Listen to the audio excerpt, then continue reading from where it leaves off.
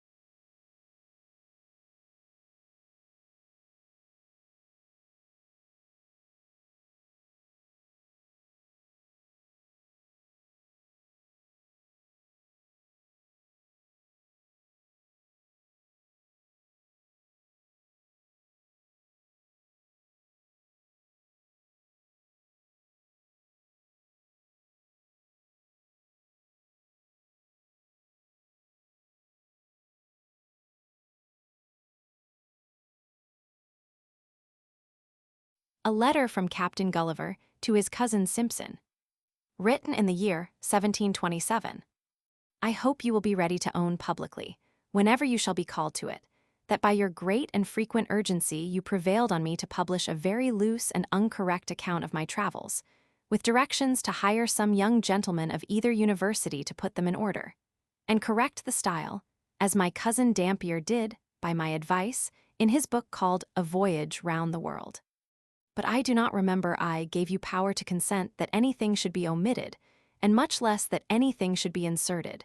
Therefore, as to the latter, I do here renounce everything of that kind, particularly a paragraph about Her Majesty Queen Anne, of most pious and glorious memory, although I did reverence and esteem her more than any of human species.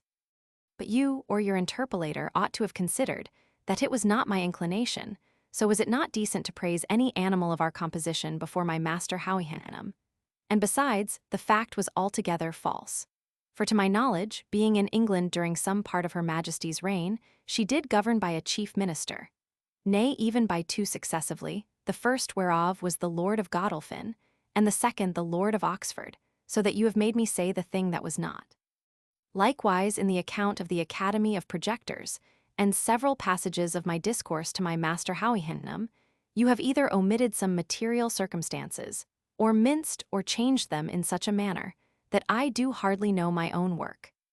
When I formerly hinted to you something of this in a letter, you were pleased to answer that you were afraid of giving offense, that people in power were very watchful over the press, and apt not only to interpret, but to punish everything which looked like an innuendo, as I think you call it. But pray how could that which I spoke so many years ago, and at about 5,000 leagues distance, in another reign, be applied to any of the Yahoos, who now are said to govern the herd, especially at a time when I little thought or feared the unhappiness of living under them? Have not I the most reason to complain, when I see these very Yahoos carried by Howihinghams in a vehicle, as if they were brutes, and those the rational creatures? And indeed, to avoid so monstrous and detestable a sight, was one principal motive of my retirement hither. Thus much I thought proper to tell you in relation to yourself, and to the trust I reposed in you. I do, in the next place, complain of my own great want of judgment, in being prevailed upon by the entreaties and false reasoning of you and some others, very much against my own opinion, to suffer my travels to be published. Pray bring to your mind how often I desired you to consider, when you insisted on the motive of public good, that the Yahoos were a species of animals utterly incapable of amendment by precept or example. And so it has proved. For instead of seeing a full stop put to all abuses and corruptions, at least in this little island, as I had reason to expect, behold, after above 6 months' warning, I cannot learn that my book has produced one single effect according to my intentions. I desired you would let me know by a letter when party and faction were extinguished, judges learned and upright, pleaders honest and modest, with some tincture of common sense, and Smithfield blazing with pyramids of law books, the young nobility's education entirely changed, the physicians banished, the female Yahoos abounding in virtue, honor, truth, and good sense, courts and levees of great ministers thoroughly weeded and swept, wit, merit, and learning rewarded. All disgracers of the press in prose and verse condemned to eat nothing but their own cotton, and quench their thirst with their own ink. These, and 1,000 other reformations, I firmly counted upon by your encouragement, as indeed they were plainly deducible from the precepts delivered in my book. And it must be owned that 7 months were a sufficient time to correct every vice and folly to which Yahoos are subject, if their natures had been capable of the least disposition to virtue or wisdom. Yet so far have you been from answering my expectation in any of your letters, that on the contrary you are loading our carrier every week with libels, and keys, and reflections, and memoirs, and second parts, wherein I see myself accused of reflecting upon great state folk, of degrading human nature, for so they have still the confidence to style it, and of abusing the female sex. I find likewise that the writers of those bundles are not agreed among themselves, for some of them will not allow me to be the author of my own travels, and others make me author of books to which I am wholly a stranger. I find likewise that your printer has been so careless as to confound the times, and mistake the dates, of my several voyages and returns, neither assigning the true year, nor the true month, nor day of the month. And I hear the original manuscript is all destroyed since the publication of my book. Neither have I any copy left. However, I have sent you some corrections, which you may insert if ever there should be a second edition. And yet I cannot stand to them, but shall leave that matter to my judicious and candid readers to adjust it as they please. I hear some of our sea Yahoos find fault with my sea language, as not proper in many parts, nor now in use. I cannot help it. In my first voyages, while I was young, I was instructed by the oldest mariners, and learned to speak as they did. But I have since found that the sea Yahoos are apt, like the land ones, to become newfangled in their words, which the latter change every year. Insomuch as I remember upon each return to my own country, their old dialect was so altered, that I could hardly understand the new. And I observe, when any Yahoo comes from London out of curiosity to visit me at my house, we neither of us are able to deliver our conceptions in a manner intelligible to the other. If the censure of the Yahoos could any way affect me, I should have great reason to complain that some of them are so bold as to think my book of travels a mere fiction out of mine own brain, and have gone so far as to drop hints that the Howihindnums and Yahoos have no more existence than the inhabitants of Utopia. Indeed, I must confess that as to the people of Lilliput, Brobdingrag, for so the word should have been spelt, and not erroneously Brobdingnag, and Laputa, I have never yet heard of any Yahoo so presumptuous as to dispute their being, or the facts I have related concerning them, because the truth immediately strikes every reader with conviction. And is there less probability in my account of the Howihindnums or Yahoos, when it is manifest as to the latter? There are so many thousands even in this country, who only differ from their brother brutes in Howihindhamland, because they use a sort of jabber and do not go naked. I wrote for their amendment and not their approbation. The united praise of the whole race would be of less consequence to me than the neighing of those two degenerate Howihindnums I keep in my stable, because from these, degenerate as they are, I still improve in some virtues without any mixture of vice. Do these miserable animals presume to think that I am so degenerated as to defend my veracity? Yahoo as I am, it is well known through all Howihindhamland that by the instructions and example of my illustrious master, I was able in the compass of 2 years, although I confess with the utmost difficulty, to remove that infernal habit of lying, shuffling, deceiving, and equivocating, so deeply rooted in the very souls of all my species, especially the Europeans. I have other complaints to make upon this vexatious occasion, but I forbear troubling myself or you any further. I must freely confess that since my last return, some corruptions of my Yahoo nature have revived in me by conversing with a few of your species, and particularly those of my own family, by an unavoidable necessity. Else I should never have attempted so absurd a project as that of reforming the Yahoo race in this kingdom, but I have now done with all such visionary schemes forever. April 2, 1727.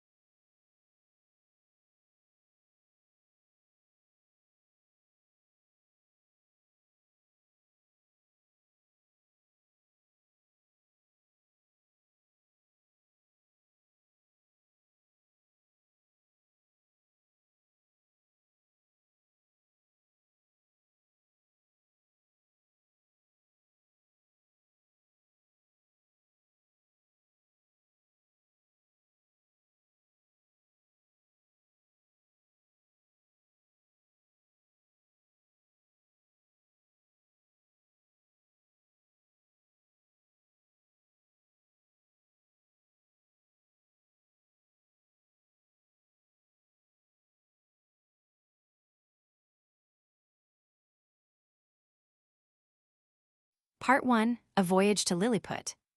Chapter 1. The author gives some account of himself and family. His first inducements to travel. He is shipwrecked and swims for his life, gets safe on shore in the country of Lilliput, is made a prisoner, and carried up the country. My father had a small estate in Nottinghamshire. I was the third of 5 sons. He sent me to a Manol College in Cambridge at 14 years old, where I resided 3 years and applied myself close to my studies. But the charge of maintaining me, although I had a very scanty allowance, being too great for a narrow fortune, I was bound apprentice to Mr. James Bates, an eminent surgeon in London, with whom I continued 4 years. My father now and then sending me small sums of money, I laid them out in learning navigation and other parts of the mathematics, useful to those who intend to travel, as I always believed it would be, some time or other, my fortune to do. When I left Mr. Bates, I went down to my father, where, by the assistance of him and my Uncle John and some other relations, I got £40 and a promise of £30 a year to maintain me at Leyden. There I studied physic 2 years and 7 months, knowing it would be useful in long voyages. Soon after my return from Leyden, I was recommended by my good master, Mr. Bates, to be surgeon to the Swallow, Captain Abraham Pannell, commander, with whom I continued 3 years and a half, making a voyage or two into the Levant and some other parts. When I came back, I resolved to settle in London, to which Mr. Bates, my master, encouraged me, and by him I was recommended to several patients. I took part of a small house in the Old Jewry, and being advised to alter my condition, I married Mrs. Mary Burton, second daughter to Mr. Edmund Burton, hosier in Newgate Street, with whom I received £400 for a portion. But my good Master Bates dying in 2 years after, and I having few friends, my business began to fail, for my conscience would not suffer me to imitate the bad practice of too many among my brethren. Having therefore consulted with my wife and some of my acquaintance, I determined to go again to sea. I was surgeon successively in 2 ships, and made several voyages, for 6 years, to the East and West Indies, by which I got some addition to my fortune.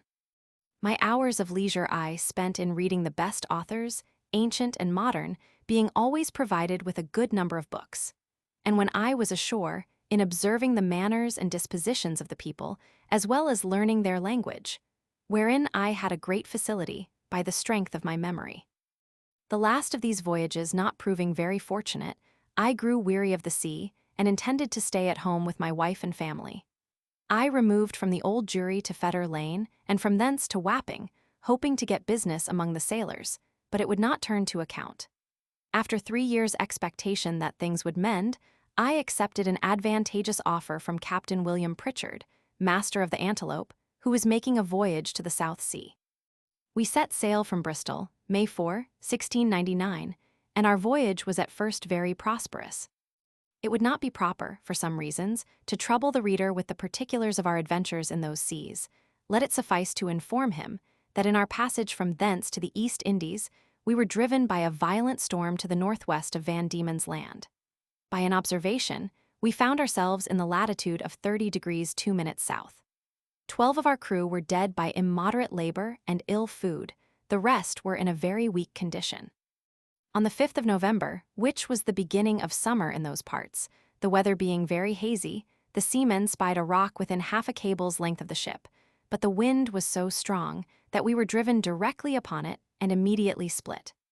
6 of the crew, of whom I was one, having let down the boat into the sea, made a shift to get clear of the ship and the rock. We rowed, by my computation, about 3 leagues, till we were able to work no longer, being already spent with labor while we were in the ship.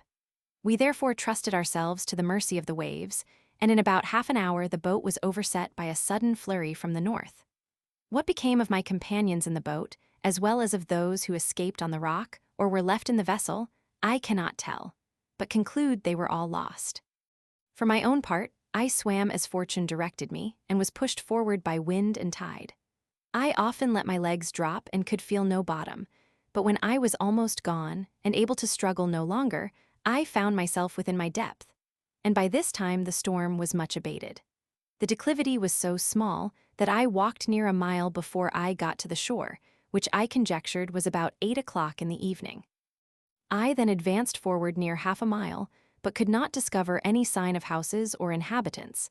At least I was in so weak a condition that I did not observe them. I was extremely tired, and with that, and the heat of the weather, and about half a pint of brandy that I drank as I left the ship, I found myself much inclined to sleep. I lay down on the grass, which was very short and soft, where I slept sounder than ever I remembered to have done in my life, and, as I reckoned, about 9 hours, for when I awaked it was just daylight. I attempted to rise, but was not able to stir, for as I happened to lie on my back, I found my arms and legs were strongly fastened on each side to the ground, and my hair, which was long and thick, tied down in the same manner. I likewise felt several slender ligatures across my body, from my armpits to my thighs. I could only look upwards. The sun began to grow hot, and the light offended my eyes. I heard a confused noise about me, but in the posture I lay, could see nothing except the sky. In a little time I felt something alive moving on my left leg, which advancing gently forward over my breast, came almost up to my chin. When, bending my eyes downwards as much as I could, I perceived it to be a human creature not 6 inches high, with a bow and arrow in his hands and a quiver at his back. In the meantime, I felt at least 40 more of the same kind, as I conjectured, following the first. I was in the utmost astonishment, and roared so loud that they all ran back in a fright. And some of them, as I was afterwards told, were hurt with the falls they got by leaping from my sides upon the ground. However, they soon returned, and one of them, who ventured so far as to get a full sight of my face, lifting up his hands and eyes by way of admiration, cried out in a shrill but distinct voice, "Heckin' a de gull." The others repeated the same words several times, but then I knew not what they meant. I lay all this while, as the reader may believe, in great uneasiness. At length, struggling to get loose, I had the fortune to break the strings and wrench out the pegs that fastened my left arm to the ground. For, by lifting it up to my face, I discovered the methods they had taken to bind me, and at the same time, with a violent pull, which gave me excessive pain, I a little loosened the strings that tied down my hair on the left side, so that I was just able to turn my head about 2 inches. But the creatures ran off a second time, before I could seize them. Whereupon there was a great shout in a very shrill accent, and after it ceased, I heard one of them cry aloud Talgophonic, when in an instant I felt above 100 arrows discharged on my left hand, which pricked me like so many needles. And besides, they shot another flight into the air, as we do bombs in Europe, whereof many, I suppose, fell on my body, though I felt them not, and some on my face, which I immediately covered with my left hand. When this shower of arrows was over, I fell a-groaning with grief and pain, and then striving again to get loose, they discharged another volley larger than the first, and some of them attempted with spears to stick me in the sides. But by good luck I had on a buff jerkin, which they could not pierce. I thought it the most prudent method to lie still, and my design was to continue so till night, when, my left hand being already loose, I could easily free myself. And as for the inhabitants, I had reason to believe I might be a match for the greatest army they could bring against me, if they were all of the same size with him that I saw. But fortune disposed otherwise of me. When the people observed I was quiet, they discharged no more arrows, but by the noise I heard, I knew their numbers increased. And about 4 yards from me, over against my right ear, I heard a knocking for above an hour, like that of people at work.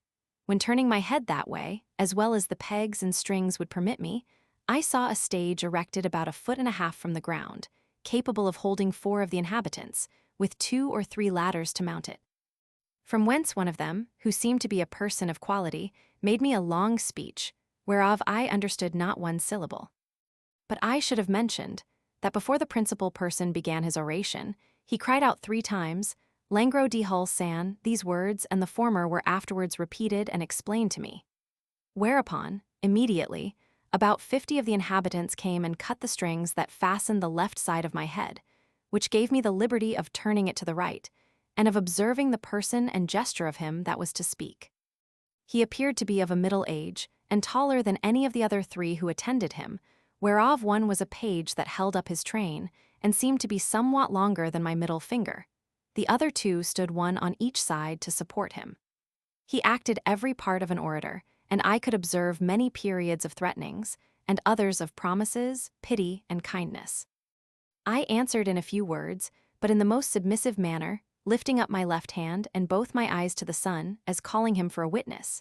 And being almost famished with hunger, having not eaten a morsel for some hours before I left the ship, I found the demands of nature so strong upon me that I could not forbear showing my impatience, perhaps against the strict rules of decency, by putting my finger frequently to my mouth, to signify that I wanted food. The Hergo, for so they call a great lord, as I afterwards learnt, understood me very well. He descended from the stage, and commanded that several ladders should be applied to my sides, on which above 100 of the inhabitants mounted and walked towards my mouth, laden with baskets full of meat, which had been provided and sent thither by the king's orders, upon the first intelligence he received of me.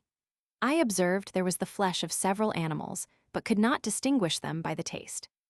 There were shoulders, legs, and loins, shaped like those of mutton and very well dressed, but smaller than the wings of a lark. I ate them by 2 or 3 at a mouthful, and took 3 loaves at a time, about the bigness of musket bullets. They supplied me as fast as they could, showing 1,000 marks of wonder and astonishment at my bulk and appetite.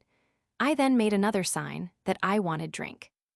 They found by my eating that a small quantity would not suffice me, and being a most ingenious people, they slung up with great dexterity one of their largest hogsheads, then rolled it towards my hand and beat out the top.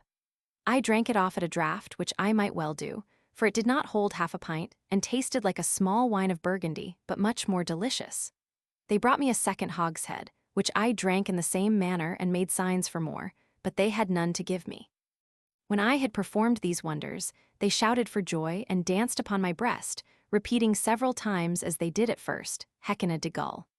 They made me a sign that I should throw down the 2 hogsheads, but first warning the people below to stand out of the way, crying aloud, Borech Mevala. And when they saw the vessels in the air, there was a universal shout of Hecina de Gull. I confess I was often tempted, while they were passing backwards and forwards on my body, to seize 40 or 50 of the first that came in my reach and dash them against the ground. But the remembrance of what I had felt, which probably might not be the worst they could do, and the promise of honor I made them, for so I interpreted my submissive behavior, soon drove out these imaginations. Besides, I now considered myself as bound by the laws of hospitality to a people who had treated me with so much expense and magnificence. However, in my thoughts, I could not sufficiently wonder at the intrepidity of these diminutive mortals, who durst venture to mount and walk upon my body, while one of my hands was at liberty, without trembling at the very sight of so prodigious a creature as I must appear to them. After some time, when they observed that I made no more demands for meat, there appeared before me a person of high rank from his imperial majesty. His Excellency, having mounted on the small of my right leg, advanced forwards up to my face, with about a dozen of his retinue, and producing his credentials under the signet royal, which he applied close to my eyes, spoke about 10 minutes without any signs of anger, but with a kind of determinate resolution, often pointing forwards, which, as I afterwards found, was towards the capital city, about half a mile distant, whither it was agreed by his Majesty in council that I must be conveyed. I answered in few words, but to no purpose, and made a sign with my hand that was loose, putting it to the other, but over his Excellency's head for fear of hurting him or his train, and then to my own head and body, to signify that I desired my liberty. It appeared that he understood me well enough, for he shook his head by way of disapprobation, and held his hand in a posture to show that I must be carried as a prisoner. However, he made other signs to let me understand that I should have meat and drink enough, and very good treatment. Whereupon, I once more thought of attempting to break my bonds. But again, when I felt the smart of their arrows upon my face and hands, which were all in blisters, and many of the darts still sticking in them, and observing likewise that the number of my enemies increased, I gave tokens to let them know that they might do with me what they pleased. Upon this, the Hergo and his train withdrew, with much civility and cheerful countenances. Soon after I heard a general shout, with frequent repetitions of the words peplum selan, and I felt great numbers of people on my left side relaxing the cords to such a degree that I was able to turn upon my right and to ease myself with making water, which I very plentifully did, to the great astonishment of the people, who, conjecturing by my motion what I was going to do, immediately opened to the right and left on that side, to avoid the torrent, which fell with such noise and violence from me. But before this, they had daubed my face and both my hands with a sort of ointment, very pleasant to the smell, which in a few minutes removed all the smart of their arrows. These circumstances, added to the refreshment I had received by their victuals and drink, which were very nourishing, disposed me to sleep. I slept about 8 hours, as I was afterwards assured, and it was no wonder, for the physicians, by the emperor's order, had mingled a sleepy potion in the hogsheads of wine. It seems that upon the first moment I was discovered sleeping on the ground, after my landing, the emperor had early notice of it by an express, and determined in council that I should be tied in the manner I have related, which was done in the night while I slept, that plenty of meat and drink should be sent to me, and a machine prepared to carry me to the capital city. This resolution, perhaps, may appear very bold and dangerous, and I am confident would not be imitated by any prince in Europe on the like occasion. However, in my opinion, it was extremely prudent as well as generous.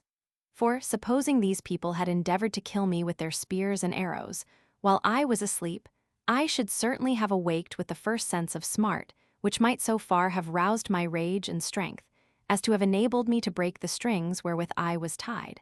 After which, as they were not able to make resistance, so they could expect no mercy. These people are most excellent mathematicians, and arrived to a great perfection in mechanics, by the countenance and encouragement of the emperor, who is a renowned patron of learning.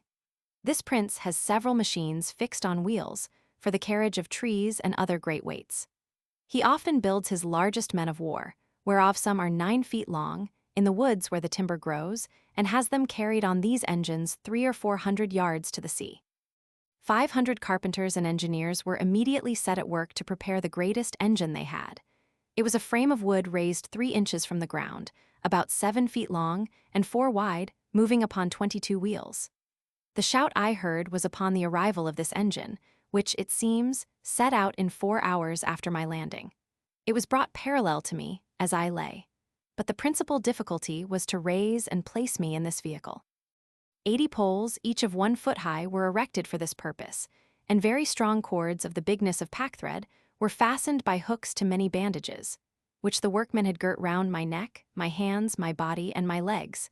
900 of the strongest men were employed to draw up these cords by many pulleys fastened on the poles. And thus, in less than 3 hours, I was raised and slung into the engine, and there tied fast.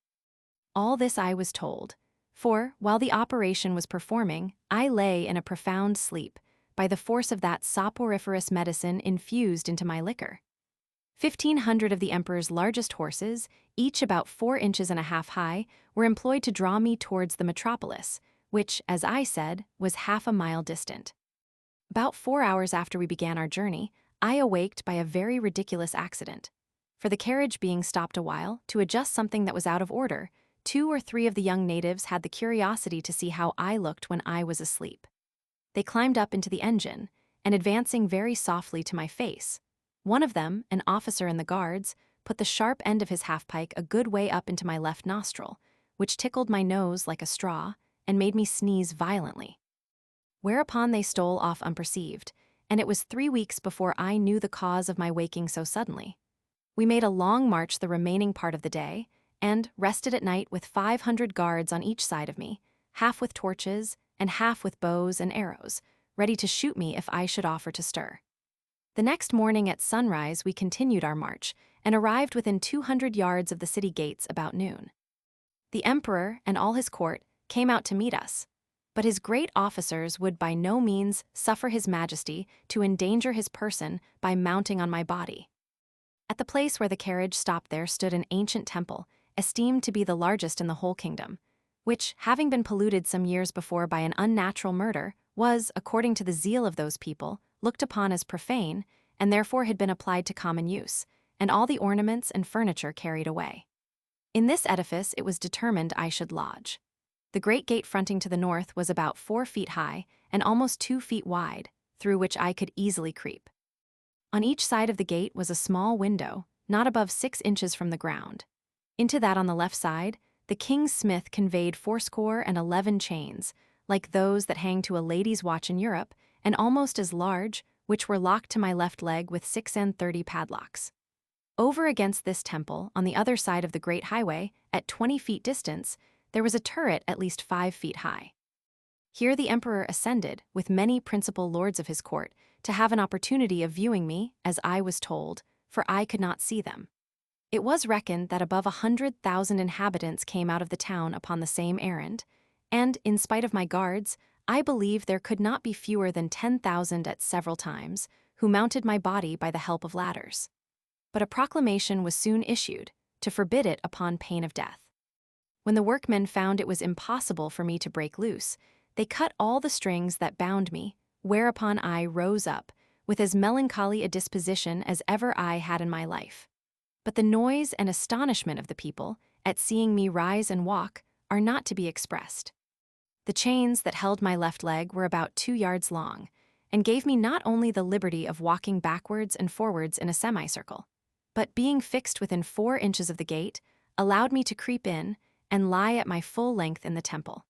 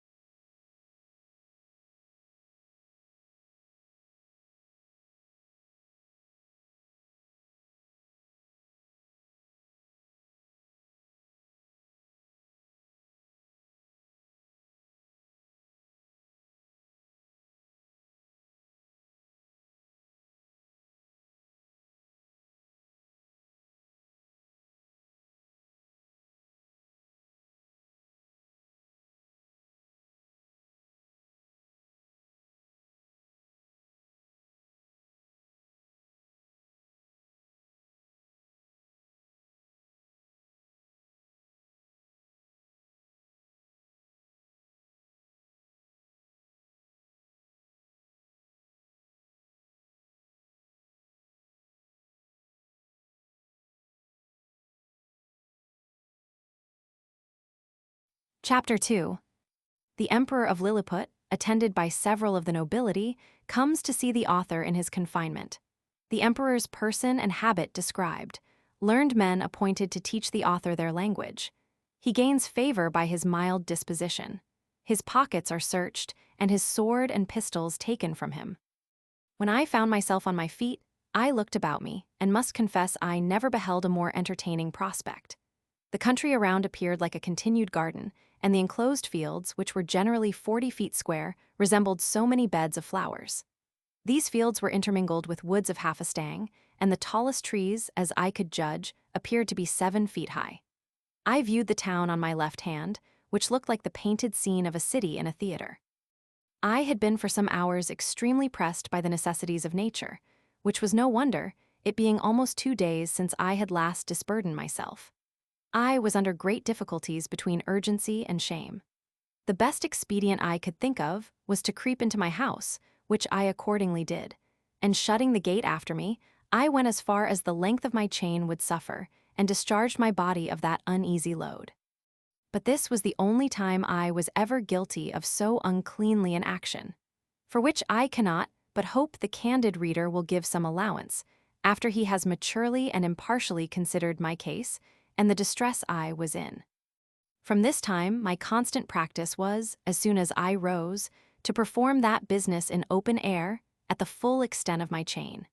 And due care was taken every morning before company came, that the offensive matter should be carried off in wheelbarrows, by 2 servants appointed for that purpose. I would not have dwelt so long upon a circumstance that perhaps, at first sight, may appear not very momentous, if I had not thought it necessary to justify my character, in point of cleanliness, to the world, which, I am told, some of my maligners have been pleased, upon this and other occasions, to call in question. When this adventure was at an end, I came back out of my house, having occasion for fresh air. The emperor was already descended from the tower, and advancing on horseback towards me, which had like to have cost him dear. For the beast, though very well trained, yet wholly unused to such a sight, which appeared as if a mountain moved before him, reared up on its hinder feet.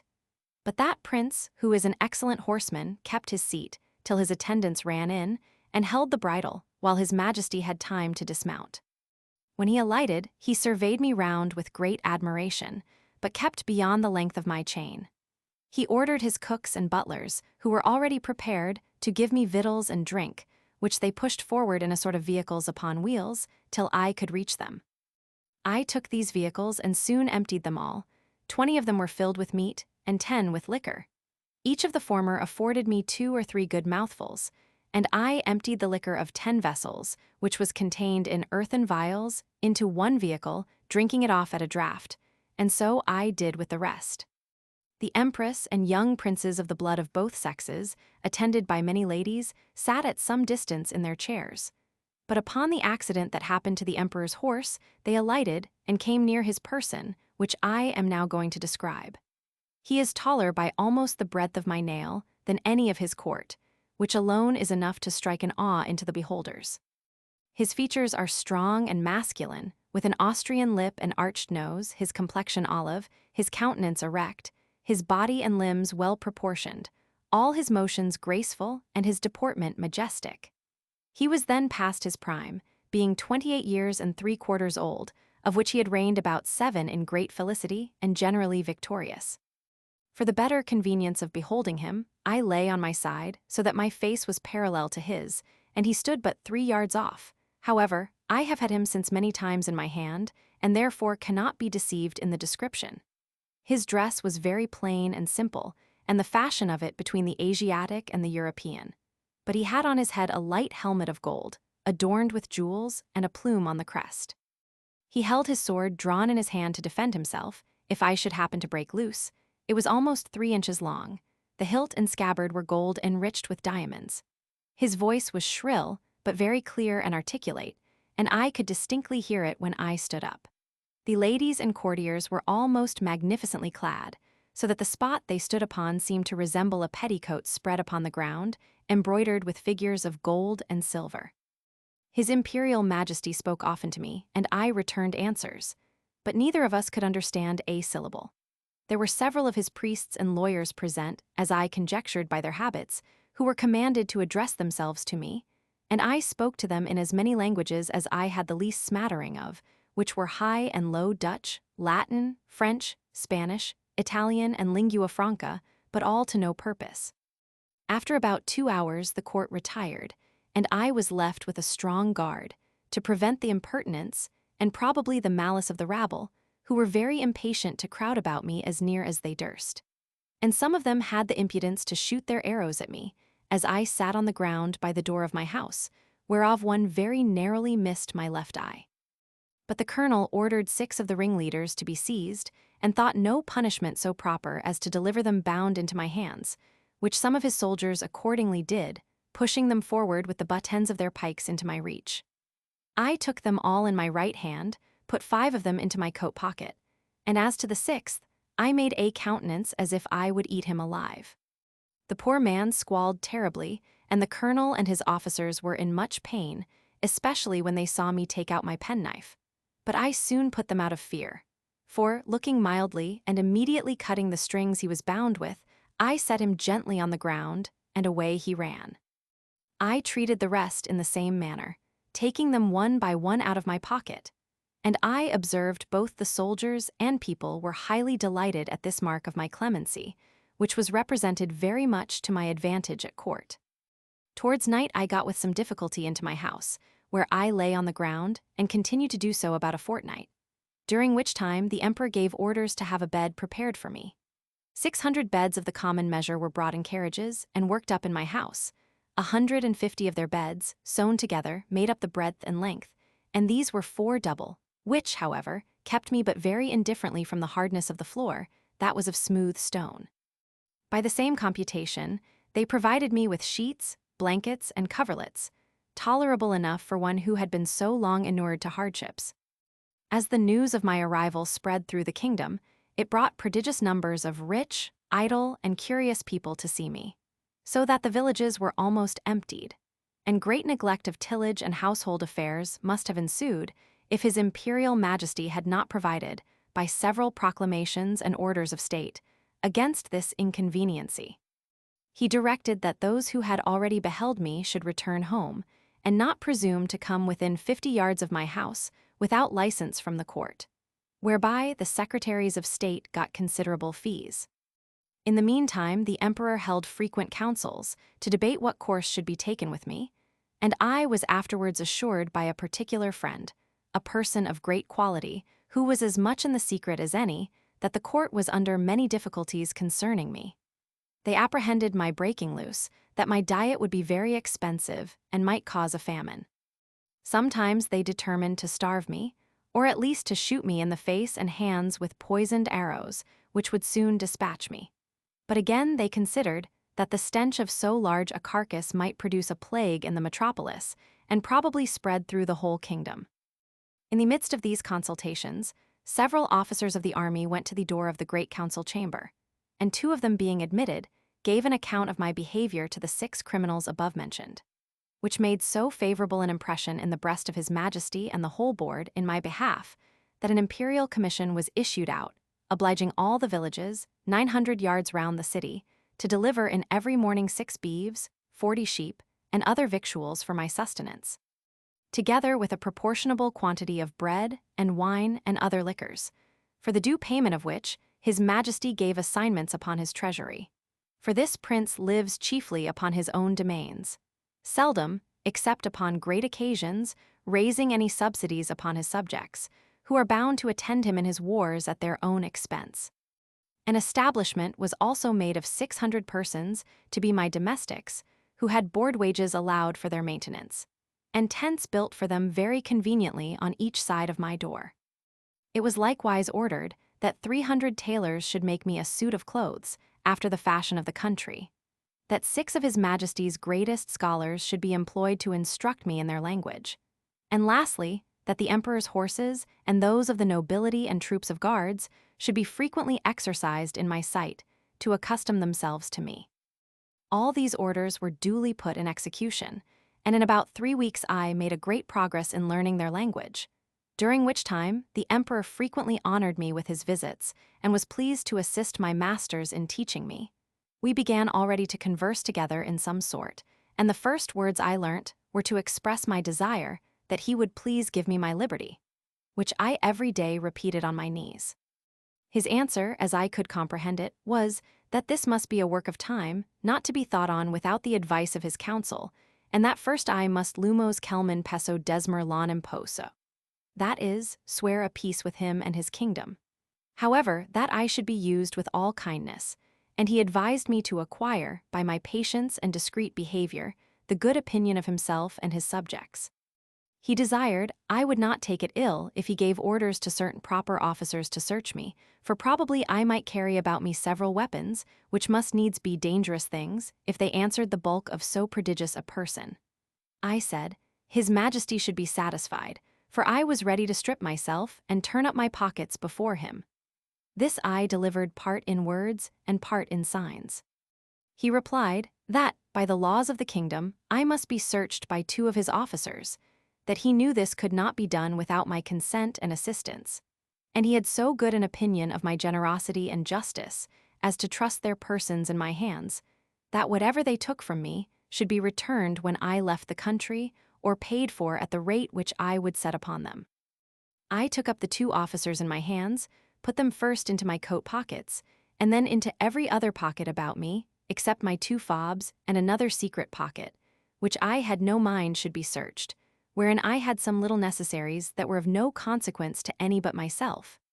In one of my fobs there was a silver watch, and in the other a small quantity of gold in a purse.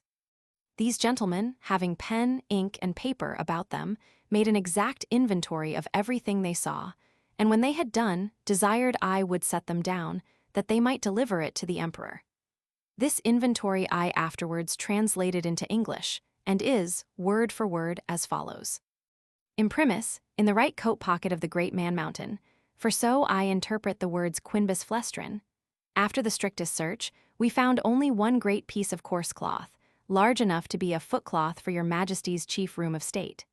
In the left pocket we saw a huge silver chest, with a cover of the same metal, which we, the searchers, were not able to lift. We desired it should be opened, and one of us stepping into it, found himself up to the mid-leg in a sort of dust. Some part, whereof flying up to our faces set us both sneezing for several times together. In his right waistcoat pocket we found a prodigious bundle of white thin substances, folded one over another, about the bigness of 3 men, tied with a strong cable, and marked with black figures, which we humbly conceived to be writings, every letter almost half as large as the palm of our hands. In the left there was a sort of engine, from the back of which were extended 20 long poles, resembling the palisados before your majesty's court, wherewith we conjecture the man mountain combs his head. For we did not always trouble him with questions, because we found it a great difficulty to make him understand us. In the large pocket on the right side of his middle cover, so I translate the word ranfulo, by which they meant my breeches, we saw a hollow pillar of iron, about the length of a man, fastened to a strong piece of timber larger than the pillar, and upon one side of the pillar were huge pieces of iron sticking out, cut into strange figures, which we know not what to make of. In the left pocket, another engine of the same kind. In the smaller pocket on the right side were several round flat pieces of white and red metal, of different bulk. Some of the white, which seemed to be silver, were so large and heavy that my comrade and I could hardly lift them. In the left pocket were 2 black pillars irregularly shaped. We could not, without difficulty, reach the top of them as we stood at the bottom of his pocket. One of them was covered and seemed all of a piece, but at the upper end of the other there appeared a white round substance, about twice the bigness of our heads. Within each of these was enclosed a prodigious plate of steel, which by our orders we obliged him to show us, because we apprehended they might be dangerous engines. He took them out of their cases and told us that in his own country his practice was to shave his beard with one of these and cut his meat with the other. There were 2 pockets which we could not enter. These he called his fobs. They were 2 large slits cut into the top of his middle cover, but squeezed close by the pressure of his belly. Out of the right fob hung a great silver chain with a wonderful kind of engine at the bottom.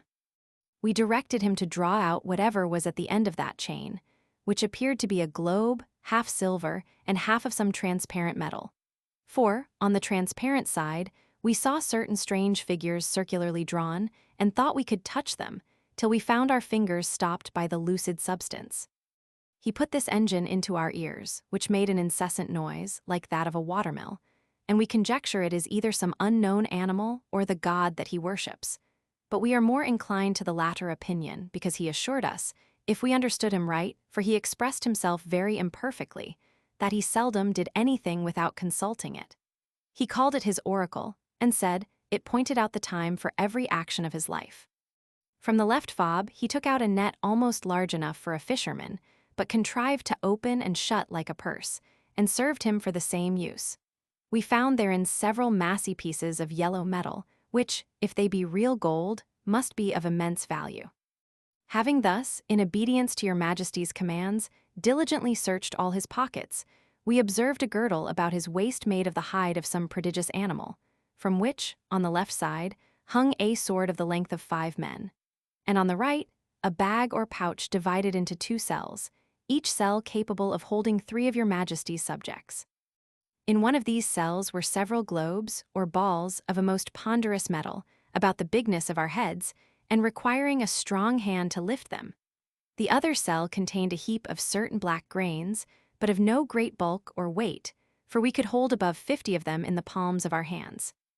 This is an exact inventory of what we found about the body of the man-mountain, who used us with great civility and due respect to your Majesty's commission. Signed and sealed on the 4th day of the 89th moon of your Majesty's auspicious reign. Clefrin Frelock, Marcy Frelock. When this inventory was read over to the Emperor, he directed me, although in very gentle terms, to deliver up the several particulars. He first called for my scimitar, which I took out, scabbard and all. In the meantime, he ordered 3,000 of his choicest troops, who then attended him, to surround me at a distance, with their bows and arrows just ready to discharge, but I did not observe it, for my eyes were wholly fixed upon his Majesty.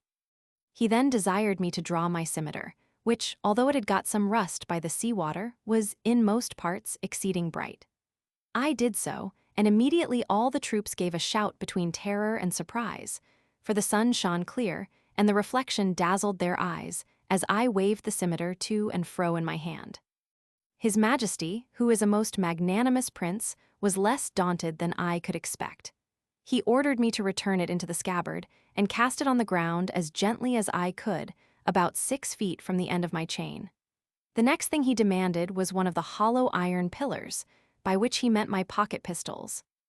I drew it out, and at his desire, as well as I could, expressed to him the use of it, and charging it only with powder, which, by the closeness of my pouch, happened to escape wetting in the sea, an inconvenience against which all prudent mariners take special care to provide, I first cautioned the Emperor not to be afraid, and then I let it off in the air.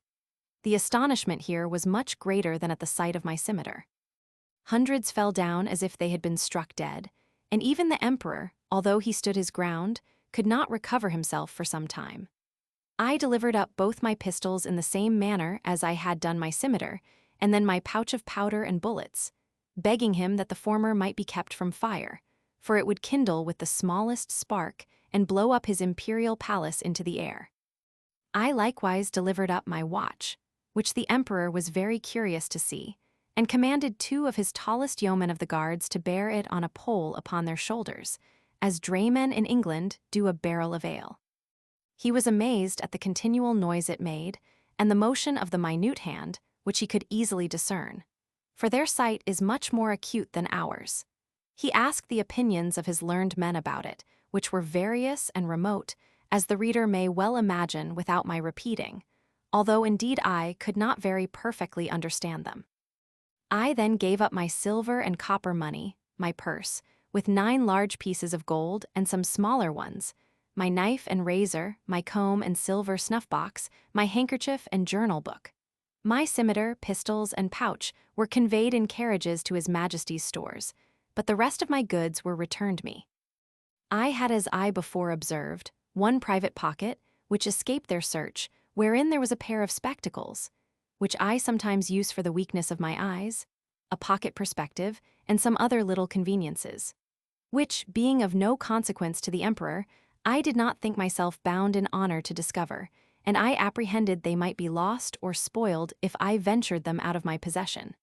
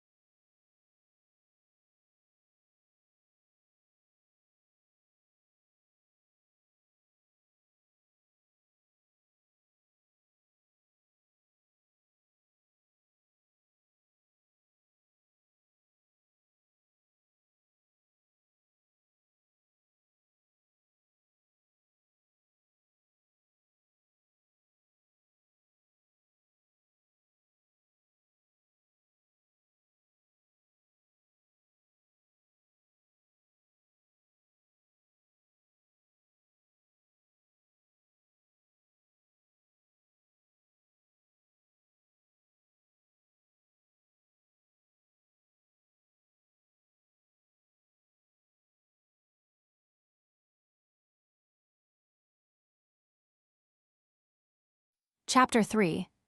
The author diverts the emperor and his nobility of both sexes in a very uncommon manner. The diversions of the court of Lilliput described. The author has his liberty granted him upon certain conditions. My gentleness and good behavior had gained so far on the emperor and his court, and indeed upon the army and people in general, that I began to conceive hopes of getting my liberty in a short time. I took all possible methods to cultivate this favorable disposition. The natives came, by degrees, to be less apprehensive of any danger from me. I would sometimes lie down and let 5 or 6 of them dance on my hand, and at last the boys and girls would venture to come and play at hide-and-seek in my hair. I had now made a good progress in understanding and speaking the language. The emperor had a mind one day to entertain me with several of the country shows, wherein they exceed all nations I have known, both for dexterity and magnificence. I was diverted with none so much as that of the rope dancers, performed upon a slender white thread, extended about 2 feet and 12 inches from the ground.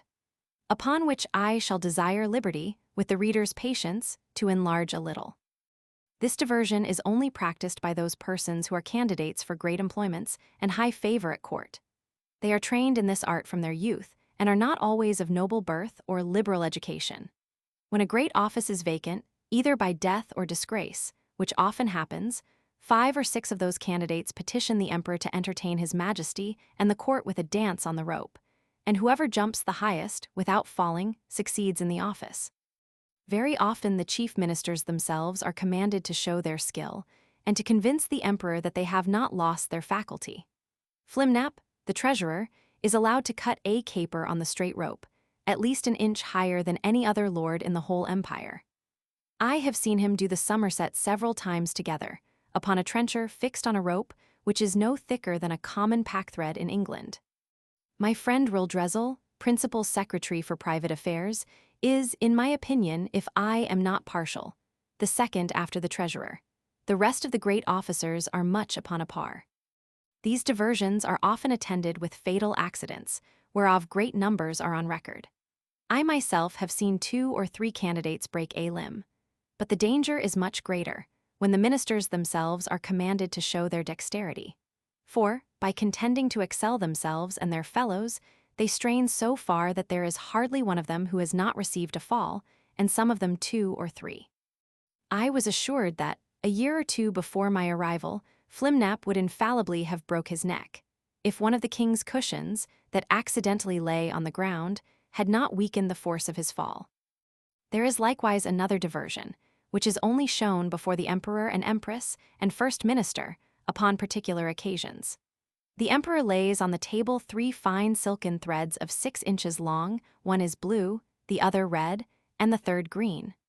These threads are proposed as prizes for those persons whom the emperor has a mind to distinguish by a peculiar mark of his favor.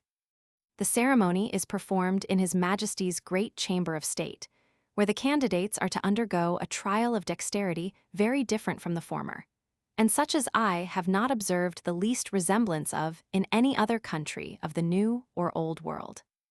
The emperor holds a stick in his hands, both ends parallel to the horizon, while the candidates advancing, one by one, sometimes leap over the stick, sometimes creep under it, backward and forward, several times, according as the stick is advanced or depressed. Sometimes the emperor holds one end of the stick, and his first minister the other. Sometimes the minister has it entirely to himself. Whoever performs his part with most agility and holds out the longest in leaping and creeping is rewarded with the blue-colored silk. The red is given to the next, and the green to the third, which they all wear girt twice round about the middle. And you see few great persons about this court who are not adorned with one of these girdles. The horses of the army and those of the royal stables, having been daily led before me, were no longer shy, but would come up to my very feet without starting. The riders would leap them over my hand, as I held it on the ground, and one of the emperor's huntsmen, upon a large courser, took my foot, shoe and all, which was indeed a prodigious leap. I had the good fortune to divert the emperor one day after a very extraordinary manner. I desired he would order several sticks of 2 feet high, and the thickness of an ordinary cane, to be brought me, whereupon his majesty commanded the master of his woods to give directions accordingly. And the next morning 6 woodmen arrived with as many carriages, drawn by 8 horses to each. I took 9 of these sticks, and fixing them firmly in the ground in a quadrangular figure, 2 feet and a half square, I took 4 other sticks and tied them parallel at each corner, about 2 feet from the ground. Then I fastened my handkerchief to the 9 sticks that stood erect, and extended it on all sides till it was tight as the top of a drum. And the 4 parallel sticks, rising about 5 inches higher than the handkerchief, served as ledges on each side. When I had finished my work, I desired the emperor to let a troop of his best horses, 24 in number, come and exercise upon this plain. His majesty approved of the proposal, and I took them up, one by one, in my hands, ready mounted and armed, with the proper officers to exercise them. As soon as they got into order, they divided into 2 parties, performed mock skirmishes, discharged blunt arrows, drew their swords, fled and pursued, attacked and retired, and in short discovered the best military discipline I ever beheld. The parallel sticks secured them and their horses from falling over the stage, and the emperor was so much delighted that he ordered this entertainment to be repeated several days, and once was pleased to be lifted up and give the word of command, and with great difficulty persuaded even the empress herself to let me hold her in her close chair within 2 yards of the stage, when she was able to take a full view of the whole performance. It was my good fortune that no ill accident happened in these entertainments. Only once a fiery horse, that belonged to one of the captains, pawing with his hoof, struck a hole in my handkerchief, and his foot slipping, he overthrew his rider and himself. But I immediately relieved them both, and covering the hole with one hand, I set down the troop with the other, in the same manner as I took them up. The horse that fell was strained in the left shoulder, but the rider got no hurt, and I repaired my handkerchief as well as I could. However, I would not trust to the strength of it any more in such dangerous enterprises. About 2 or 3 days before I was set at liberty, as I was entertaining the court with this kind of feat, there arrived an express to inform his majesty that some of his subjects, riding near the place where I was first taken up, had seen a great black substance lying on the ground, very oddly shaped, extending its edges round, as wide as his majesty's bedchamber, and rising up in the middle as high as a man. That it was no living creature, as they at first apprehended, for it lay on the grass without motion, and some of them had walked round it several times. That, by mounting upon each other's shoulders, they had got to the top, which was flat and even, and, stamping upon it, they found that it was hollow within, that they humbly conceived it might be something belonging to the man-mountain, and if his majesty pleased, they would undertake to bring it with only 5 horses. I presently knew what they meant, and was glad at heart to receive this intelligence. It seems, upon my first reaching the shore after our shipwreck, I was in such confusion, that before I came to the place where I went to sleep, my hat, which I had fastened with a string to my head while I was rowing, and had stuck on all the time I was swimming, fell off after I came to land. The string, as I conjecture, breaking by some accident which I never observed, but thought my hat had been lost at sea. I entreated His Imperial Majesty to give orders it might be brought to me as soon as possible, describing to him the use and the nature of it. And the next day the wagoners arrived with it, but not in a very good condition. They had bored 2 holes in the brim, within 1.5 inches of the edge, and fastened 2 hooks in the holes. These hooks were tied by a long cord to the harness, and thus my hat was dragged along for above half an English mile. But the ground in that country being extremely smooth and level, it received less damage than I expected. 2 days after this adventure, the emperor, having ordered that part of his army which quarters in and about his metropolis to be in readiness, took a fancy of diverting himself in a very singular manner. He desired I would stand like a colossus, with my legs as far asunder as I conveniently could. He then commanded his general, who was an old experienced leader and a great patron of mine, to draw up the troops in close order and march them under me, the foot by 24 abreast, and the horse by 16, with drums beating, colors flying, and pikes advanced. This body consisted of 3,000 foot and 1,000 horse. His Majesty gave orders, upon pain of death, that every soldier in his march should observe the strictest decency with regard to my person, which however could not prevent some of the younger officers from turning up their eyes as they passed under me. And, to confess the truth, my breeches were at that time in so ill a condition that they afforded some opportunities for laughter and admiration. I had sent so many memorials and petitions for my liberty that His Majesty at length mentioned the matter, first in the cabinet and then in a full council, where it was opposed by none, except Skyresh Balgalam, who was pleased, without any provocation, to be my mortal enemy. But it was carried against him by the whole board and confirmed by the emperor. That minister was Galbit, or admiral of the realm, very much in his master's confidence, and a person well versed in affairs, but of a morose and sour complexion. However, he was at length persuaded to comply, but prevailed that the articles and conditions upon which I should be set free, and to which I must swear, should be drawn up by himself. These articles were brought to me by Skyresh Balgalam in person, attended by 2 undersecretaries and several persons of distinction. After they were read, I was demanded to swear to the performance of them, first in the manner of my own country, and afterwards in the method prescribed by their laws, which was to hold my right foot in my left hand, and to place the middle finger of my right hand on the crown of my head and my thumb on the tip of my right ear.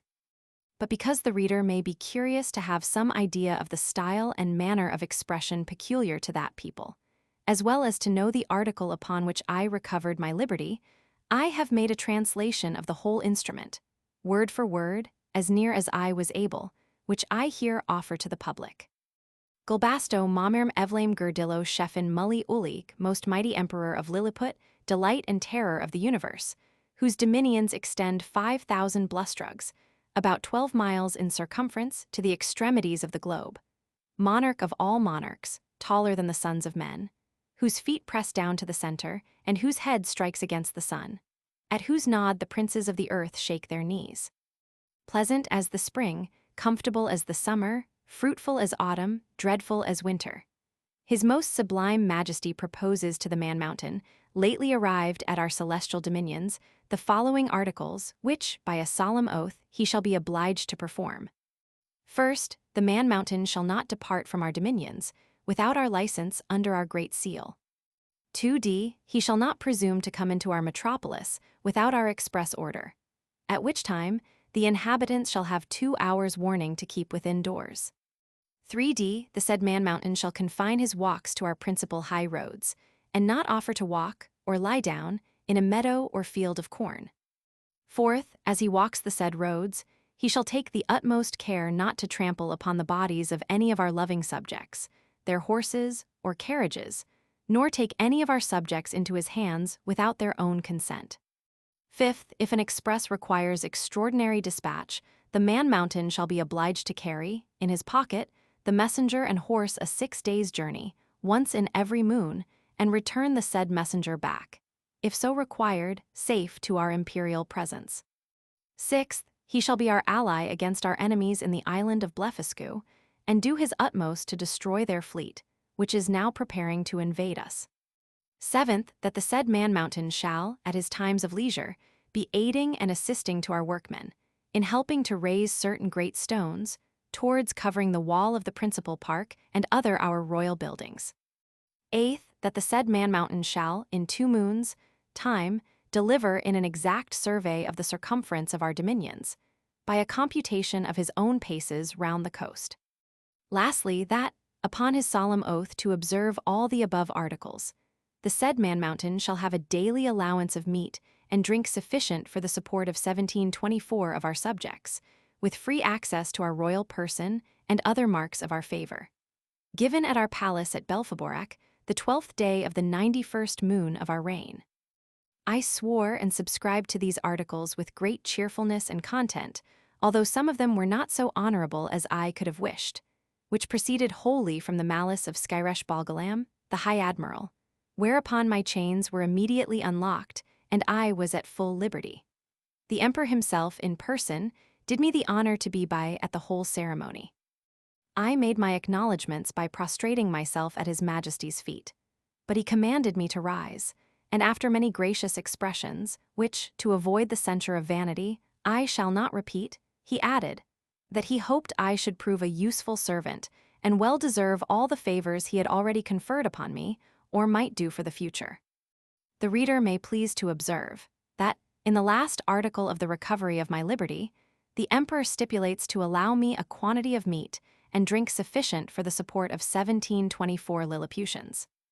Some time after, asking a friend at court how they came to fix on that determinate number, he told me that His Majesty's mathematicians, having taken the height of my body by the help of a quadrant, and finding it to exceed theirs in the proportion of 12 to 1, they concluded from the similarity of their bodies that mine must contain at least 1724 of theirs, and consequently would require as much food as was necessary to support that number of Lilliputians.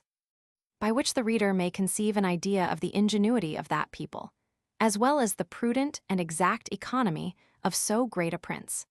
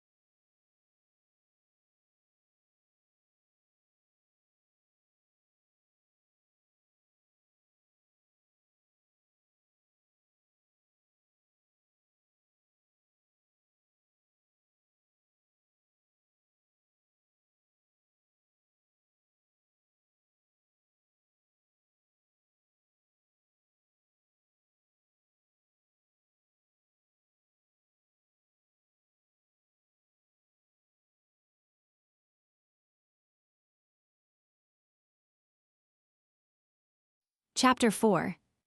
Maldendo, the metropolis of Lilliput, described, together with the Emperor's palace. A conversation between the author and a principal secretary concerning the affairs of that empire. The author's offers to serve the Emperor in his wars.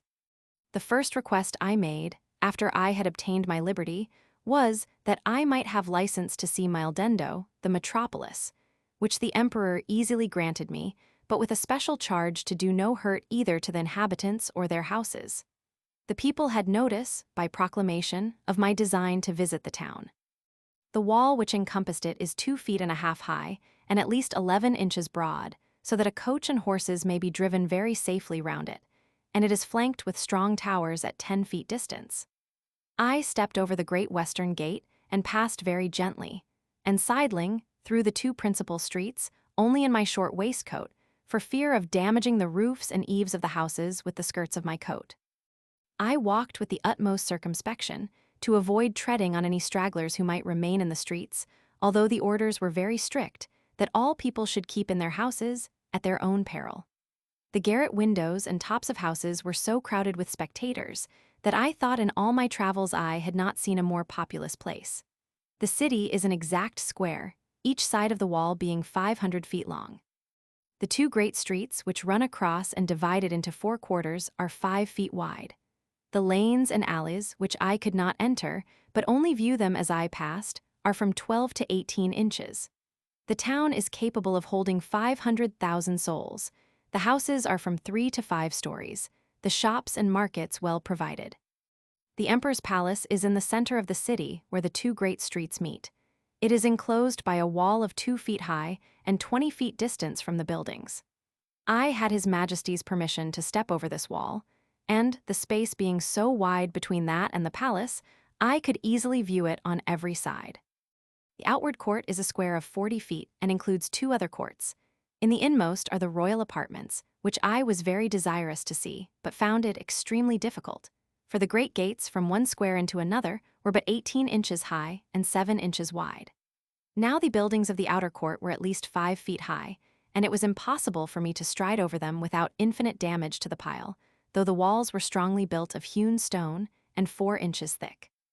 At the same time, the emperor had a great desire that I should see the magnificence of his palace, but this I was not able to do till 3 days after, which I spent in cutting down with my knife some of the largest trees in the royal park, about 100 yards distant from the city.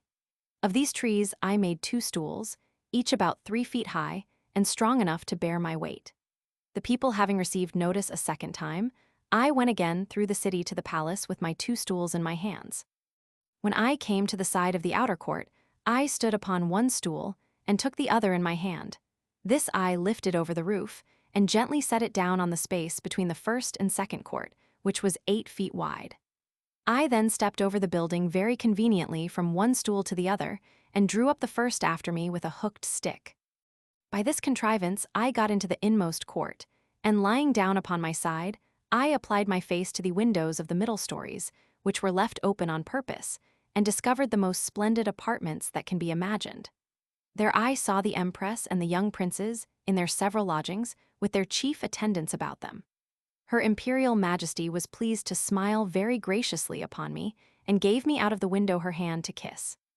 But I shall not anticipate the reader with further descriptions of this kind, because I reserve them for a greater work, which is now almost ready for the press, containing a general description of this empire from its first erection through a long series of princes, with a particular account of their wars and politics, laws, learning, and religion, their plants and animals, their peculiar manners and customs, with other matters very curious and useful.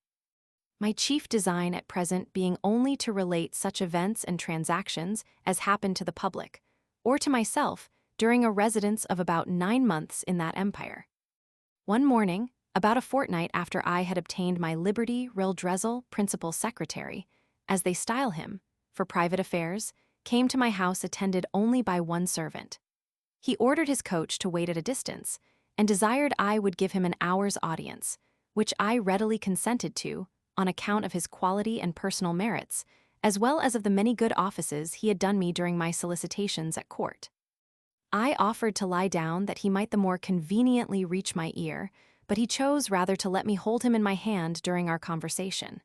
He began with compliments on my liberty, said he might pretend to some merit in it, but however added that if it had not been for the present situation of things at court, perhaps I might not have obtained it so soon. For, said he, as flourishing a condition as we may appear to be in to foreigners, we labor under 2 mighty evils, a violent faction at home, and the danger of an invasion by a most potent enemy from abroad. As to the first, you are to understand that for about 70 moons past there have been 2 struggling parties in this empire, under the names of Tramkson and Slamkson, from the high and low heels of their shoes, by which they distinguish themselves. It is alleged, indeed, that the high heels are most agreeable to our ancient constitution. But, however this be, His Majesty has determined to make use only of low heels in the administration of the government, and all offices in the gift of the crown, as you cannot but observe, and particularly that His Majesty's imperial heels are lower at least by a drur than any of his court. Drur is a measure about the 14th part of an inch. The animosities between these 2 parties run so high that they will neither eat, nor drink, nor talk with each other. We compute the trampsin or high heels to exceed us in number, but the power is wholly on our side. We apprehend His Imperial Highness, the heir to the crown, to have some tendency towards the high heels. At least we can plainly discover that one of his heels is higher than the other, which gives him a hobble in his gait. Now, in the midst of these intestine disquiets, we are threatened with an invasion from the island of Blefuscu, which is the other great empire of the universe, almost as large and powerful as this of His Majesty. For as to what we have heard you affirm, that there are other kingdoms and states in the world inhabited by human creatures as large as yourself, our philosophers are in much doubt, and would rather conjecture that you dropped from the moon or one of the stars, because it is certain that 100 mortals of your bulk would in a short time destroy all the fruits and cattle of His Majesty's dominions. Besides, our histories of 6,000 moons make no mention of any other regions than the two great empires of Lilliput and Blefuscu, which two mighty powers have, as I was going to tell you, been engaged in a most obstinate war for 36 moons past. It began upon the following occasion. It is allowed on all hands that the primitive way of breaking eggs before we eat them was upon the larger end. But His present Majesty's grandfather, while he was a boy, going to eat an egg, and breaking it according to the ancient practice, happened to cut one of his fingers. Whereupon the emperor his father published an edict, commanding all his subjects, upon great penalties, to break the smaller end of their eggs. The people so highly resented this law, that our histories tell us there have been 6 rebellions raised on that account, wherein one emperor lost his life and another his crown. These civil commotions were constantly fomented by the monarchs of Blefuscu, and when they were quelled, the exiles always fled for refuge to that empire. It is computed that 11,000 persons have at several times suffered death, rather than submit to break their eggs at the smaller end. Many hundred large volumes have been published upon this controversy, but the books of the Burgundians have been long forbidden, and the whole party rendered incapable by law of holding employments. During the course of these troubles, the emperors of Blefuscu did frequently expostulate by their ambassadors, accusing us of making a schism in religion, by offending against a fundamental doctrine of our great prophet Lustrog, in the 54th chapter of the Blundecral, which is their Alcoran. This, however, is thought to be a mere strain upon the text, for the words are these, that all true believers break their eggs at the convenient end. And which is the convenient end, seems, in my humble opinion, to be left to every man's conscience, or at least in the power of the chief magistrate to determine.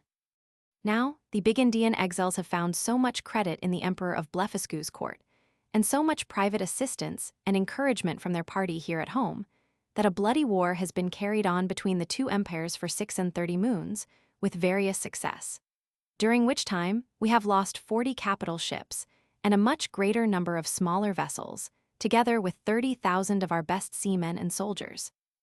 And the damage received by the enemy is reckoned to be somewhat greater than ours. However, they have now equipped a numerous fleet, and are just preparing to make a descent upon us, and His Imperial Majesty, placing great confidence in your valor and strength, has commanded me to lay this account of his affairs before you. I desired the secretary to present my humble duty to the emperor, and to let him know that I thought it would not become me, who was a foreigner, to interfere with parties. But I was ready, with the hazard of my life, to defend his person and state against all invaders.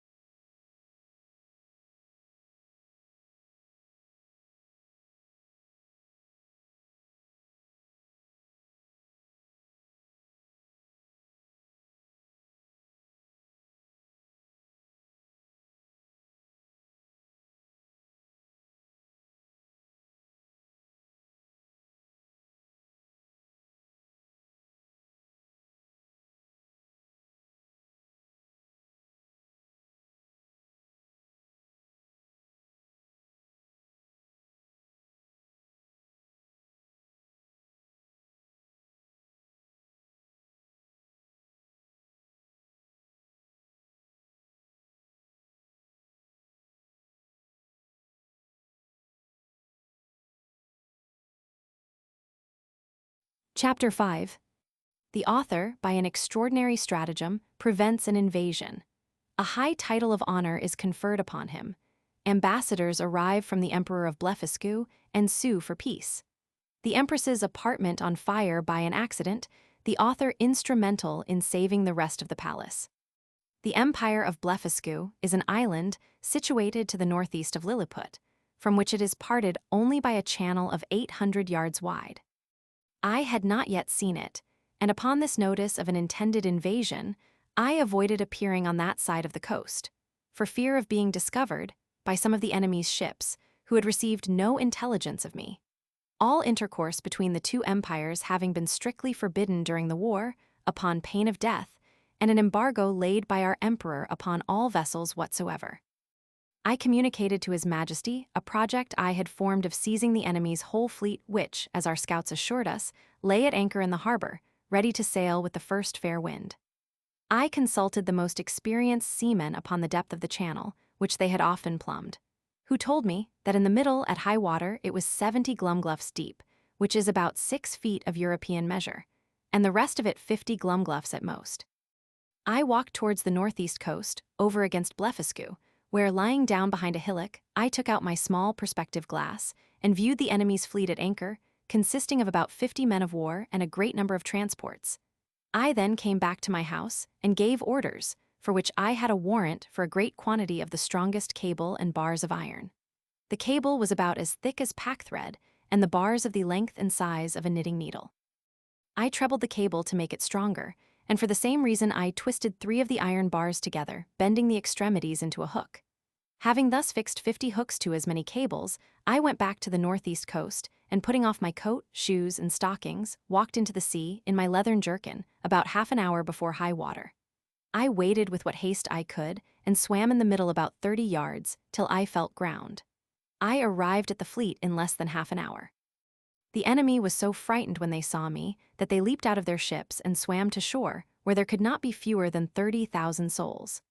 I then took my tackling, and fastening a hook to the hole at the prow of each, I tied all the cords together at the end.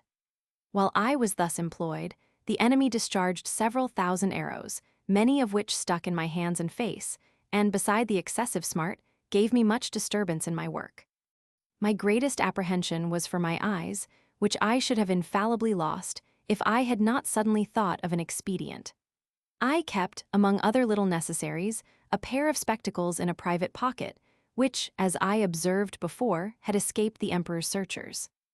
These I took out and fastened as strongly as I could upon my nose, and thus armed, went on boldly with my work, in spite of the enemy's arrows, many of which struck against the glasses of my spectacles, but without any other effect, further than a little to discompose them.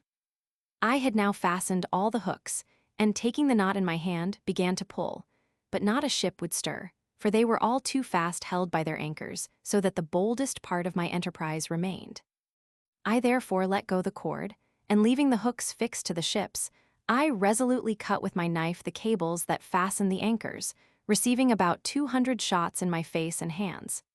Then I took up the knotted end of the cables, to which my hooks were tied, and with great ease drew 50 of the enemy's largest men of war after me. The Blefuscudians, who had not the least imagination of what I intended, were at first confounded with astonishment. They had seen me cut the cables, and thought my design was only to let the ships run adrift or fall foul on each other. But when they perceived the whole fleet moving in order, and saw me pulling at the end, they set up such a scream of grief and despair as it is almost impossible to describe or conceive. When I had got out of danger, I stopped a while to pick out the arrows that stuck in my hands and face, and rubbed on some of the same ointment that was given me at my first arrival, as I have formerly mentioned. I then took off my spectacles, and waiting about an hour, till the tide was a little fallen, I waded through the middle with my cargo, and arrived safe at the royal port of Lilliput. The emperor and his whole court stood on the shore, expecting the issue of this great adventure. They saw the ships move forward in a large half-moon, but could not discern me, who was up to my breast in water. When I advanced to the middle of the channel, they were yet more in pain, because I was under water to my neck. The emperor concluded me to be drowned, and that the enemy's fleet was approaching in a hostile manner. But he was soon eased of his fears, for the channel growing shallower every step I made, I came in a short time within hearing, and holding up the end of the cable, by which the fleet was fastened, I cried in a loud voice, "Long live the most puissant king of Lilliput." This great prince received me at my landing with all possible encomiums, and created me a nardak upon the spot, which is the highest title of honor among them. His Majesty desired I would take some other opportunity of bringing all the rest of his enemies' ships into his ports. And so unmeasurable is the ambition of princes, that he seemed to think of nothing less than reducing the whole empire of Blefuscu into a province, and governing it by a viceroy, of destroying the Burgundian exiles, and compelling that people to break the smaller end of their eggs, by which he would remain the sole monarch of the whole world. But I endeavored to divert him from this design, by many arguments drawn from the topics of policy as well as justice, and I plainly protested that I would never be an instrument of bringing a free and brave people into slavery. And, when the matter was debated in council, the wisest part of the ministry were of my opinion. This open, bold declaration of mine was so opposite to the schemes and politics of His Imperial Majesty that he could never forgive me. He mentioned it in a very artful manner at council, where I was told that some of the wisest appeared, at least by their silence, to be of my opinion, but others, who were my secret enemies, could not forbear some expressions which, by a side wind, reflected on me. And from this time began an intrigue between His Majesty and a junto of ministers, maliciously bent against me, which broke out in less than 2 months, and had like to have ended in my utter destruction. Of so little weight are the greatest services to princes, when put into the balance with a refusal to gratify their passions. About 3 weeks after this exploit, there arrived a solemn embassy from Blefuscu, with humble offers of a peace, which was soon concluded, upon conditions very advantageous to our emperor, wherewith I shall not trouble the reader. There were 6 ambassadors, with a train of about 500 persons, and their entry was very magnificent, suitable to the grandeur of their master and the importance of their business. When their treaty was finished, wherein I did them several good offices by the credit I now had, or at least appeared to have, at court, their excellencies, who were privately told how much I had been their friend, made me a visit in form.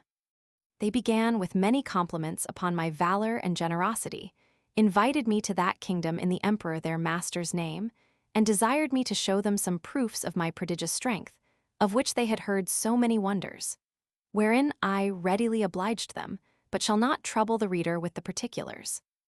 When I had for some time entertained their excellencies, to their infinite satisfaction and surprise, I desired they would do me the honor to present my most humble respects to the emperor their master, the renown of whose virtues had so justly filled the whole world with admiration, and whose royal person I resolved to attend before I returned to my own country. Accordingly, the next time I had the honor to see our emperor, I desired his general license to wait on the Blefuscudian monarch, which he was pleased to grant me, as I could perceive, in a very cold manner, but could not guess the reason, till had a whisper from a certain person, that Flimnap and Bolgolam had represented my intercourse with those ambassadors as a mark of disaffection, from which I am sure my heart was wholly free. And this was the first time I began to conceive some imperfect idea of courts and ministers. It is to be observed that these ambassadors spoke to me, by an interpreter, the languages of both empires differing as much from each other as any two in Europe, and each nation priding itself upon the antiquity, beauty, and energy of their own tongue, with an avowed contempt for that of their neighbor. Yet our emperor, standing upon the advantage he had got by the seizure of their fleet, obliged them to deliver their credentials and make their speech in the Lilliputian tongue. And it must be confessed that from the great intercourse of trade and commerce between both realms, from the continual reception of exiles which is mutual among them, and from the custom, in each empire, to send their young nobility and richer gentry to the other, in order to polish themselves by seeing the world and understanding men and manners, there are few persons of distinction, or merchants, or seamen, who dwell in the maritime parts, but what can hold conversation in both tongues. As I found some weeks after, when I went to pay my respects to the Emperor of Blefuscu, which, in the midst of great misfortunes, through the malice of my enemies, proved a very happy adventure to me, as I shall relate in its proper place. The reader may remember that when I signed those articles upon which I recovered my liberty, there were some which I disliked, upon account of their being too servile. Neither could anything but an extreme necessity have forced me to submit.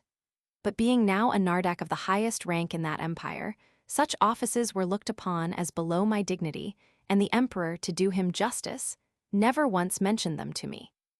However, it was not long before I had an opportunity of doing His Majesty, at least as I then thought, a most signal service. I was alarmed at midnight with the cries of many hundred people at my door, by which, being suddenly awaked, I was in some kind of terror. I heard the word burglum repeated incessantly. Several of the emperor's court, making their way through the crowd, entreated me to come immediately to the palace, where Her Imperial Majesty's apartment was on fire by the carelessness of a maid of honor who fell asleep while she was reading a romance. I got up in an instant, and orders being given to clear the way before me, and it being likewise a moonshine night, I made a shift to get to the palace without trampling on any of the people. I found they had already applied ladders to the walls of the apartment and were well provided with buckets, but the water was at some distance. These buckets were about the size of large thimbles, and the poor people supplied me with them as fast as they could. But the flame was so violent that they did little good. I might easily have stifled it with my coat, which I unfortunately left behind me for haste, and came away only in my leathern jerkin. The case seemed wholly desperate and deplorable, and this magnificent palace would have infallibly been burnt down to the ground, if, by a presence of mind unusual to me, I had not suddenly thought of an expedient. I had, the evening before, drunk plentifully of a most delicious wine called glimigrim. The Blefuscudians call it flunnock, but ours is esteemed the better sort, which is very diuretic. By the luckiest chance in the world, I had not discharged myself of any part of it. The heat I had contracted by coming very near the flames, and by laboring to quench them, made the wine begin to operate by urine, which I voided in such a quantity, and applied so well to the proper places, that in 3 minutes the fire was wholly extinguished, and the rest of that noble pile, which had cost so many ages in erecting, preserved from destruction. It was now daylight, and I returned to my house without waiting to congratulate with the emperor, because, although I had done a very eminent piece of service, yet I could not tell how His Majesty might resent the manner by which I had performed it. For, by the fundamental laws of the realm, it is capital in any person, of what quality soever, to make water within the precincts of the palace. But I was a little comforted by a message from His Majesty, that he would give orders to the Grand Justiciary for passing my pardon in form, which, however, I could not obtain, and I was privately assured that the Empress, conceiving the greatest abhorrence of what I had done, removed to the most distant side of the court, firmly resolved that those buildings should never be repaired for her use, and, in the presence of her chief confidants, could not forbear vowing revenge.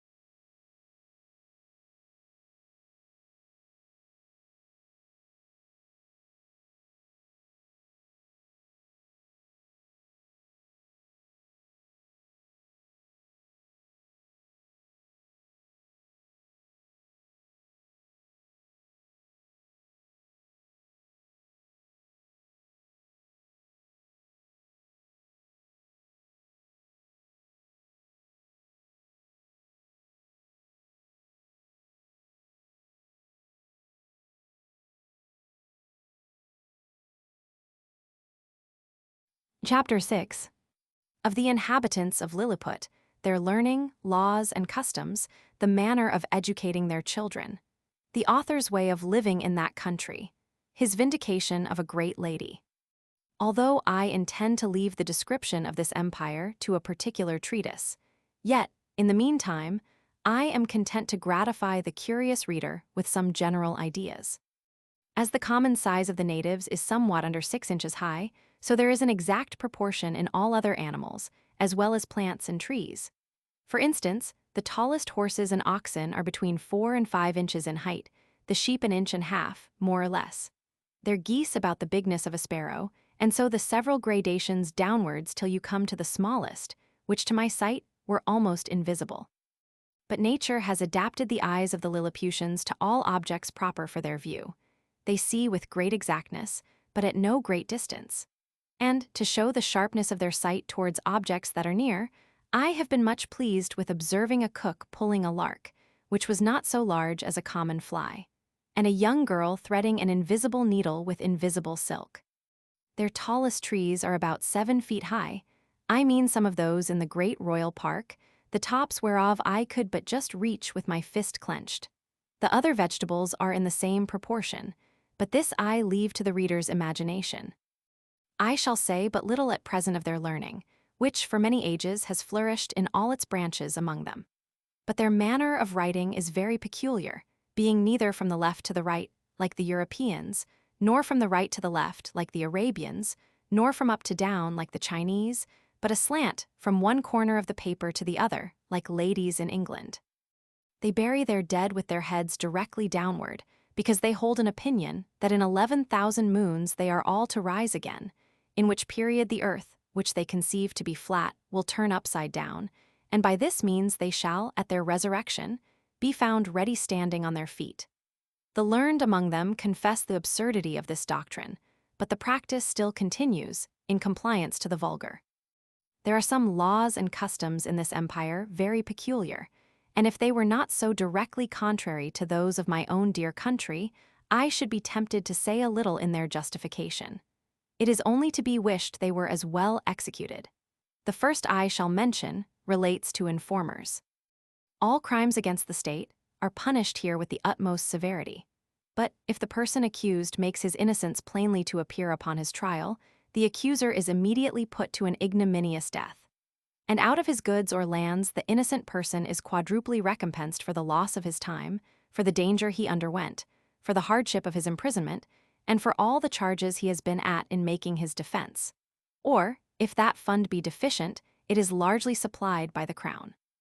The emperor also confers on him some public mark of his favor, and proclamation is made of his innocence through the whole city. They look upon fraud as a greater crime than theft, and therefore seldom fail to punish it with death. For they allege that care and vigilance, with a very common understanding, may preserve a man's goods from thieves, but honesty has no defense against superior cunning. And since it is necessary that there should be a perpetual intercourse of buying and selling, and dealing upon credit, where fraud is permitted and connived at, or has no law to punish it, the honest dealer is always undone, and the knave gets the advantage. I remember, when I was once interceding with the emperor for a criminal who had wronged his master of a great sum of money, which he had received by order and ran away with, and happening to tell his majesty, by way of extenuation, that it was only a breach of trust, the emperor thought it monstrous in me to offer as a defense the greatest aggravation of the crime. And truly I had little to say in return, farther than the common answer, that different nations had different customs. For I confess I was heartily ashamed. Although we usually call reward and punishment the two hinges upon which all government turns, yet I could never observe this maxim to be put in practice by any nation except that of Lilliput. Whoever can there bring sufficient proof that he has strictly observed the laws of his country for 73 moons has a claim to certain privileges according to his quality or condition of life, with a proportionable sum of money out of a fund appropriated for that use. He likewise acquires the title of snilpall, or legal, which is added to his name, but does not descend to his posterity. And these people thought it a prodigious defect of policy among us, when I told them that our laws were enforced only by penalties, without any mention of reward. It is upon this account that the image of justice, in their courts of judicature, is formed with 6 eyes, 2 before, as many behind, and on each side one, to signify circumspection, with a bag of gold open in her right hand, and a sword sheathed in her left, to show she is more disposed to reward than to punish. In choosing persons for all employments, they have more regard to good morals than to great abilities. For, since government is necessary to mankind, they believe, that the common size of human understanding is fitted to some station or other, and that Providence never intended to make the management of public affairs a mystery to be comprehended only by a few persons of sublime genius, of which there seldom are 3 born in an age. But they suppose truth, justice, temperance, and the like to be in every man's power, the practice of which virtues, assisted by experience and a good intention, would qualify any man for the service of his country, except where a course of study is required.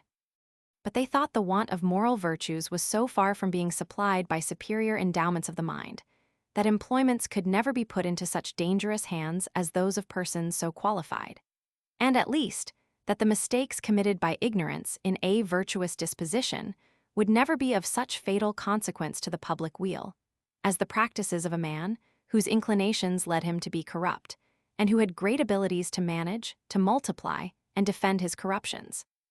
In like manner, the disbelief of a divine providence renders a man incapable of holding any public station. For, since kings avow themselves to be the deputies of providence, the Lilliputians think nothing can be more absurd than for a prince to employ such men as disown the authority under which he acts. In relating these and the following laws, I would only be understood to mean the original institutions, and not the most scandalous corruptions, into which these people are fallen by the degenerate nature of man. For, as to that infamous practice of acquiring great employments by dancing on the ropes, or badges of favor and distinction by leaping over sticks and creeping under them, the reader is to observe that they were first introduced by the grandfather of the emperor now reigning, and grew to the present height by the gradual increase of party and faction. Ingratitude is among them a capital crime, as we read it to have been in some other countries. For they reason thus, that whoever makes ill returns to his benefactor must needs be a common enemy to the rest of mankind, from whom he has received no obligation, and therefore such a man is not fit to live. Their notions relating to the duties of parents and children differ extremely from ours. For since the conjunction of male and female is founded upon the great law of nature, in order to propagate and continue the species, the Lilliputians will needs have it, that men and women are joined together, like other animals, by the motives of concupiscence, and that their tenderness towards their young proceeds from the like natural principle. For which reason they will never allow that a child is under any obligation to his father for begetting him, or to his mother for bringing him into the world. Which, considering the miseries of human life, was neither a benefit in itself, nor intended so by his parents, whose thoughts, in their love encounters, were otherwise employed. Upon these, and the like reasonings, their opinion is, that parents are the last of all others to be trusted with the education of their own children, and therefore they have in every town public nurseries, where all parents, except cottagers and laborers, are obliged to send their infants of both sexes to be reared and educated, when they come to the age of 20 moons, at which time they are supposed to have some rudiments of docility. These schools are of several kinds, suited to different qualities and both sexes. They have certain professors well skilled in preparing children for such a condition of life as befits the rank of their parents and their own capacities as well as inclinations. I shall first say something of the male nurseries and then of the female. The nurseries for males of noble or eminent birth are provided with grave and learned professors and their several deputies. The clothes and food of the children are plain and simple. They are bred up in the principles of honor, justice, courage, modesty, clemency, religion, and love of their country. They are always employed in some business, except in the times of eating and sleeping, which are very short, and 2 hours for diversions consisting of bodily exercises. They are dressed by men till 4 years of age, and then are obliged to dress themselves, although their quality be ever so great. And the women attendant, who are aged proportionably to ours at 50, perform only the most menial offices. They are never suffered to converse with servants, but go together in smaller or greater numbers to take their diversions, and always in the presence of a professor or one of his deputies, whereby they avoid those early bad impressions of folly and vice to which our children are subject. Their parents are suffered to see them only twice a year, The visit is to last but an hour. They are allowed to kiss the child at meeting and parting, but a professor, who always stands by on those occasions, will not suffer them to whisper, or use any fondling expressions, or bring any presents of toys, sweetmeats, and the like. The pension from each family for the education and entertainment of a child, upon failure of due payment, is levied by the emperor's officers. The nurseries for children of ordinary gentlemen, merchants, traders, and handicrafts are managed proportionably after the same manner. Only those designed for trades are put out apprentices at 11 years old, whereas those of persons of quality continue in their exercises till 15, which answers to 21 with us. But the confinement is gradually lessened for the last 3 years. In the female nurseries, the young girls of quality are educated much like the males, only they are dressed by orderly servants of their own sex, but always in the presence of a professor or deputy till they come to dress themselves, which is at 5 years old. And if it be found that these nurses ever presume to entertain the girls with frightful or foolish stories, or the common follies practiced by chambermaids among us, they are publicly whipped thrice about the city, imprisoned for a year, and banished for life to the most desolate part of the country. Thus the young ladies are as much ashamed of being cowards and fools as the men, and despise all personal ornaments beyond decency and cleanliness. Neither did I perceive any difference in their education made by their difference of sex, only that the exercises of the females were not altogether so robust, and that some rules were given them relating to domestic life, and a smaller compass of learning was enjoined them. For their maxim is, that among peoples of quality, a wife should be always a reasonable and agreeable companion, because she cannot always be young.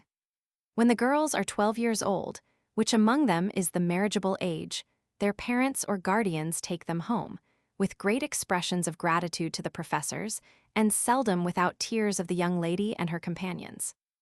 In the nurseries of females of the meaner sort, the children are instructed in all kinds of works proper for their sex, and their several degrees. Those intended for apprentices are dismissed at 7 years old, the rest are kept to 11. The meaner families who have children at these nurseries are obliged, besides their annual pension, which is as low as possible, to return to the steward of the nursery a small monthly share of their gettings, to be a portion for the child. And therefore all parents are limited in their expenses by the law. For the Lilliputians think nothing can be more unjust than for people, in subservience to their own appetites, to bring children into the world and leave the burthen of supporting them on the public. As to persons of quality, they give security to appropriate a certain sum for each child, suitable to their condition, and these funds are always managed with good husbandry and the most exact justice.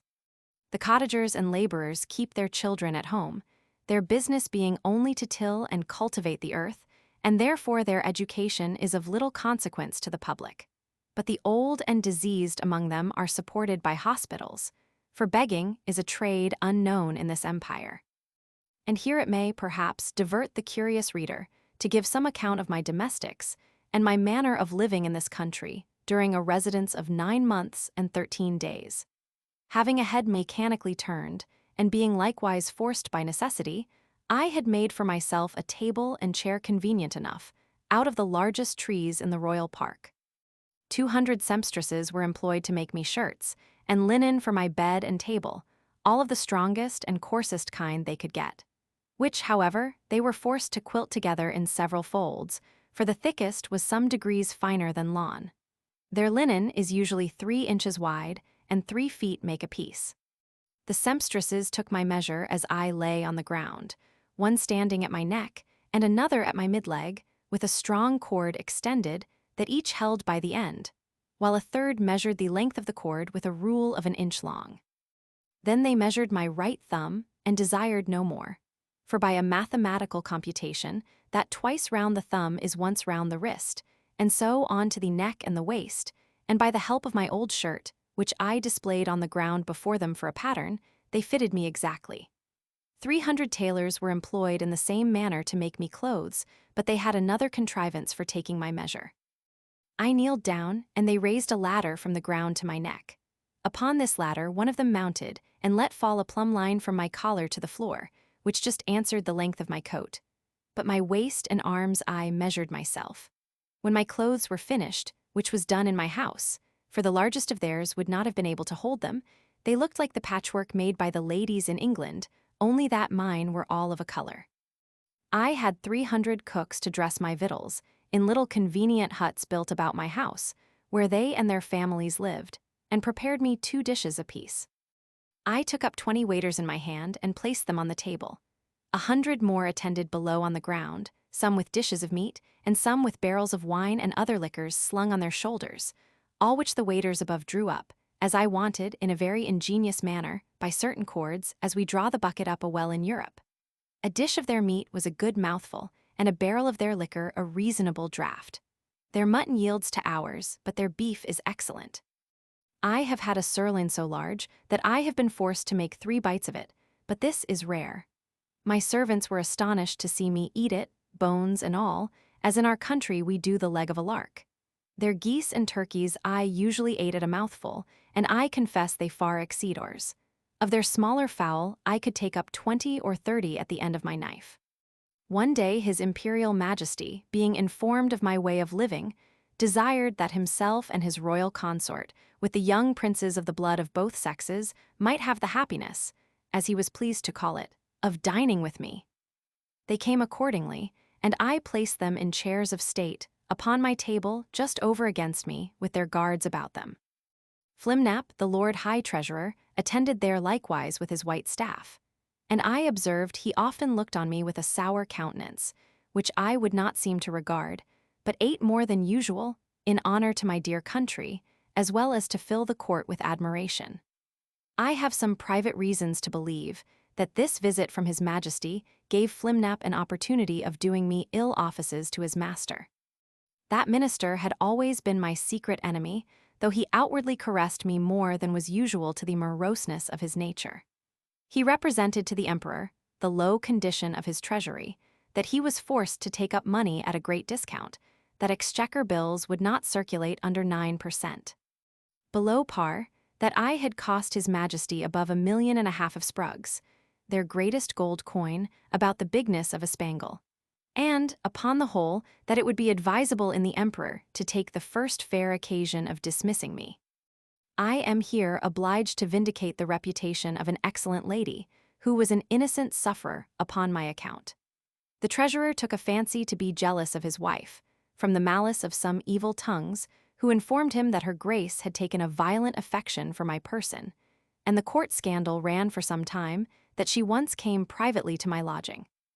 This I solemnly declare to be a most infamous falsehood, without any grounds, further than that her grace was pleased to treat me with all innocent marks of freedom and friendship. I own she came often to my house, but always publicly, nor ever without 3 more in the coach, who were usually her sister and young daughter, and some particular acquaintance. But this was common to many other ladies of the court. And I still appeal to my servants round, whether they at any time saw a coach at my door, without knowing what persons were in it. On those occasions, when a servant had given me notice, my custom was to go immediately to the door, and, after paying my respects, to take up the coach and 2 horses very carefully in my hands, for, if there were 6 horses, the postilion always unharnessed 4, and place them on a table, where I had fixed a movable rim quite round, of 5 inches high, to prevent accidents. And I have often had 4 coaches and horses at once on my table, full of company, while I sat in my chair, leaning my face towards them.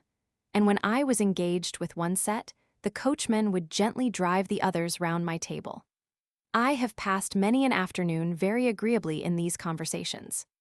But I defy the treasurer, or his 2 informers, I will name them, and let them make the best of it, Clustrel and Drunlow, to prove that any person ever came to me incognito, except the secretary Rildrezel, who was sent by express command of His Imperial Majesty, as I have before related. I should not have dwelt so long upon this particular, if it had not been a point wherein the reputation of a great lady is so nearly concerned, to say nothing of my own. Though I then had the honor to be a nardac, which the treasurer himself is not. For all the world knows that he is only a glumglum, a title inferior by 1 degree, as that of a marquis is to a duke in England. Yet I allow he preceded me in right of his post. These false informations, which I afterwards came to the knowledge of by an accident not proper to mention, made the treasurer show his lady for some time an ill countenance, and me a worse. And although he was at last undeceived and reconciled to her, yet I lost all credit with him, and found my interest decline very fast with the emperor himself, who was, indeed, too much governed by that favorite.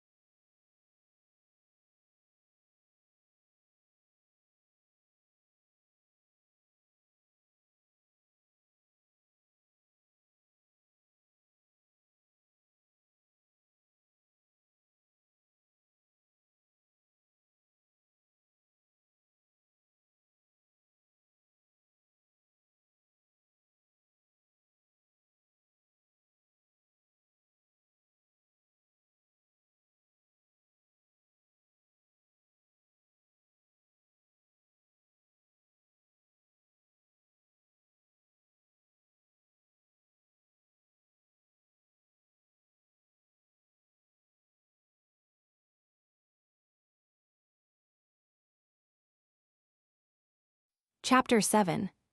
The author, being informed of a design to accuse him of high treason, makes his escape to Blefuscu.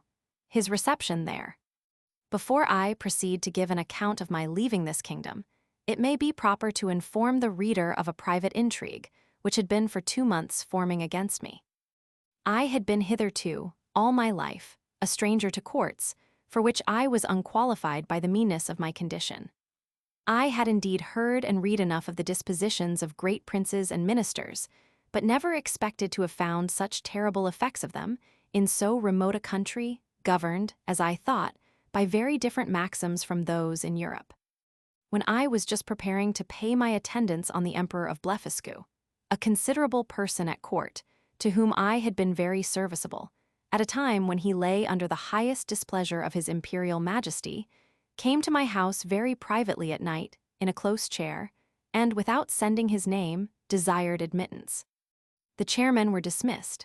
I put the chair, with his lordship in it, into my coat pocket, and, giving orders to a trusty servant to say I was indisposed and gone to sleep, I fastened the door of my house, placed the chair on the table, according to my usual custom, and sat down by it. After the common salutations were over, observing his lordship's countenance full of concern, and inquiring into the reason, he desired I would hear him with patience in a matter that highly concerned my honor and my life. His speech was to the following effect, for I took notes of it as soon as he left me. "You are to know," said he, "that several committees of council have been lately called, in the most private manner, on your account, and it is but 2 days since his majesty came to a full resolution. You are very sensible that Skyresh Bolgalam, Galbit, or High Admiral, has been your mortal enemy almost ever since your arrival.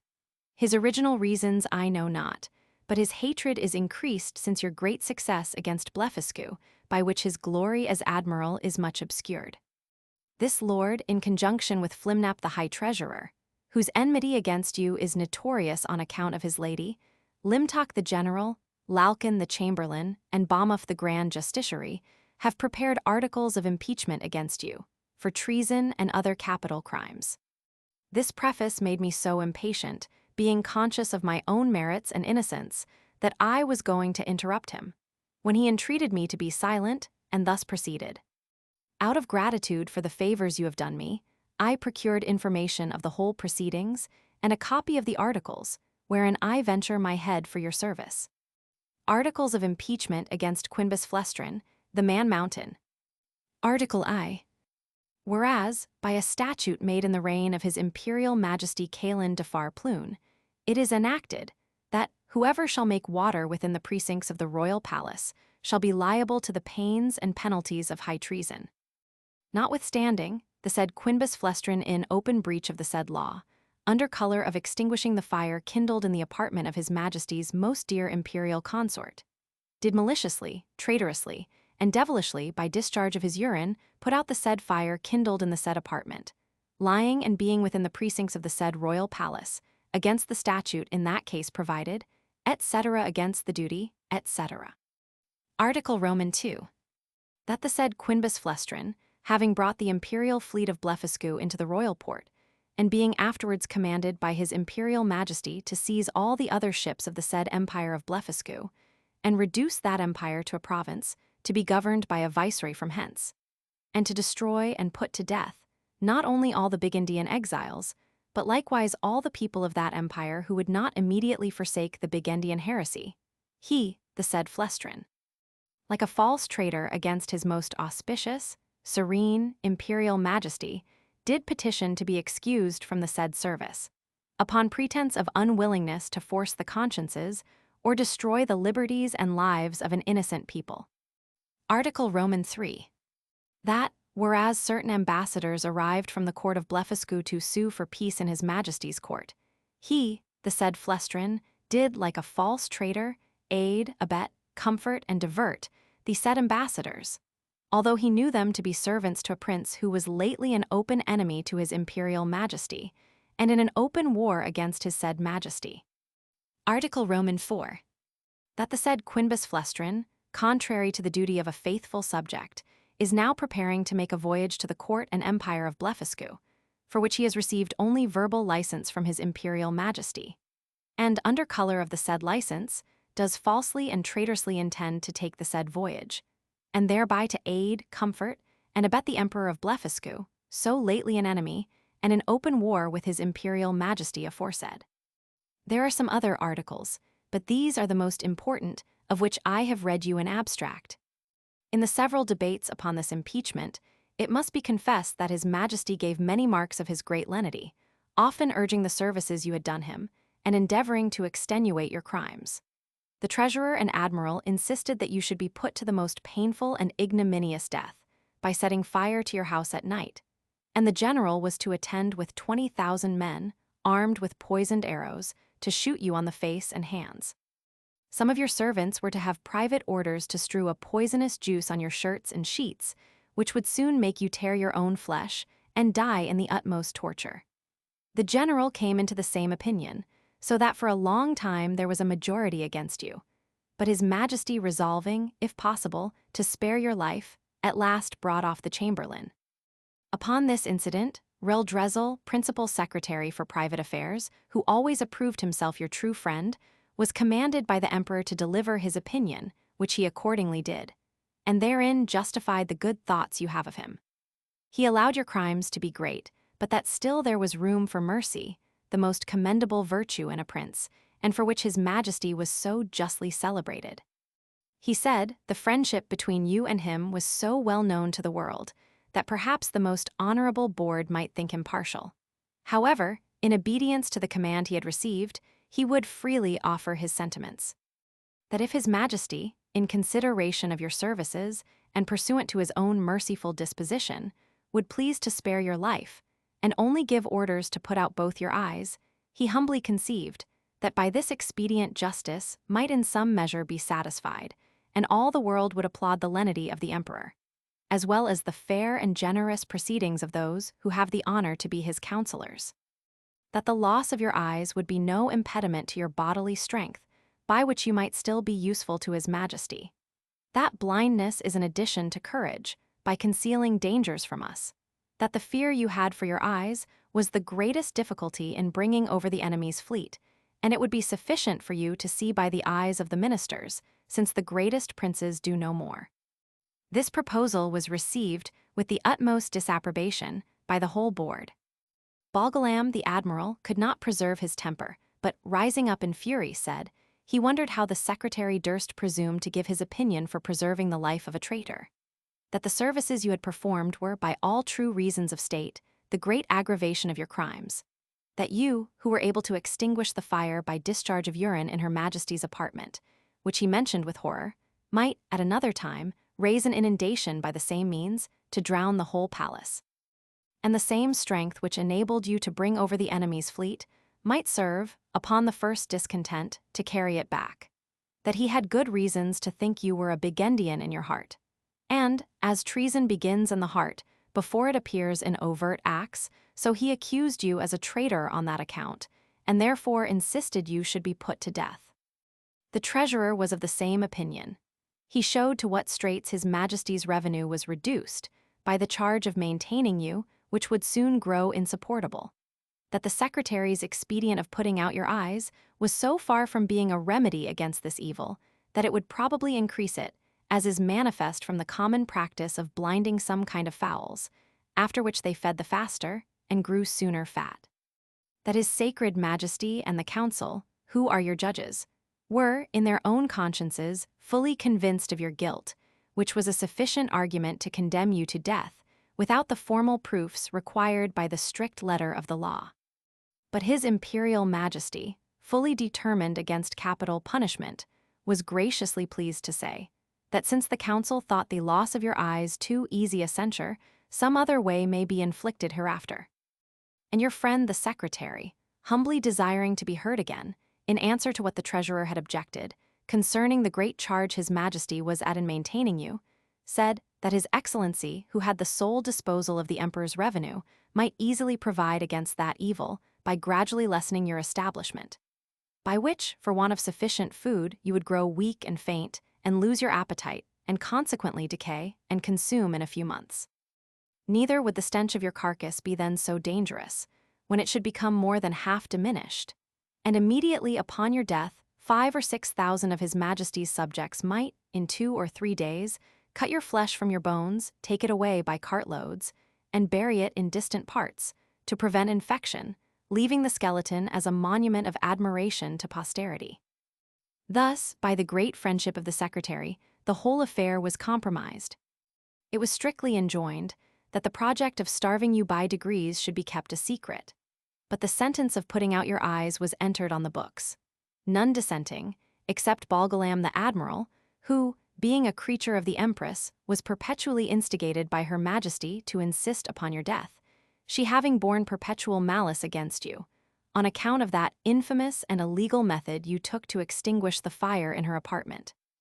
In 3 days, your friend the secretary will be directed to come to your house, and read before you the articles of impeachment, and then to signify the great lenity and favor of His Majesty and council, whereby you are only condemned to the loss of your eyes, which His Majesty does not question you, will gratefully and humbly submit to.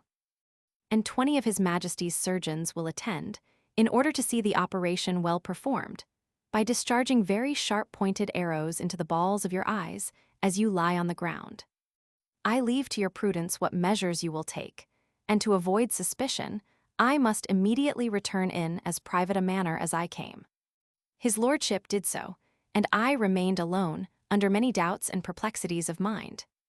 It was a custom introduced by this prince and his ministry, very different, as I have been assured, from the practice of former times, that after the court had decreed any cruel execution, either to gratify the monarch's resentment or the malice of a favorite, the emperor always made a speech to his whole council, expressing his great lenity and tenderness as qualities known and confessed by all the world. This speech was immediately published throughout the kingdom, nor did anything terrify the people so much as those encomiums on His Majesty's mercy, because it was observed that the more these praises were enlarged and insisted on, the more inhuman was the punishment, and the sufferer more innocent. Yet as to myself, I must confess, having never been designed for a courtier, either by my birth or education, I was so ill a judge of things that I could not discover the lenity and favor of this sentence, but conceived it, perhaps erroneously, rather to be rigorous than gentle. I sometimes thought of standing my trial, for, although I could not deny the facts alleged in the several articles, yet I hoped they would admit of some extenuation. But having in my life perused many state trials, which I ever observed to terminate as the judges thought fit to direct, I durst not rely on so dangerous a decision in so critical a juncture and against such powerful enemies. Once I was strongly bent upon resistance, for, while I had liberty, the whole strength of that empire could hardly subdue me, and I might easily with stones pelt the metropolis to pieces. But I soon rejected that project with horror, by remembering the oath I had made to the emperor, the favors I received from him, and the high title of Nardek he conferred upon me. Neither had I so soon learned the gratitude of courtiers, to persuade myself that His Majesty's present severities acquitted me of all past obligations. At last I fixed upon a resolution, for which it is probable I may incur some censure, and not unjustly. For I confess I owe the preserving of my eyes, and consequently my liberty, to my own great rashness and want of experience. Because, if I had then known the nature of princes and ministers, which I have since observed in many other courts, and their methods of treating criminals less obnoxious than myself, I should, with great alacrity and readiness, have submitted to so easy a punishment. But hurried on by the precipitancy of youth, and having His Imperial Majesty's license to pay my attendance upon the Emperor of Blefuscu, I took this opportunity, before the 3 days were elapsed, to send a letter to my friend the secretary, signifying my resolution of setting out that morning for Blefuscu, pursuant to the leave I had got. And, without waiting for an answer, I went to that side of the island where our fleet lay. I seized a large man of war, tied a cable to the prow, and lifting up the anchors, I stripped myself, put my clothes together with my coverlet, which I carried under my arm into the vessel, and, drawing it after me, between wading and swimming arrived at the royal port of Blefuscu, where the people had long expected me. They lent me 2 guides to direct me to the capital city, which is of the same name.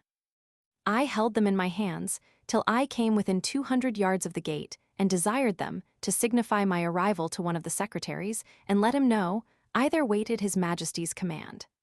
I had an answer in about an hour, that His Majesty, attended by the royal family and great officers of the court, was coming out to receive me. I advanced 100 yards. The emperor and his train alighted from their horses, the empress and ladies from their coaches, and I did not perceive they were in any fright or concern.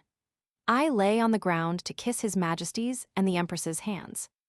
I told His Majesty that I was come according to my promise, and with the license of the emperor my master, to have the honor of seeing so mighty a monarch, and to offer him any service in my power, consistent with my duty to my own prince. Not mentioning a word of my disgrace, because I had hitherto no regular information of it, and might suppose myself wholly ignorant of any such design. Neither could I reasonably conceive that the emperor would discover the secret, while I was out of his power. Wherein, however, it soon appeared I was deceived. I shall not trouble the reader with the particular account of my reception at this court, which was suitable to the generosity of so great a prince, nor of the difficulties I was in for want of a house and bed, being forced to lie on the ground, wrapped up in my coverlet.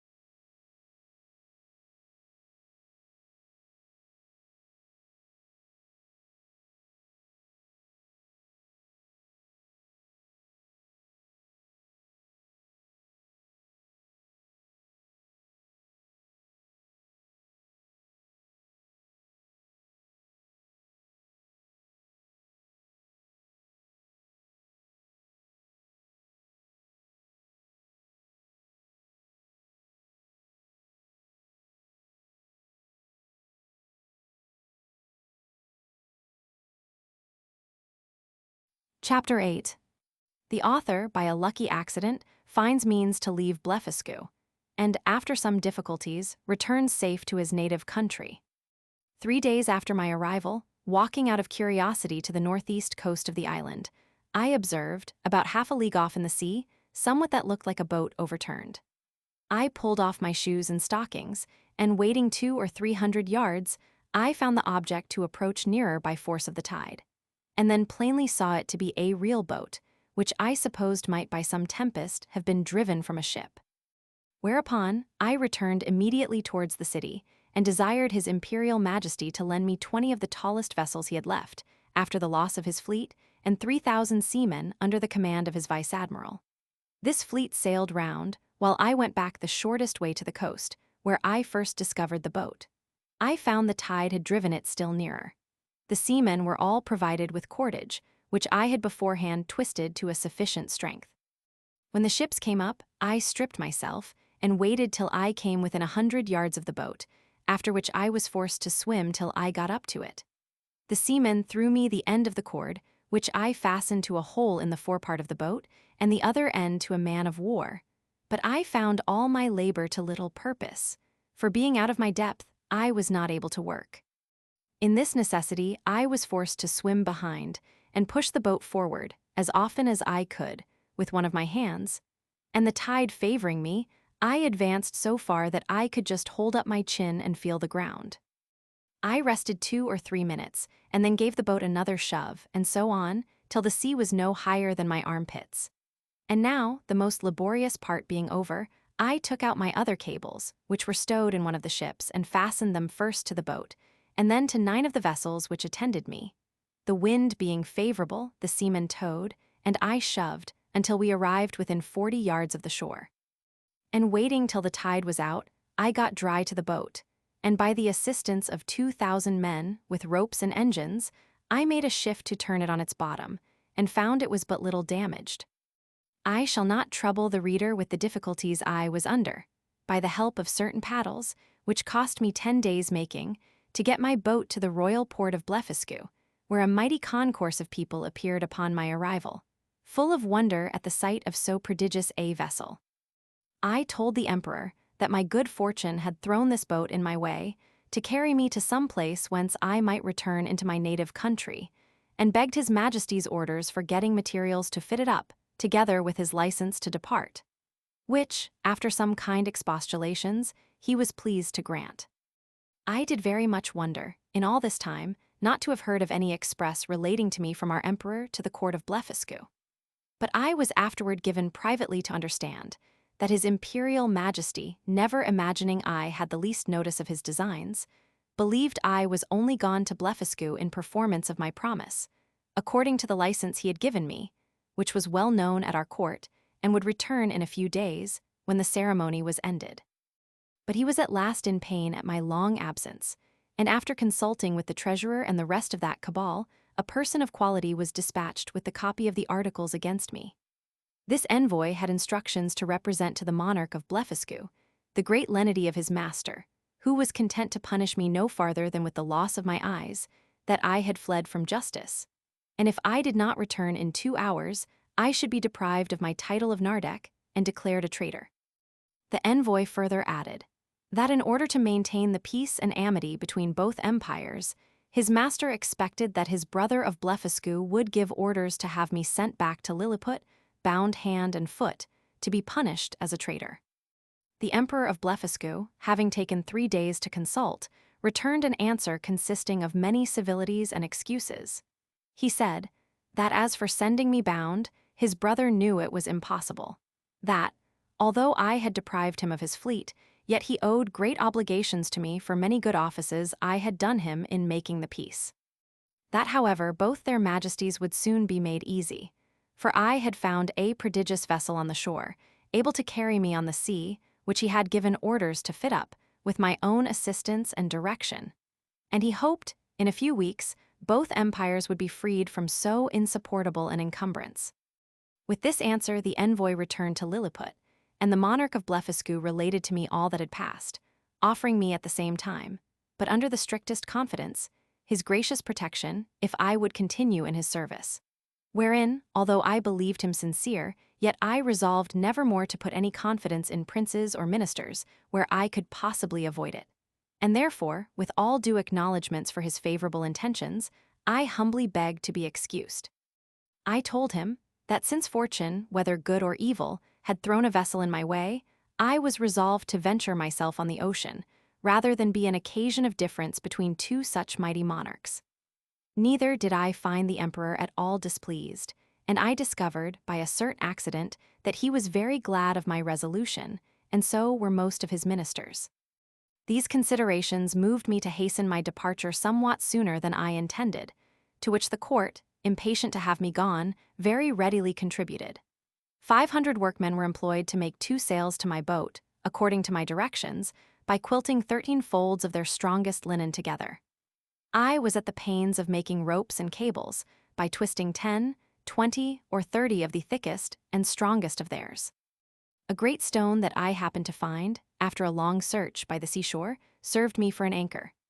I had the tallow of 300 cows for greasing my boat and other uses.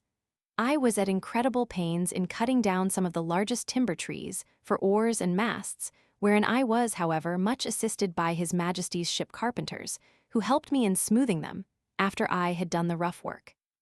In about a month, when all was prepared, I sent to receive His Majesty's commands and to take my leave.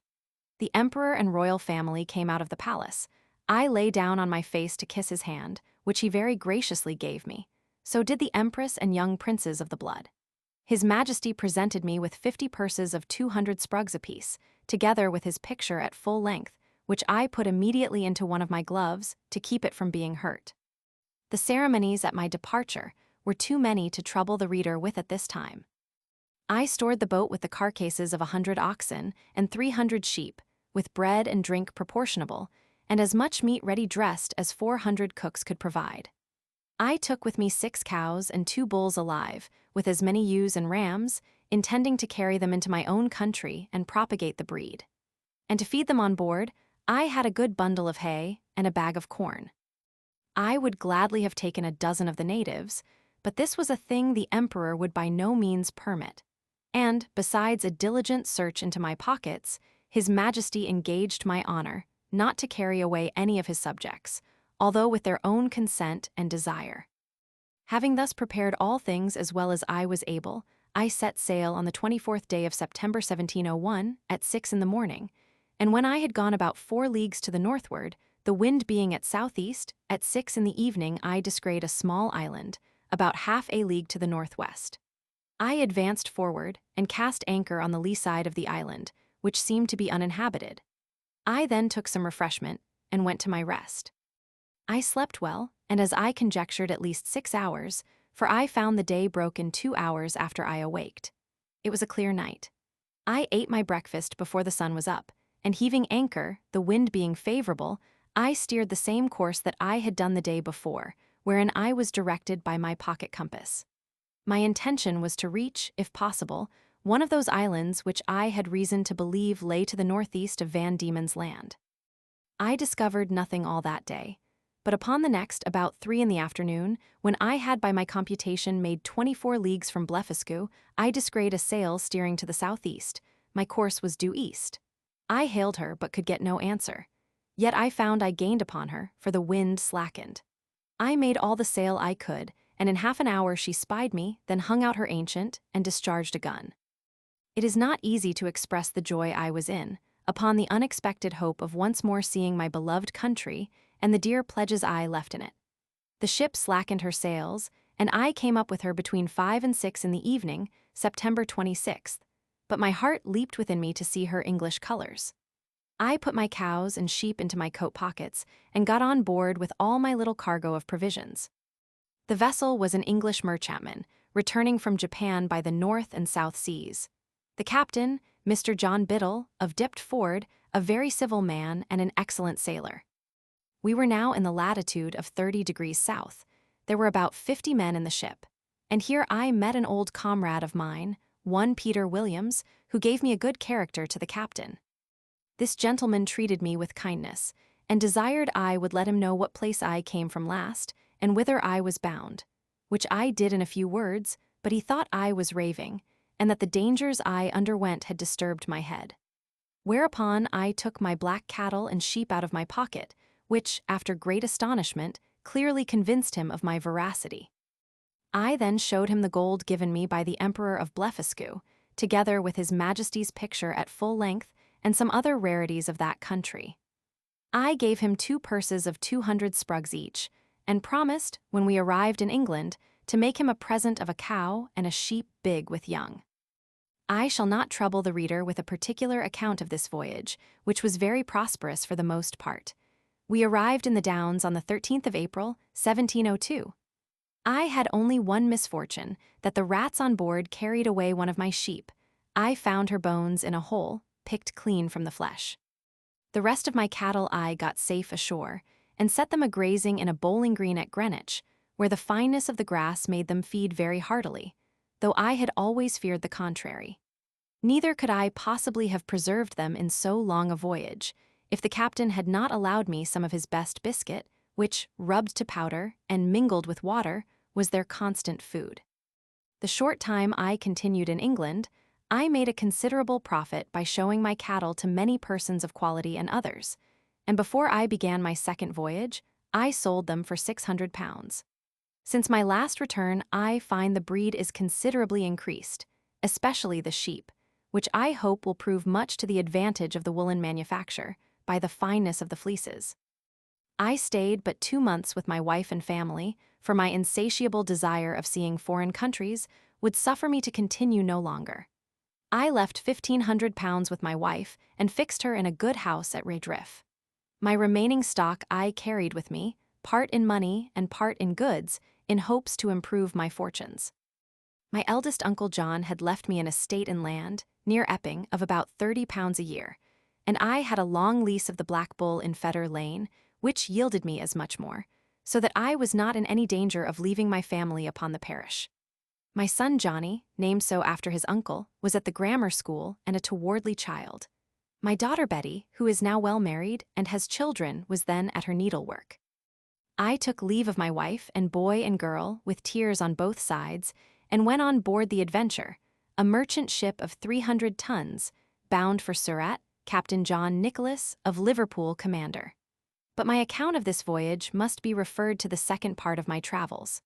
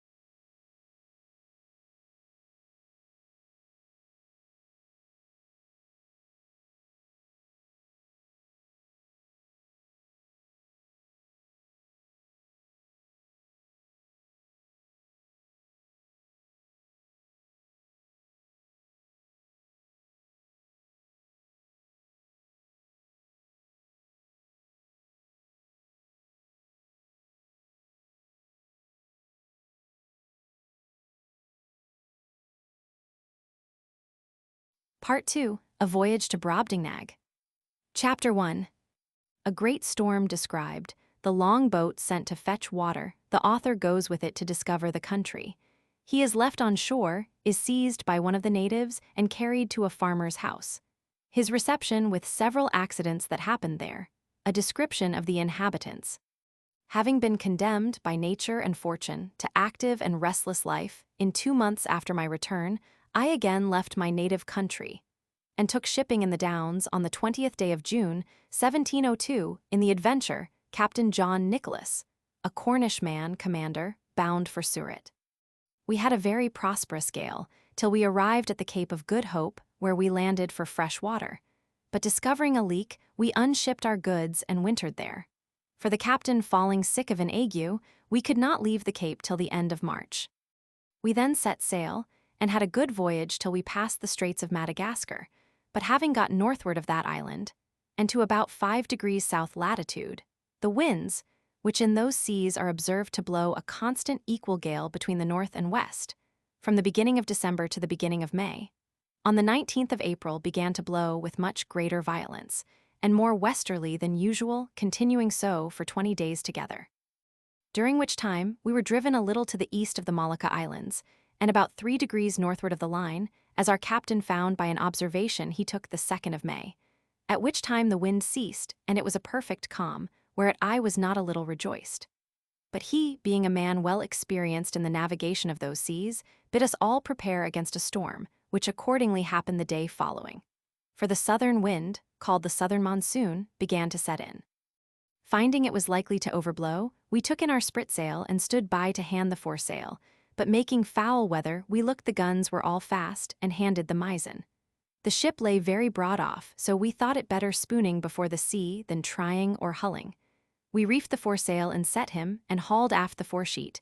The helm was hard a-weather. The ship wore bravely. We belayed the fore downhaul, but the sail was split, and we hauled down the yard and got the sail into the ship, and unbound all the things clear of it. It was a very fierce storm. The sea broke strange and dangerous. We hauled off upon the lanyard of the whipstaff and helped the man at the helm. We would not get down our topmast, but let all stand, because she scudded before the sea very well, and we knew that the topmast being aloft, the ship was the wholesomer, and made better way through the sea, seeing we had sea room. When the storm was over, we set foresail and mainsail and brought the ship to. Then we set the mizzen, main topsail, and the fore topsail. Our course was east-northeast. The wind was at southwest. We got the starboard tacks aboard. We cast off our weather braces and lifts. We set in the lee braces, and hauled forward by the weather bowlings, and hauled them tight, and belayed them, and hauled over the mizzen tack to windward, and kept her full and by as near as she would lie. During this storm, which was followed by a strong wind west-southwest, we were carried, by my computation, about 500 leagues to the east, so that the oldest sailor on board could not tell in what part of the world we were. Our provisions held out well, our ship was staunch, and our crew all in good health, but we lay in the utmost distress for water. We thought it best to hold on the same course, rather than turn more northerly, which might have brought us to the northwest part of Great Tartary and into the frozen sea. On the 16th day of June, 1703, a boy on the topmast discovered land. On the 17th, we came in full view of a great island, or continent, for we knew not whether. On the south side whereof was a small neck of land jutting out into the sea, and a creek too shallow to hold a ship of above 100 tons. We cast anchor within a league of this creek, and our captain sent a dozen of his men well armed in the longboat, with vessels for water, if any could be found. I desired his leave to go with them, that I might see the country, and make what discoveries I could. When we came to land, we saw no river or spring, nor any sign of inhabitants. Our men therefore wandered on the shore to find out some fresh water near the sea, and I walked alone about a mile on the other side, where I observed the country all barren and rocky. I now began to be weary, and seeing nothing to entertain my curiosity, I returned gently down towards the creek. And the sea being full in my view, I saw our men already got into the boat, and rowing for life to the ship. I was going to holla after them, although it had been to little purpose, when I observed a huge creature walking after them in the sea, as fast as he could. He waded not much deeper than his knees and took prodigious strides. But our men had the start of him half a league, and, the sea thereabouts being full of sharp-pointed rocks, the monster was not able to overtake the boat. This I was afterwards told, for I durst not stay to see the issue of the adventure, but ran as fast as I could the way I first went, and then climbed up a steep hill, which gave me some prospect of the country. I found it fully cultivated, but that which first surprised me was the length of the grass, which, in those grounds that seemed to be kept for hay, was about 20 feet high. I fell into a high road, for so I took it to be, though it served to the inhabitants only as a footpath through a field of barley. Here I walked on for some time, but could see little on either side, it being now near harvest, and the corn rising at least 40 feet. I was an hour walking to the end of this field, which was fenced in with a hedge of at least 120 feet high, and the trees so lofty that I could make no computation of their altitude. There was a stile to pass from this field into the next. It had 4 steps, and a stone to cross over when you came to the uppermost. It was impossible for me to climb this stile, because every step was 6 feet high, and the upper stone about 20. I was endeavoring to find some gap in the hedge, when I discovered one of the inhabitants in the next field, advancing towards the stile, of the same size with him whom I saw in the sea pursuing our boat. He appeared as tall as an ordinary spire steeple and took about 10 yards at every stride, as near as I could guess. I was struck with the utmost fear and astonishment and ran to hide myself in the corn, whence I saw him at the top of the stile looking back into the next field on the right hand, and heard him call in a voice many degrees louder than a speaking trumpet. But the noise was so high in the air that at first I certainly thought it was thunder. Whereupon 7 monsters like himself came towards him with reaping hooks in their hands, each hook about the largeness of 6 scythes. These people were not so well clad as the first, whose servants or laborers they seemed to be, for, upon some words he spoke, they went to reap the corn in the field where I lay. I kept from them at as great a distance as I could, but was forced to move with extreme difficulty, for the stalks of the corn were sometimes not above a foot distant, so that I could hardly squeeze my body betwixt them. However, I made a shift to go forward, till I came to a part of the field where the corn had been laid by the rain and wind. Here it was impossible for me to advance a step, for the stalks were so interwoven that I could not creep through, and the beards of the fallen ears so strong and pointed that they pierced through my clothes into my flesh. At the same time I heard the reapers not 100 yards behind me. Being quite dispirited with toil, and wholly overcome by grief and despair, I lay down between 2 ridges, and heartily wished I might there end my days. I bemoaned my desolate widow and fatherless children. I lamented my own folly and willfulness in attempting a second voyage, against the advice of all my friends and relations.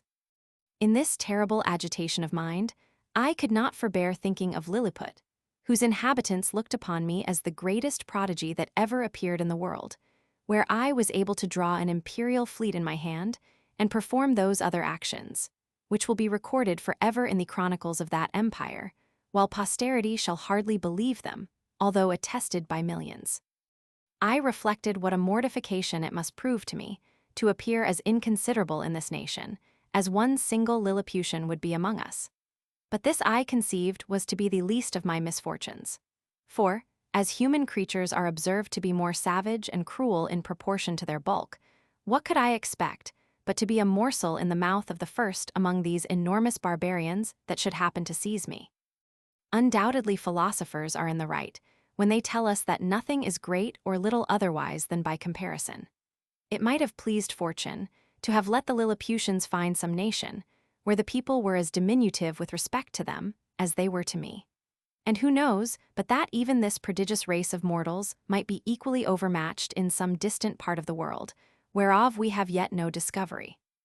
Scared and confounded as I was, I could not forbear going on with these reflections, when one of the reapers, approaching within 10 yards of the ridge where I lay, made me apprehend that with the next step I should be squashed to death under his foot, or cut in two with his reaping hook. And therefore, when he was again about to move, I screamed as loud as fear could make me. Whereupon the huge creature trod short, and looking round about under him for some time, at last espied me as I lay on the ground. He considered a while, with the caution of one who endeavors to lay hold on a small, dangerous animal in such a manner that it shall not be able either to scratch or bite him, as I myself have sometimes done with a weasel in England. At length, he ventured to take me behind, by the middle, between his forefinger and thumb, and brought me within 3 yards of his eyes, that he might behold my shape more perfectly. I guessed his meaning, and my good fortune gave me so much presence of mind that I resolved not to struggle in the least as he held me in the air above 60 feet from the ground, although he grievously pinched my sides, for fear I should slip through his fingers. All I ventured was to raise my eyes towards the sun and place my hands together in a supplicating posture, and to speak some words in a humble, melancholy tone, suitable to the condition I then was in. For I apprehended every moment that he would dash me against the ground, as we usually do any little hateful animal which we have a mind to destroy. But my good star would have it that he appeared pleased with my voice and gestures, and began to look upon me as a curiosity, much wondering to hear me pronounce articulate words, although he could not understand them. In the meantime, I was not able to forbear groaning and shedding tears, and turning my head towards my sides, letting him know, as well as I could, how cruelly I was hurt by the pressure of his thumb and finger. He seemed to apprehend my meaning, for, lifting up the lappet of his coat, he put me gently into it, and immediately ran along with me to his master, who was a substantial farmer, and the same person I had first seen in the field.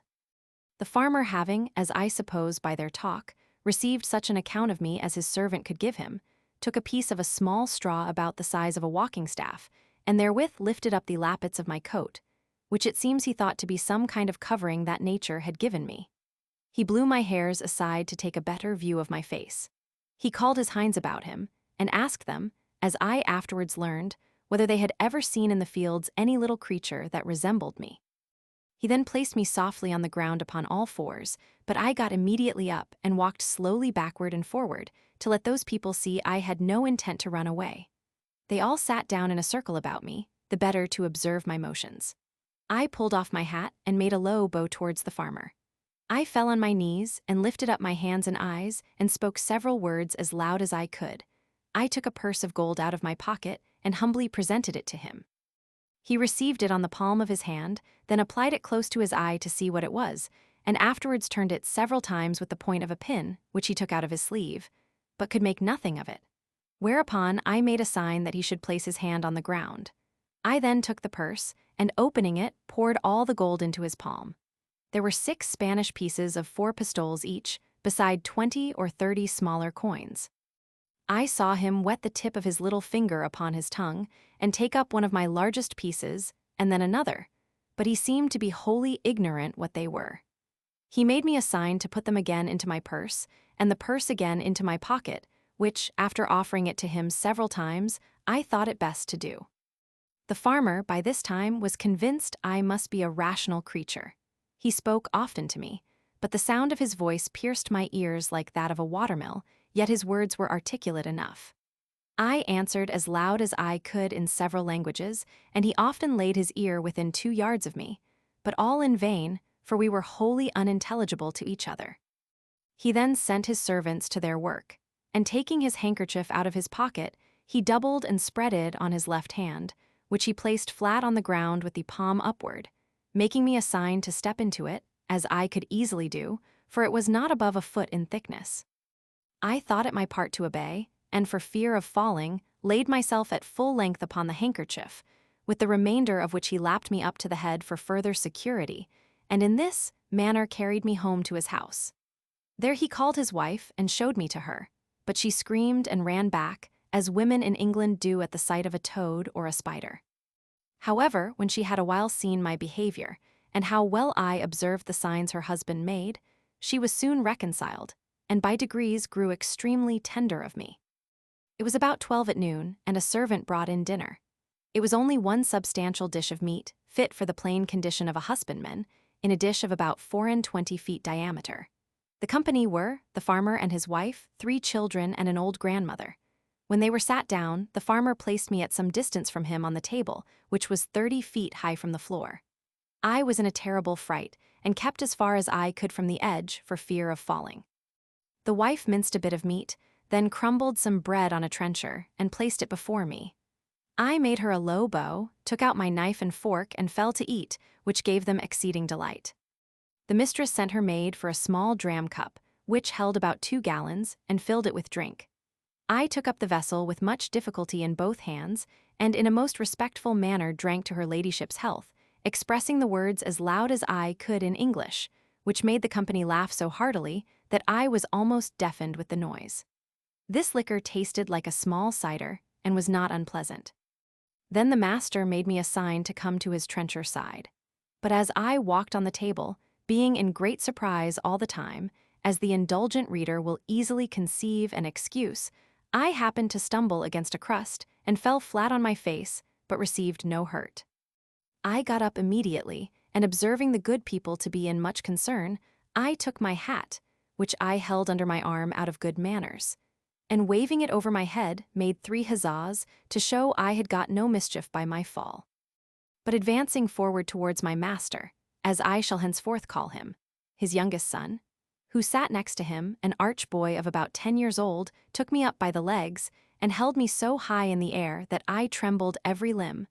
But his father snatched me from him, and at the same time gave him such a box on the left ear, as would have felled an European troop of horse to the earth, ordering him to be taken from the table. But being afraid the boy might owe me a spite, and well remembering how mischievous all children among us naturally are to sparrows, rabbits, young kittens, and puppy dogs, I fell on my knees and, pointing to the boy, made my master to understand as well as I could that I desired his son might be pardoned. The father complied, and the lad took his seat again, whereupon I went to him and kissed his hand, which my master took, and made him stroke me gently with it. In the midst of dinner, my mistress's favorite cat leaped into her lap. I heard a noise behind me like that of a dozen stocking weavers at work, and turning my head, I found it proceeded from the purring of that animal, who seemed to be 3 times larger than an ox, as I computed by the view of her head, and one of her paws, while her mistress was feeding and stroking her. The fierceness of this creature's countenance altogether discomposed me, though I stood at the farther end of the table, above 50 feet off, and although my mistress held her fast, for fear she might give a spring and seize me in her talons. But it happened there was no danger, for the cat took not the least notice of me when my master placed me within 3 yards of her. And as I have been always told, and found true by experience in my travels, that flying or discovering fear before a fierce animal is a certain way to make it pursue or attack you, so I resolved, in this dangerous juncture, to show no manner of concern. I walked with intrepidity 5 or 6 times before the very head of the cat and came within half a yard of her, whereupon she drew herself back as if she were more afraid of me.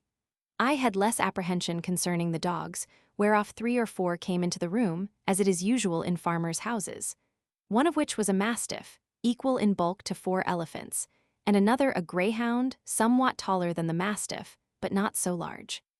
When dinner was almost done, the nurse came in with a child of a year old in her arms, who immediately spied me, and began a squall that you might have heard from London Bridge to Chelsea, after the usual oratory of infants, to get me for a plaything.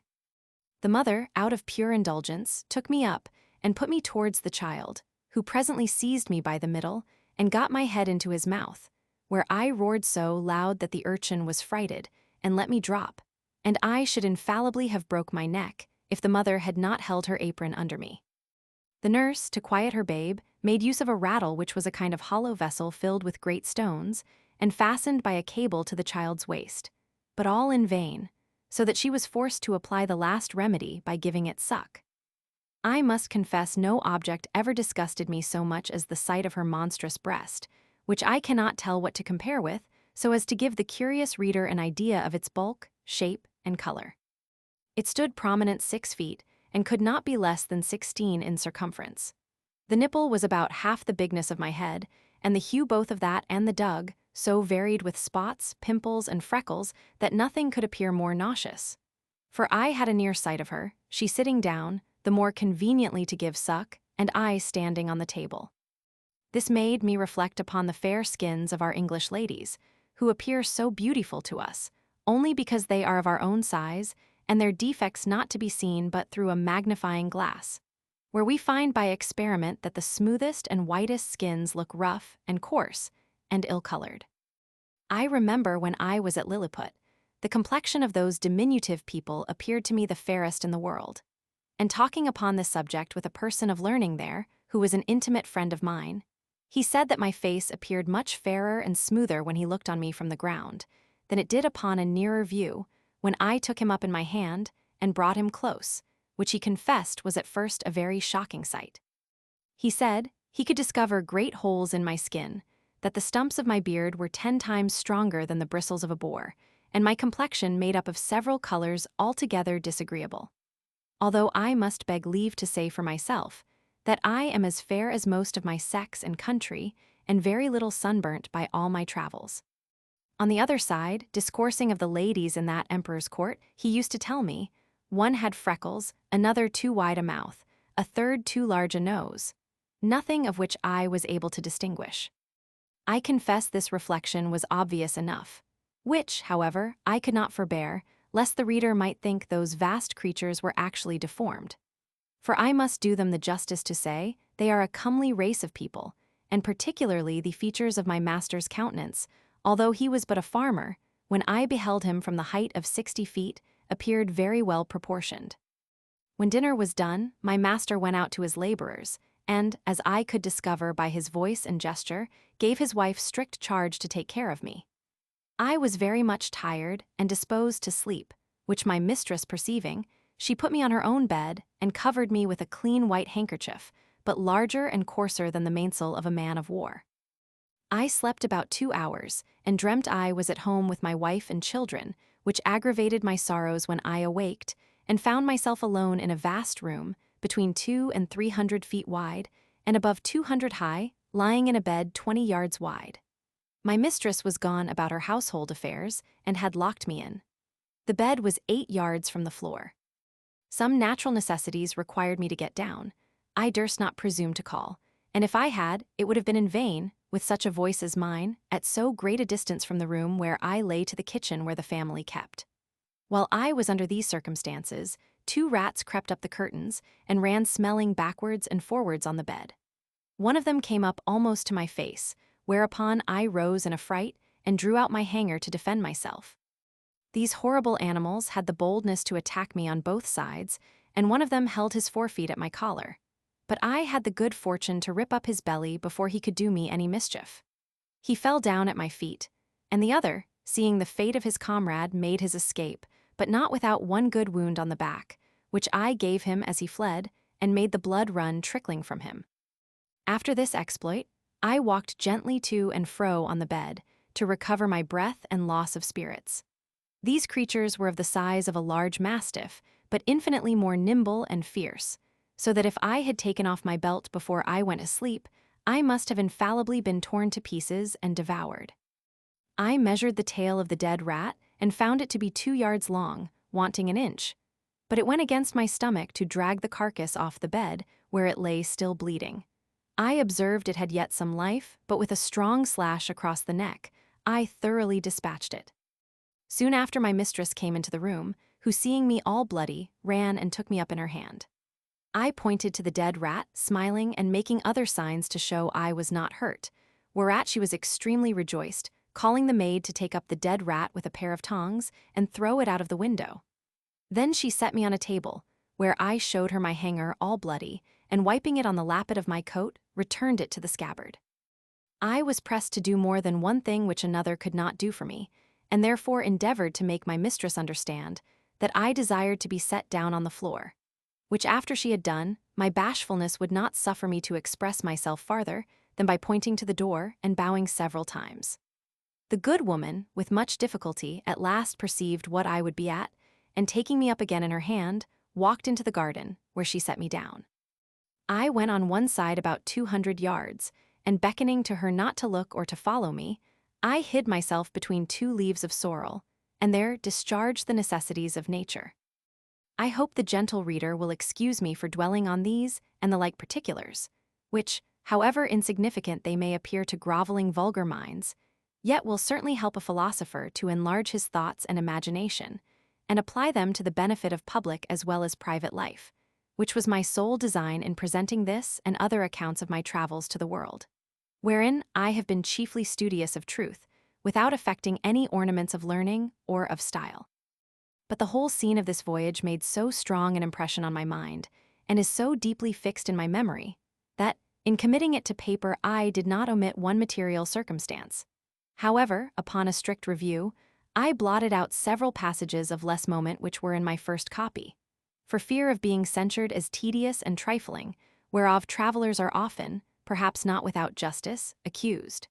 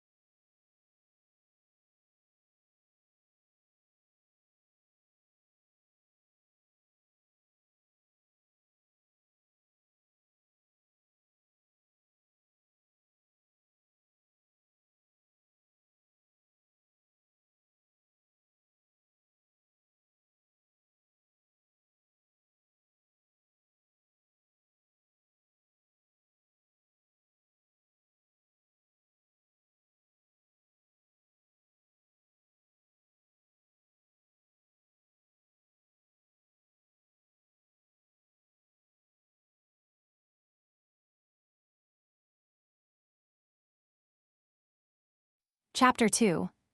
A description of the farmer's daughter. The author carried to a market town and then to the metropolis. The particulars of his journey. My mistress had a daughter of 9 years old, a child of towardly parts for her age, very dexterous at her needle, and skillful in dressing her baby. Her mother and she contrived to fit up the baby's cradle for me against night. The cradle was put into a small drawer of a cabinet, and the drawer placed upon a hanging shelf for fear of the rats. This was my bed all the time I stayed with those people, though made more convenient by degrees, as I began to learn their language and make my wants known. This young girl was so handy that after I had once or twice pulled off my clothes before her, she was able to dress and undress me, though I never gave her that trouble when she would let me do either myself. She made me 7 shirts and some other linen, of as fine cloth as could be got, which indeed was coarser than sackcloth, and these she constantly washed for me with her own hands. She was likewise my schoolmistress to teach me the language. When I pointed to anything, she told me the name of it in her own tongue, so that in a few days I was able to call for whatever I had a mind to. She was very good-natured, and not above 40 feet high, being little for her age. She gave me the name of Grildrig, which the family took up, and afterwards the whole kingdom. The word imports what the Latins call nanunculus, the Italians homuncelatino, and the English mannikin. To her I chiefly owe my preservation in that country. We never parted while I was there. I called her my Glumdalclitch, or little nurse, and should be guilty of great ingratitude if I omitted this honorable mention of her care and affection towards me, which I heartily wish it lay in my power to requite as she deserves, instead of being the innocent but unhappy instrument of her disgrace, as I have too much reason to fear. It now began to be known and talked of in the neighborhood that my master had found a strange animal in the field, about the bigness of a splacknock, but exactly shaped in every part like a human creature, which it likewise imitated in all its actions. Seemed to speak in a little language of its own, had already learned several words of theirs, when erect upon 2 legs, was tame and gentle, would come when it was called, do whatever it was bid, had the finest limbs in the world, and a complexion fairer than a nobleman's daughter of 3 years old. Another farmer, who lived hard by, and was a particular friend of my master, came on a visit on purpose to inquire into the truth of this story.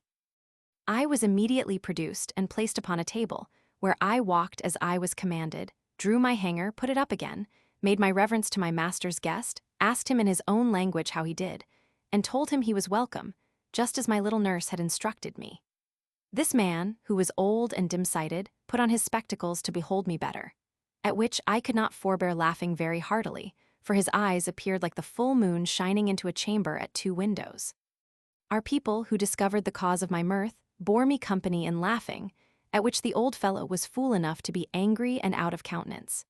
He had the character of a great miser, and, to my misfortune, he well deserved it, by the cursed advice he gave my master, to show me as a sight upon a market day in the next town, which was half an hour's riding, about 22 miles from our house. I guess there was some mischief when I observed my master and his friend whispering together, sometimes pointing at me, and my fears made me fancy that I overheard and understood some of their words. But the next morning Glumdalclitch, my little nurse, told me the whole matter, which she had cunningly picked out from her mother.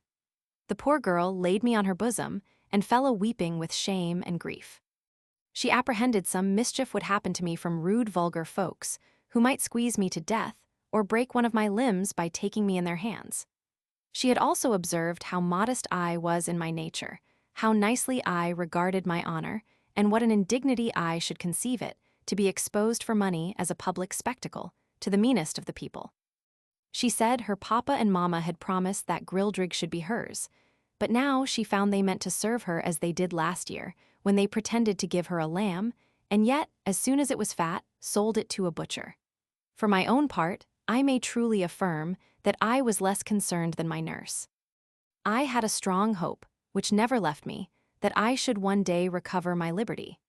And as to the ignominy of being carried about for a monster, I considered myself to be a perfect stranger in the country, and that such a misfortune could never be charged upon me as a reproach if ever I should return to England, since the King of Great Britain himself, in my condition, must have undergone the same distress. My master, pursuant to the advice of his friend, carried me in a box the next market day to the neighboring town, and took along with him his little daughter, my nurse, upon a pillion behind him. The box was close on every side, with a little door for me to go in and out, and a few gimlet holes to let in air.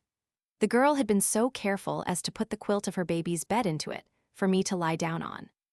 However, I was terribly shaken and discomposed in this journey, though it was but of half an hour, for the horse went about 40 feet at every step and trotted so high that the agitation was equal to the rising and falling of a ship in a great storm, but much more frequent.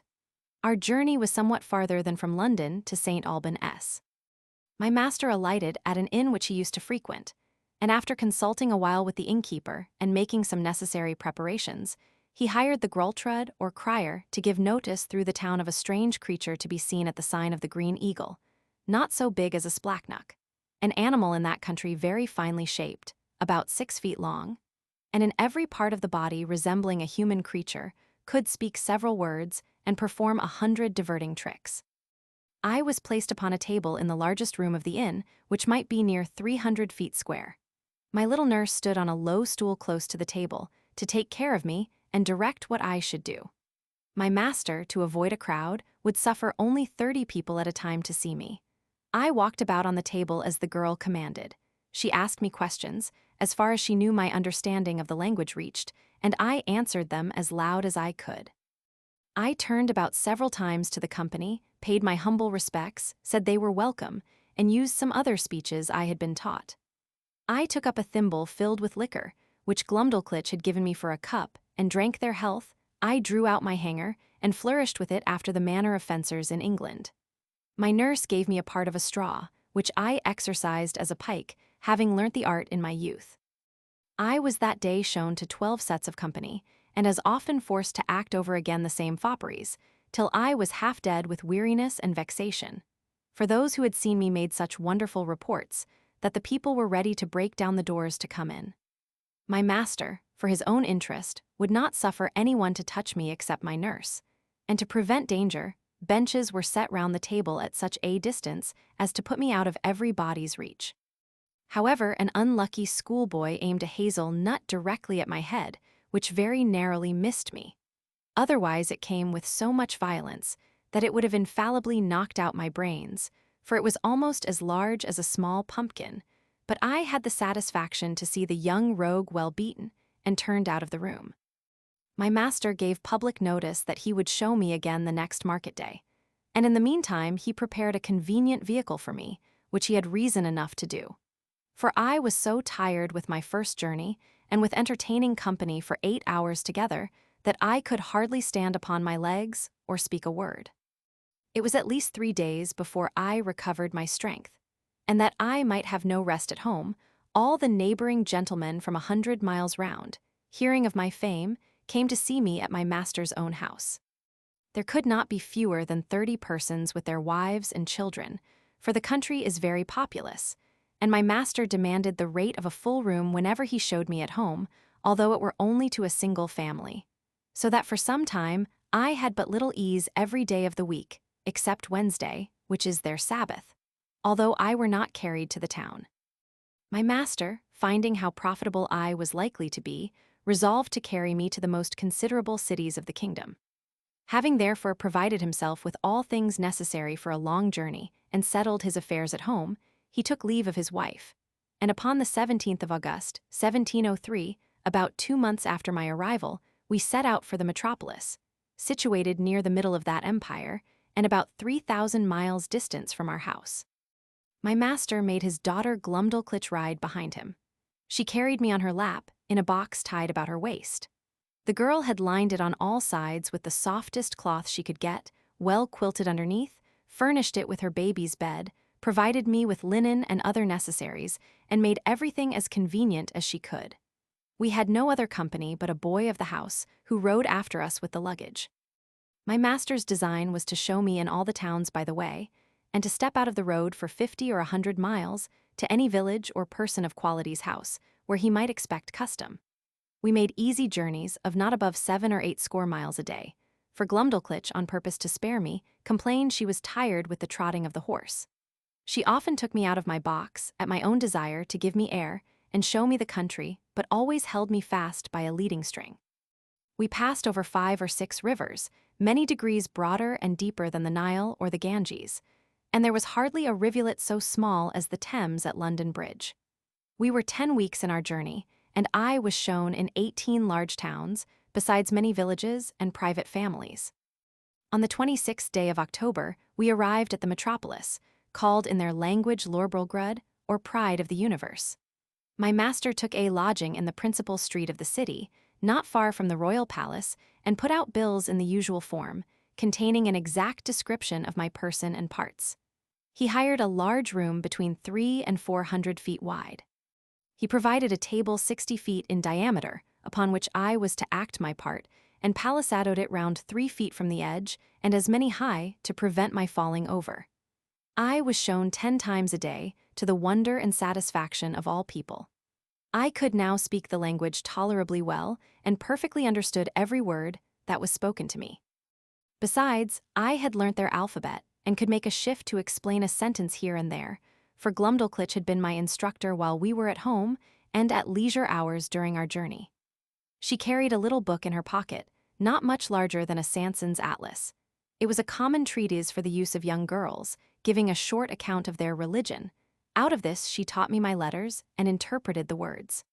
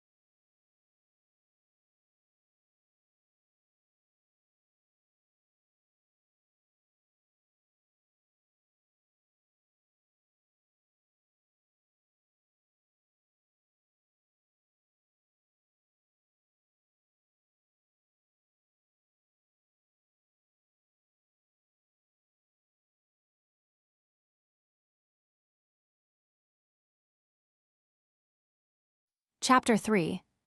The author sent for to court. The queen buys him of his master the farmer and presents him to the king. He disputes with his majesty's great scholars, an apartment at court provided for the author. He is in high favor with the queen.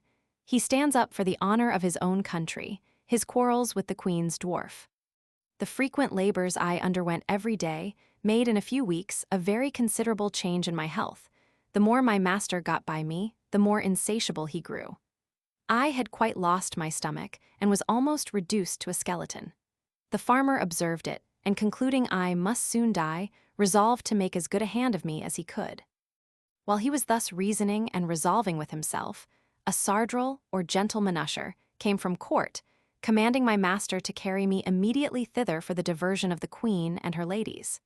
Some of the latter had already been to see me, and reported strange things of my beauty, behavior, and good sense. Her Majesty, and those who attended her, were beyond measure delighted with my demeanor.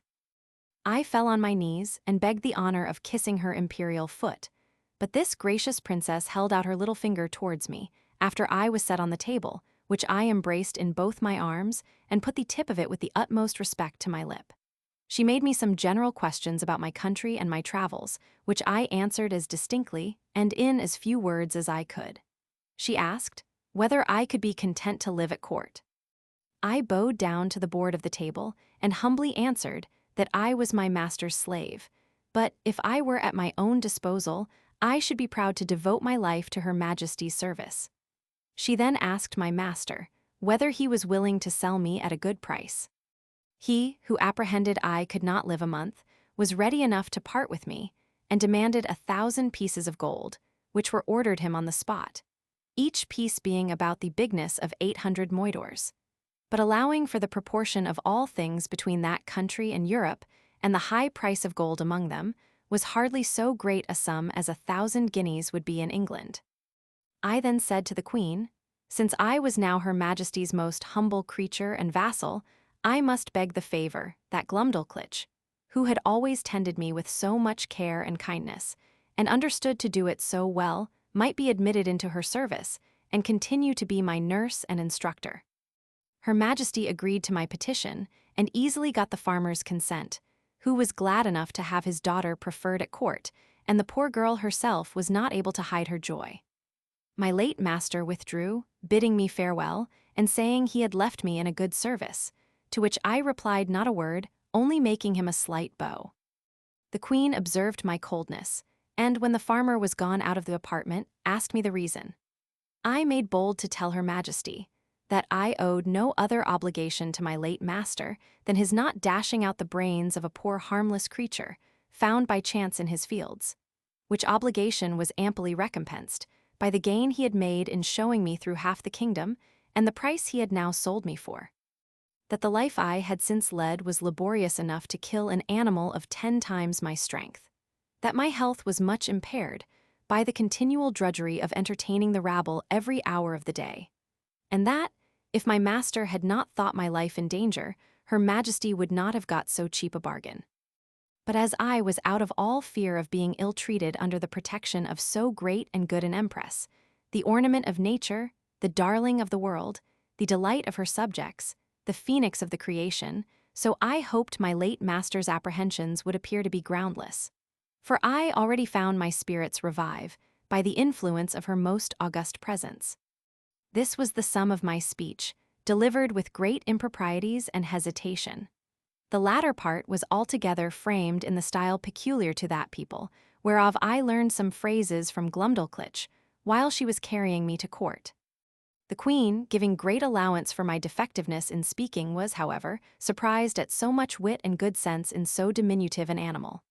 She took me in her own hand, and carried me to the King, who was then retired to his cabinet. His Majesty, a prince of much gravity and austere countenance, not well observing my shape at first view, asked the Queen after a cold manner, how long it was since she grew fond of a splacknock. For such it seems he took me to be, as I lay upon my breast in Her Majesty's right hand. But this princess, who has an infinite deal of wit and humour, set me gently on my feet upon the scrutoire, and commanded me to give His Majesty an account of myself, which I did in a very few words. And Glumdalclitch, who attended at the cabinet door, and could not endure I should be out of her sight, being admitted, confirmed all that had passed from my arrival at her father's house. The King, although he be as learned a person as any in his dominions, had been educated in the study of philosophy, and particularly mathematics. Yet when he observed my shape exactly, and saw me walk erect before I began to speak, conceived I might be a piece of clockwork, which is in that country arrived to a very great perfection, contrived by some ingenious artist. But when he heard my voice, and found what I delivered to be regular and rational, he could not conceal his astonishment. He was by no means satisfied with the relation I gave him of the manner I came into his kingdom, but thought it a story concerted between Glumdalclitch and her father, who had taught me a set of words to make me sell at a better price. Upon this imagination, he put several other questions to me, and still received rational answers, no otherwise defective than by a foreign accent and an imperfect knowledge in the language, with some rustic phrases which I had learned at the farmer's house, and did not suit the polite style of a court. His Majesty sent for 3 great scholars, who were then in their weekly waiting, according to the custom in that country. These gentlemen, after they had a while examined my shape with much nicety, were of different opinions concerning me. They all agreed that I could not be produced according to the regular laws of nature, because I was not framed with a capacity of preserving my life, either by swiftness, or climbing of trees, or digging holes in the earth. They observed by my teeth, which they viewed with great exactness, that I was a carnivorous animal, yet most quadrupeds being an overmatch for me, and field mice, with some others, too nimble, they could not imagine how I should be able to support myself, unless I fed upon snails and other insects, which they offered, by many learned arguments, to evince that I could not possibly do. One of these virtuosi seemed to think that I might be an embryo, or abortive birth. But this opinion was rejected by the other 2, who observed my limbs to be perfect and finished, and that I had lived several years, as it was manifest from my beard, the stumps whereof they plainly discovered through a magnifying glass. They would not allow me to be a dwarf, because my littleness was beyond all degrees of comparison. For the queen's favorite dwarf, the smallest ever known in that kingdom, was near 30 feet high.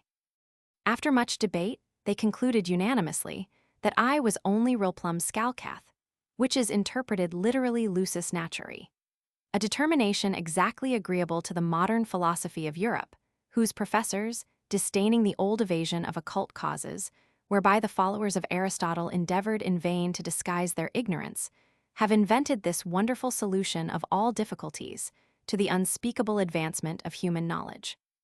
After this decisive conclusion, I entreated to be heard a word or two. I applied myself to the king and assured his majesty that I came from a country which abounded with several millions of both sexes and of my own stature, where the animals, trees, and houses were all in proportion, and where, by consequence, I might be as able to defend myself and to find sustenance as any of his majesty's subjects could do here, which I took for a full answer to those gentlemen's arguments. To this they only replied with a smile of contempt, saying that the farmer had instructed me very well in my lesson. The king, who had a much better understanding, dismissing his learned men, sent for the farmer, who by good fortune was not yet gone out of town. Having therefore first examined him privately, and then confronted him with me and the young girl, his majesty began to think that what we told him might possibly be true. He desired the queen to order that a particular care should be taken of me, and was of opinion that Glumdalclitch should still continue in her office of tending me, because he observed we had a great affection for each other. A convenient apartment was provided for her at court. She had a sort of governess appointed to take care of her education, a maid to dress her, and 2 other servants for menial offices.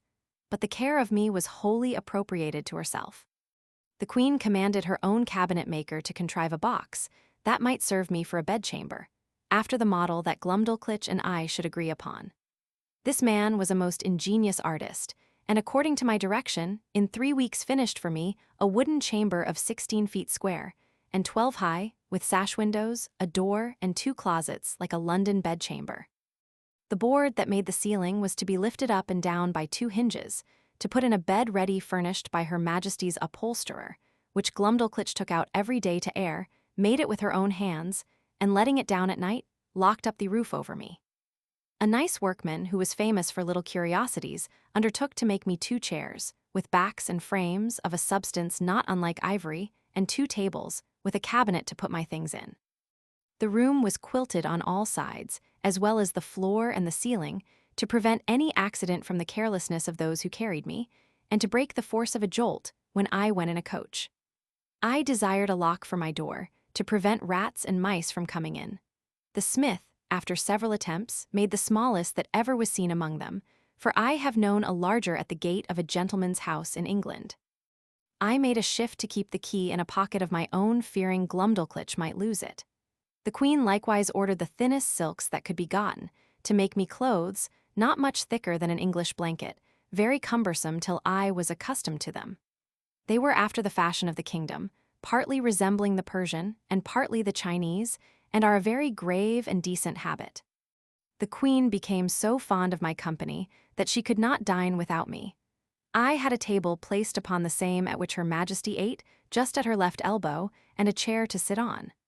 Glumdalclitch stood on a stool on the floor near my table, to assist and take care of me. I had an entire set of silver dishes and plates, and other necessaries, which, in proportion to those of the queen, were not much bigger than what I have seen in a London toy shop for the furniture of a baby house. These my little nurse kept in her pocket in a silver box, and gave me at meals as I wanted them, always cleaning them herself. No person dined with the queen but the 2 princesses royal, the eldest 16 years old, and the younger at that time 13 and a month. Her Majesty used to put a bit of meat upon one of my dishes, out of which I carved for myself, and her diversion was to see me eat in miniature. For the queen, who had indeed but a weak stomach, took up, at one mouthful, as much as a dozen English farmers could eat at a meal, which to me was for some time a very nauseous sight. She would crunch the wing of a lark, bones and all, between her teeth, although it were 9 times as large as that of a full-grown turkey, and put a bit of bread into her mouth as big as 2 12-penny loaves. She drank out of a golden cup above a hogshead at a draught. Her knives were twice as long as a scythe, set straight upon the handle. The spoons, forks, and other instruments were all in the same proportion. I remember when Glumdalclitch carried me, out of curiosity, to see some of the tables at court, where 10 or a dozen of those enormous knives and forks were lifted up together. I thought I had never, till then, beheld so terrible a sight. It is the custom that every Wednesday, which, as I have observed, is their Sabbath, the king and queen, with the royal issue of both sexes, dine together in the apartment of His Majesty, to whom I was now become a great favorite. And at these times my little chair and table were placed at his left hand, before one of the salt cellars. This prince took a pleasure in conversing with me, inquiring into the manners, religion, laws, government, and learning of Europe, wherein I gave him the best account I was able. His apprehension was so clear, and his judgment so exact, that he made very wise reflections and observations upon all I said. But I confess that, after I had been a little too copious in talking of my own beloved country, of our trade and wars by sea and land, of our schisms in religion and parties in the state, the prejudices of his education prevailed so far that he could not forbear taking me up in his right hand and stroking me gently with the other. After a hearty fit of laughing, asked me whether I was a Whig or Tory. Then turning to his first minister, who waited behind him with a white staff, near as tall as the mainmast of the royal sovereign, he observed, how contemptible a thing was human grandeur, which could be mimicked by such diminutive insects as I. And yet, says he, I dare engage these creatures have their titles and distinctions of honor. They contrive little nests and burrows that they call houses and cities. They make a figure in dress and equipage. They love, they fight, they dispute, they cheat, they betray. And thus he continued on, while my color came and went several times, with indignation, to hear our noble country, the mistress of arts and arms, the scourge of France, the arbitress of Europe, the seat of virtue, piety, honor, and truth, the pride and envy of the world, so contemptuously treated. But as I was not in a condition to resent injuries, so upon mature thoughts I began to doubt whether I was injured or number 4, after having been accustomed several months to the sight and converse of this people, and observed every object upon which I cast my eyes to be of proportionable magnitude. The horror I had at first conceived from their bulk and aspect was so far worn off, that if I had then beheld a company of English lords and ladies in their finery and birthday clothes, acting their several parts in the most courtly manner of strutting, and bowing, and prating, to say the truth, I should have been strongly tempted to laugh as much at them as the king and his grandees did at me. Neither, indeed, could I forbear smiling at myself, when the queen used to place me upon her hand towards a looking-glass, by which both our persons appeared before me in full view together, and there could be nothing more ridiculous than the comparison, so that I really began to imagine myself dwindled many degrees below my usual size. Nothing angered and mortified me so much as the queen's dwarf, who, being of the lowest stature that was ever in that country, for I verily think he was not full 30 feet high, became so insolent at seeing a creature so much beneath him, that he would always affect to swagger and look big as he passed by me in the queen's antechamber, while I was standing on some table talking with the lords or ladies of the court, and he seldom failed of a smart word or two upon my littleness, against which I could only revenge myself by calling him brother, challenging him to wrestle, and such repartees as are usually in the mouths of court pages. One day, at dinner, this malicious little cub was so nettled with something I had said to him, that, raising himself upon the frame of Her Majesty's chair, he took me up by the middle, as I was sitting down, not thinking any harm, and let me drop into a large silver bowl of cream, and then ran away as fast as he could. I fell over head and ears, and if I had not been a good swimmer it might have gone very hard with me, for Glumdalclitch in that instant happened to be at the other end of the room, and the queen was in such a fright that she wanted presence of mind to assist me. But my little nurse ran to my relief and took me out after I had swallowed above a quart of cream. I was put to bed. However, I received no other damage than the loss of a suit of clothes, which was utterly spoiled. The dwarf was soundly whipped, and as a farther punishment, forced to drink up the bowl of cream into which he had thrown me. Neither was he ever restored to favor, for soon after the queen bestowed him on a lady of high quality, so that I saw him no more to my very great satisfaction. For I could not tell to what extremities such a malicious urchin might have carried his resentment. He had before served me a scurvy trick, which set the queen a-laughing, although at the same time she was heartily vexed and would have immediately cashiered him if I had not been so generous as to intercede. Her Majesty had taken a marrow bone upon her plate, and after knocking out the marrow, placed the bone again in the dish erect, as it stood before. The dwarf, watching his opportunity, while Glumdalclitch was gone to the sideboard, mounted the stool that she stood on to take care of me at meals, took me up in both hands and squeezing my legs together, wedged them into the marrow bone above my waist, where I stuck for some time and made a very ridiculous figure. I believe it was near a minute before anyone knew what was become of me, for I thought it below me to cry out. But, as princes seldom get their meat hot, my legs were not scalded, only my stockings and breeches in a sad condition. The dwarf, at my entreaty, had no other punishment than a sound whipping. I was frequently rallied by the queen upon account of my fearfulness, and she used to ask me whether the people of my country were as great cowards as myself. The occasion was this. The kingdom is much pestered with flies in summer, and these odious insects, each of them as big as a Dunstable lark, hardly gave me any rest while I sat at dinner, with their continual humming and buzzing about mine ears. They would sometimes alight upon my victuals and leave their loathsome excrement, or spawn behind, which to me was very visible, though not to the natives of that country, whose large optics were not so acute as mine in viewing smaller objects. Sometimes they would fix upon my nose or forehead, where they stung me to the quick, smelling very offensively, and I could easily trace that viscous matter, which, our naturalists tell us, enables those creatures to walk with their feet upwards upon a ceiling. I had much ado to defend myself against these detestable animals, and could not forbear starting when they came on my face. It was the common practice of the dwarf to catch a number of these insects in his hand, as schoolboys do among us, and let them out suddenly under my nose, on purpose to frighten me and divert the queen.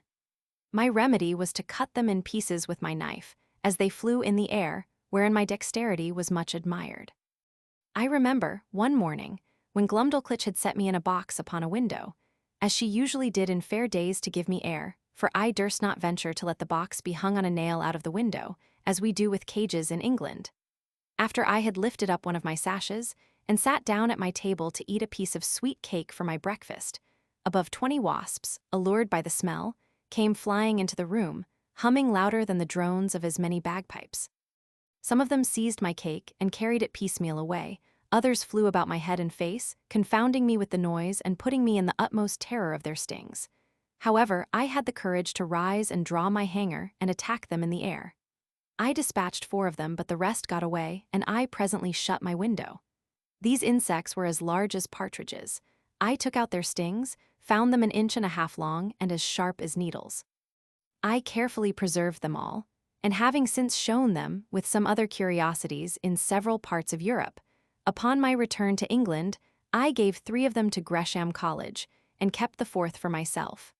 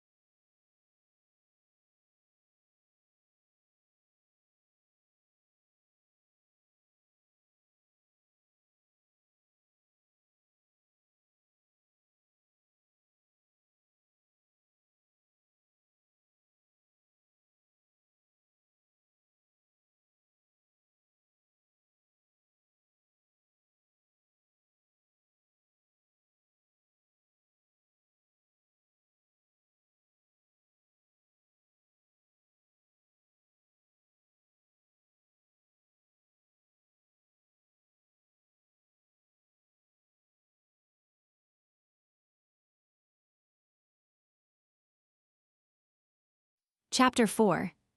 The country described, a proposal for correcting modern maps, the king's palace, and some account of the metropolis, the author's way of traveling, the chief temple described. I now intend to give the reader a short description of this country, as far as I traveled in it, which was not above 2,000 miles round Lilliput, the metropolis. For the queen, whom I always attended, never went farther when she accompanied the king in his progresses, and there stayed till his majesty returned from viewing his frontiers. The whole extent of this prince's dominions reaches about 6,000 miles in length, and from 3 to 5 in breadth. Whence I cannot but conclude that our geographers of Europe are in a great error, by supposing nothing but sea between Japan and California.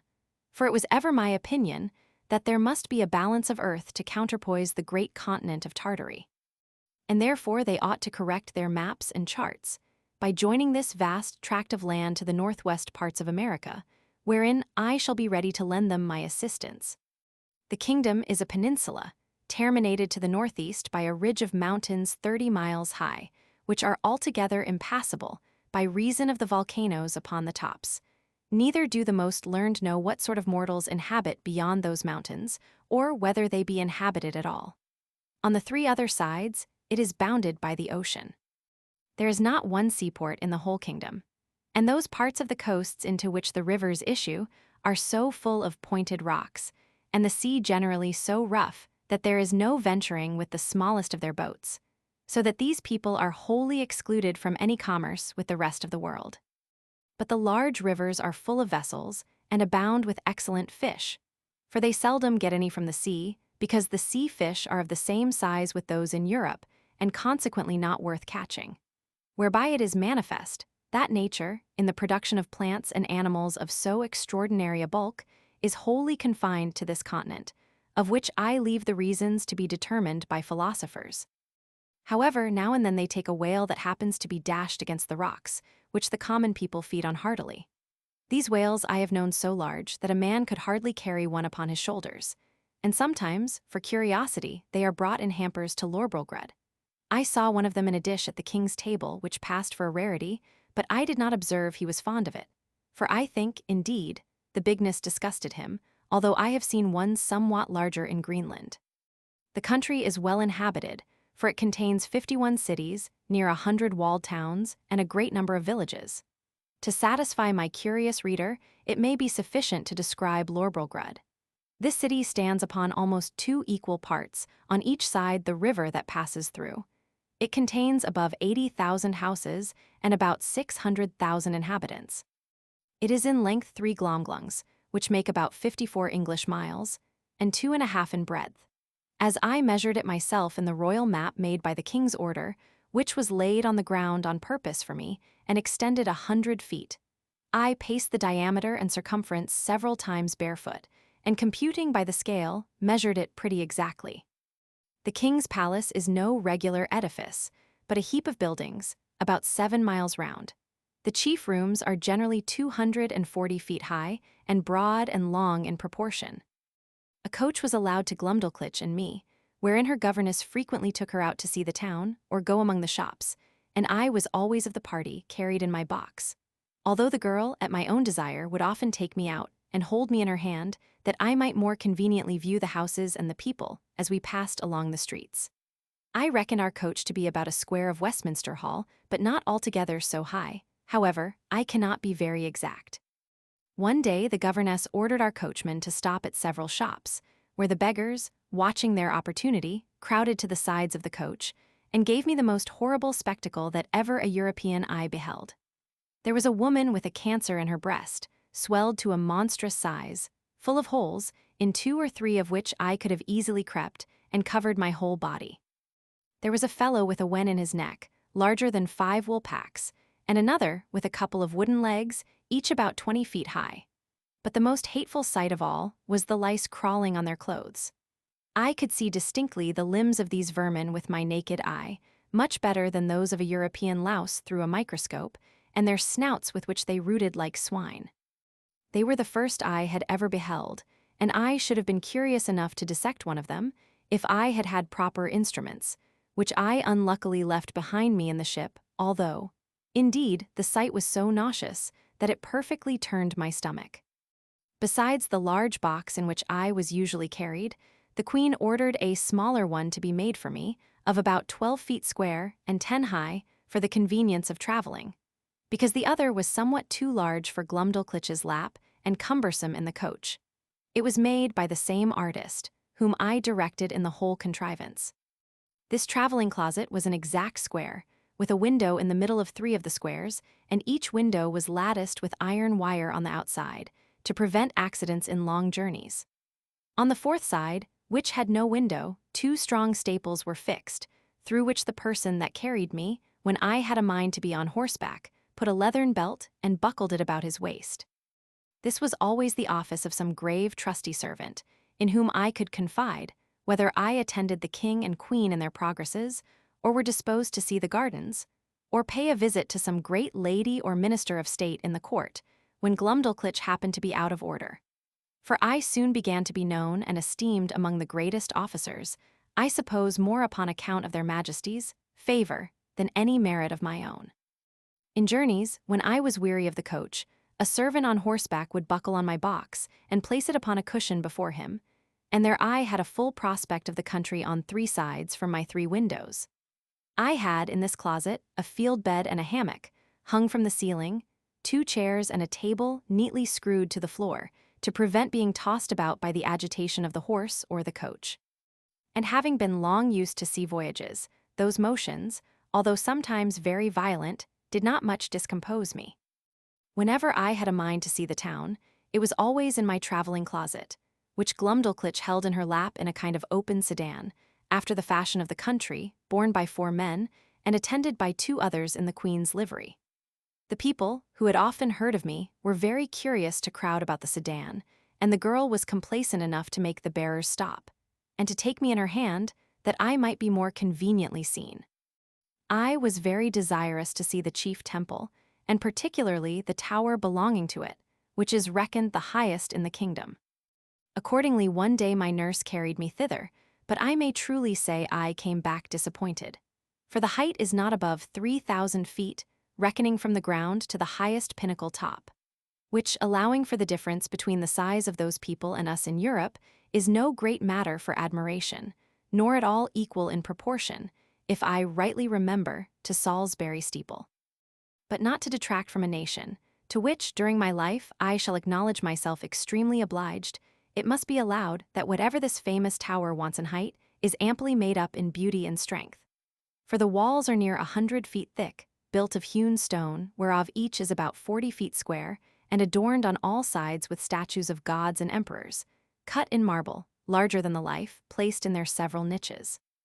I measured a little finger which had fallen down from one of these statues, and lay unperceived among some rubbish, and found it exactly 4 feet and an inch in length.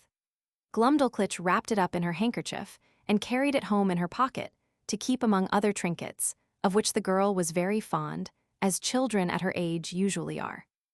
The king's kitchen is indeed a noble building, vaulted at top, and about 600 feet high. The great oven is not so wide, by 10 paces, as the cupola at St. Paul's, for I measured the latter on purpose after my return. But if I should describe the kitchen grate, the prodigious pots and kettles, the joints of meat turning on the spits, with many other particulars, perhaps I should be hardly believed. At least a severe critic would be apt to think I enlarged a little, as travelers are often suspected to do.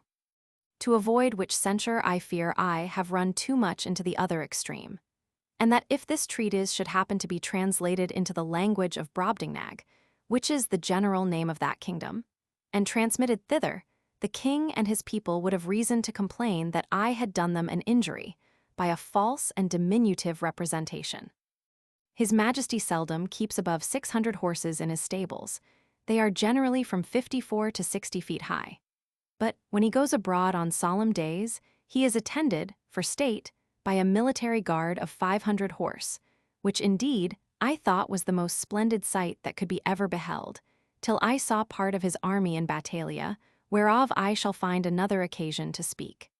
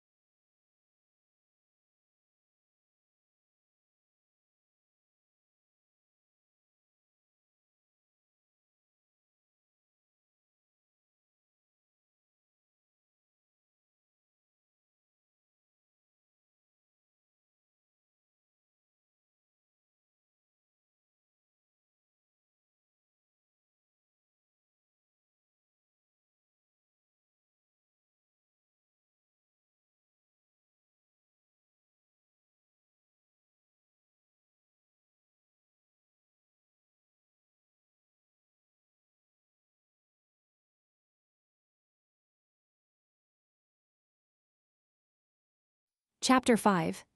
Several adventures that happen to the author. The execution of a criminal. The author shows his skill in navigation. I should have lived happy enough in that country if my littleness had not exposed me to several ridiculous and troublesome accidents, some of which I shall venture to relate.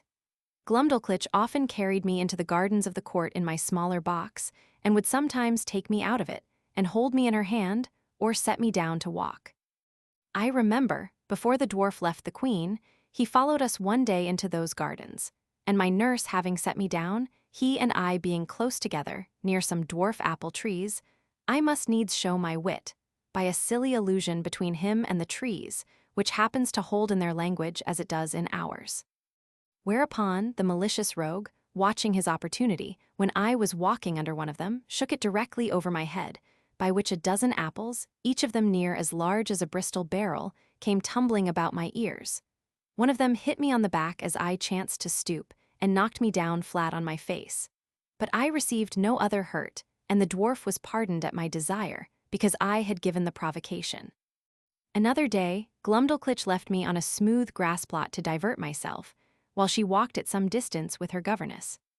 In the meantime, there suddenly fell such a violent shower of hail, that I was immediately, by the force of it, struck to the ground. And when I was down, the hailstones gave me such cruel bangs all over the body, as if I had been pelted with tennis balls.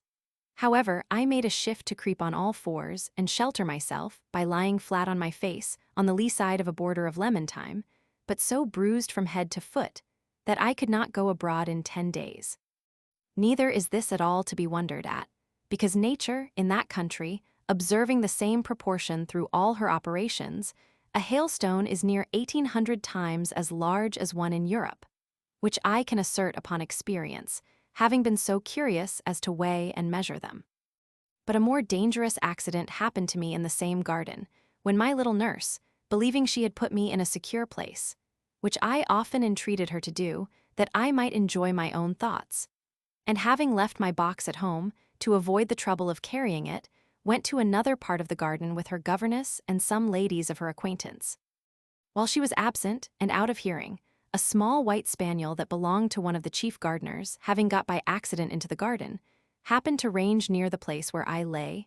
The dog, following the scent, came directly up, and taking me in his mouth, ran straight to his master wagging his tail, and set me gently on the ground. By good fortune he had been so well taught that I was carried between his teeth without the least hurt, or even tearing my clothes. But the poor gardener, who knew me well and had a great kindness for me, was in a terrible fright. He gently took me up in both his hands and asked me how I did, but I was so amazed and out of breath that I could not speak a word. In a few minutes I came to myself, and he carried me safe to my little nurse, who, by this time, had returned to the place where she left me, and was in cruel agonies when I did not appear, nor answer when she called. She severely reprimanded the gardener on account of his dog. But the thing was hushed up and never known at court, for the girl was afraid of the queen's anger. And truly, as to myself, I thought it would not be for my reputation that such a story should go about. This accident absolutely determined Glumdalclitch never to trust me abroad for the future out of her sight. I had been long afraid of this resolution, and therefore concealed from her some little unlucky adventures that happened in those times when I was left by myself. Once a kite, hovering over the garden, made a stoop at me, and if I had not resolutely drawn my hanger and run under a thick espalier, he would have certainly carried me away in his talons.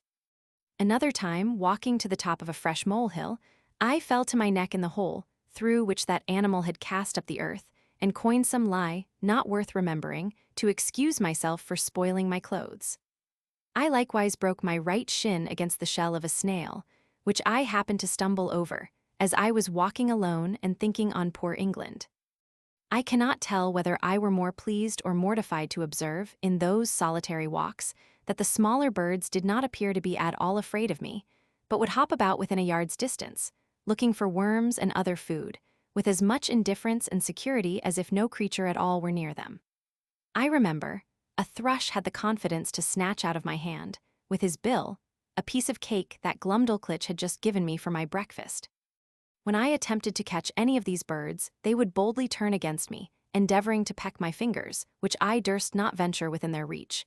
and then they would hop back unconcerned to hunt for worms or snails as they did before. But one day, I took a thick cudgel and threw it with all my strength so luckily at a linnet that I knocked him down and, seizing him by the neck with both my hands, ran with him in triumph to my nurse. However, the bird, who had only been stunned, recovering himself, gave me so many boxes with his wings on both sides of my head and body, though I held him at arm's length and was out of the reach of his claws, that I was 20 times thinking to let him go. But I was soon relieved by one of our servants, who wrung off the bird's neck, and I had him next day for dinner, by the Queen's command. This linnet, as near as I can remember, seemed to be somewhat larger than an English swan. The maids of honor often invited Glumdalclitch to their apartments, and desired she would bring me along with her, on purpose to have the pleasure of seeing and touching me. They would often strip me naked from top to toe and lay me at full length in their bosoms, wherewith I was much disgusted because, to say the truth, a very offensive smell came from their skins, which I do not mention or intend to the disadvantage of those excellent ladies, for whom I have all manner of respect. But I conceive that my sense was more acute in proportion to my littleness, and that those illustrious persons were no more disagreeable to their lovers, or to each other, than people of the same quality are with us in England. And, after all, I found their natural smell was much more supportable than when they used perfumes, under which I immediately swooned away. I cannot forget that an intimate friend of mine in Lilliput took the freedom in a warm day, when I had used a good deal of exercise, to complain of a strong smell about me, although I am as little faulty that way as most of my sex. But I suppose his faculty of smelling was as nice with regard to me as mine was to that of this people. Upon this point, I cannot forbear doing justice to the Queen my mistress, and Glumdalclitch my nurse, whose persons were as sweet as those of any lady in England. That which gave me most uneasiness among these maids of honor, when my nurse carried me to visit them, was to see them use me without any manner of ceremony, like a creature who had no sort of consequence. For they would strip themselves to the skin and put on their smocks in my presence, while I was placed on their toilet, directly before their naked bodies, which I am sure to me was very far from being a tempting sight, or from giving me any other emotions than those of horror and disgust.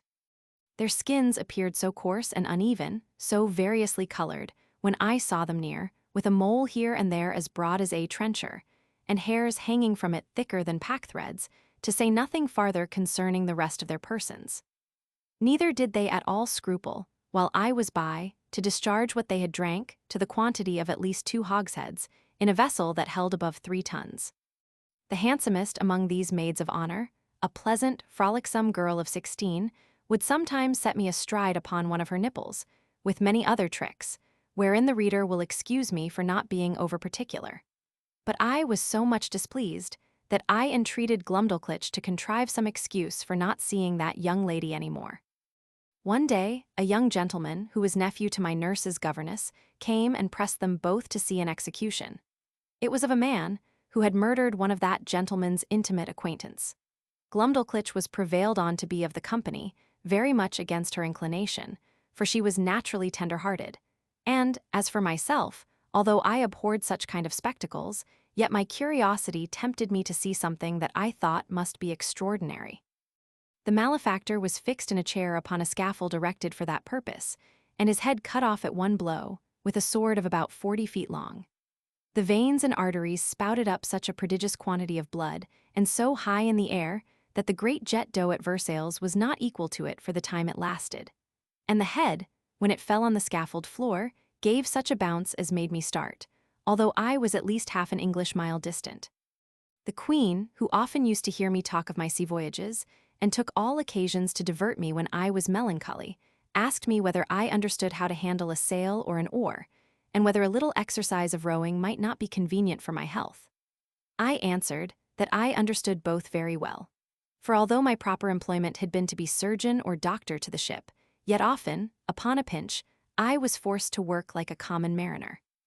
But I could not see how this could be done in their country, where the smallest wherry was equal to a first-rate man of war among us, and such a boat as I could manage would never live in any of their rivers. Her Majesty said, if I would contrive a boat, her own joiner should make it, and she would provide a place for me to sail in. The fellow was an ingenious workman, and by my instructions, in 10 days, finished a pleasure boat with all its tackling, able conveniently to hold 8 Europeans. When it was finished, the queen was so delighted that she ran with it in her lap to the king, who ordered it to be put into a cistern full of water, with me in it, by way of trial, where I could not manage my 2 sculls or little oars for want of room. But the queen had before contrived another project. She ordered the joiner to make a wooden trough of 300 feet long, 50 broad, and 8 deep, which, being well pitched to prevent leaking, was placed on the floor, along the wall in an outer room of the palace. It had a cock near the bottom to let out the water when it began to grow stale, and 2 servants could easily fill it in half an hour. Here I often used to row for my own diversion, as well as that of the queen and her ladies, who thought themselves well entertained with my skill and agility. Sometimes I would put up my sail, and then my business was only to steer, while the ladies gave me a gale with their fans, and when they were weary, some of their pages would blow my sail forward with their breath, while I showed my art by steering starboard or larboard as I pleased. When I had done, Glumdalclitch always carried back my boat into her closet and hung it on a nail to dry. In this exercise I once met an accident, which had like to have cost me my life. For, one of the pages having put my boat into the trough, the governess who attended Glumdalclitch very officiously lifted me up, to place me in the boat. But I happened to slip through her fingers, and should infallibly have fallen down 40 feet upon the floor, if, by the luckiest chance in the world, I had not been stopped by a corking pin that stuck in the good gentlewoman's stomacher.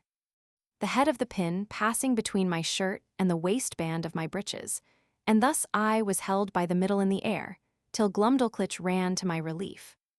Another time, one of the servants, whose office it was to fill my trough every 3rd day with fresh water, was so careless as to let a huge frog, not perceiving it, slip out of his pail. The frog lay concealed till I was put into my boat, but then, seeing a resting place, climbed up and made it lean so much on one side that I was forced to balance it with all my weight on the other, to prevent overturning.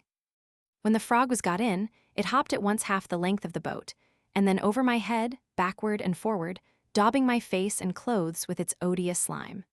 The largeness of its features made it appear the most deformed animal that can be conceived. However, I desired Glumdalclitch to let me deal with it alone. I banged it a good while with one of my sculls, and at last forced it to leap out of the boat. But the greatest danger I ever underwent in that kingdom was from a monkey who belonged to one of the clerks of the kitchen. Glumdalclitch had locked me up in her closet, while she went somewhere upon business or a visit.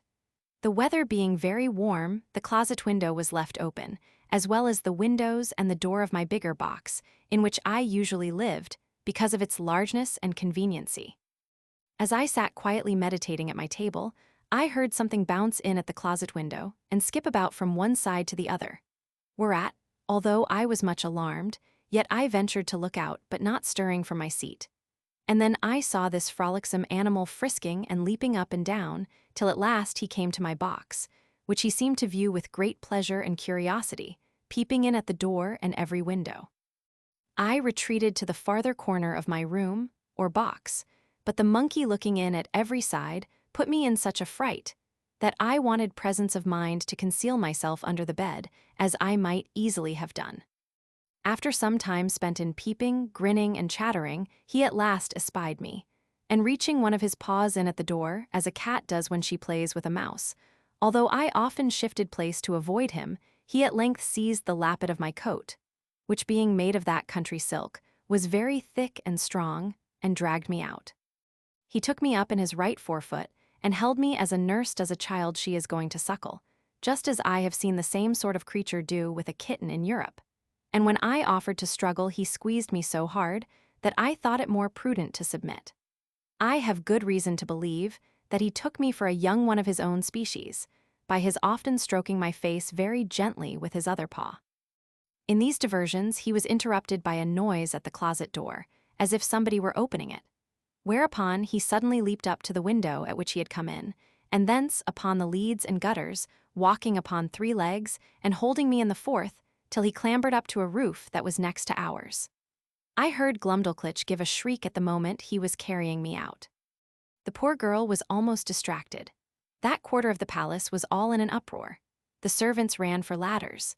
The monkey was seen by hundreds in the court, sitting upon the ridge of a building, holding me like a baby in one of his forepaws, and feeding me with the other, by cramming into my mouth some victuals he had squeezed out of the bag on one side of his chaps, and patting me when I would not eat, whereat many of the rabble below could not forbear laughing. Neither do I think they justly ought to be blamed, for, without question, the sight was ridiculous enough to everybody but myself. Some of the people threw up stones, hoping to drive the monkey down, but this was strictly forbidden, or else, very probably, my brains had been dashed out. The ladders were now applied, and mounted by several men, which the monkey observing, and finding himself almost encompassed, not being able to make speed enough with his 3 legs, let me drop on a ridge tile and made his escape.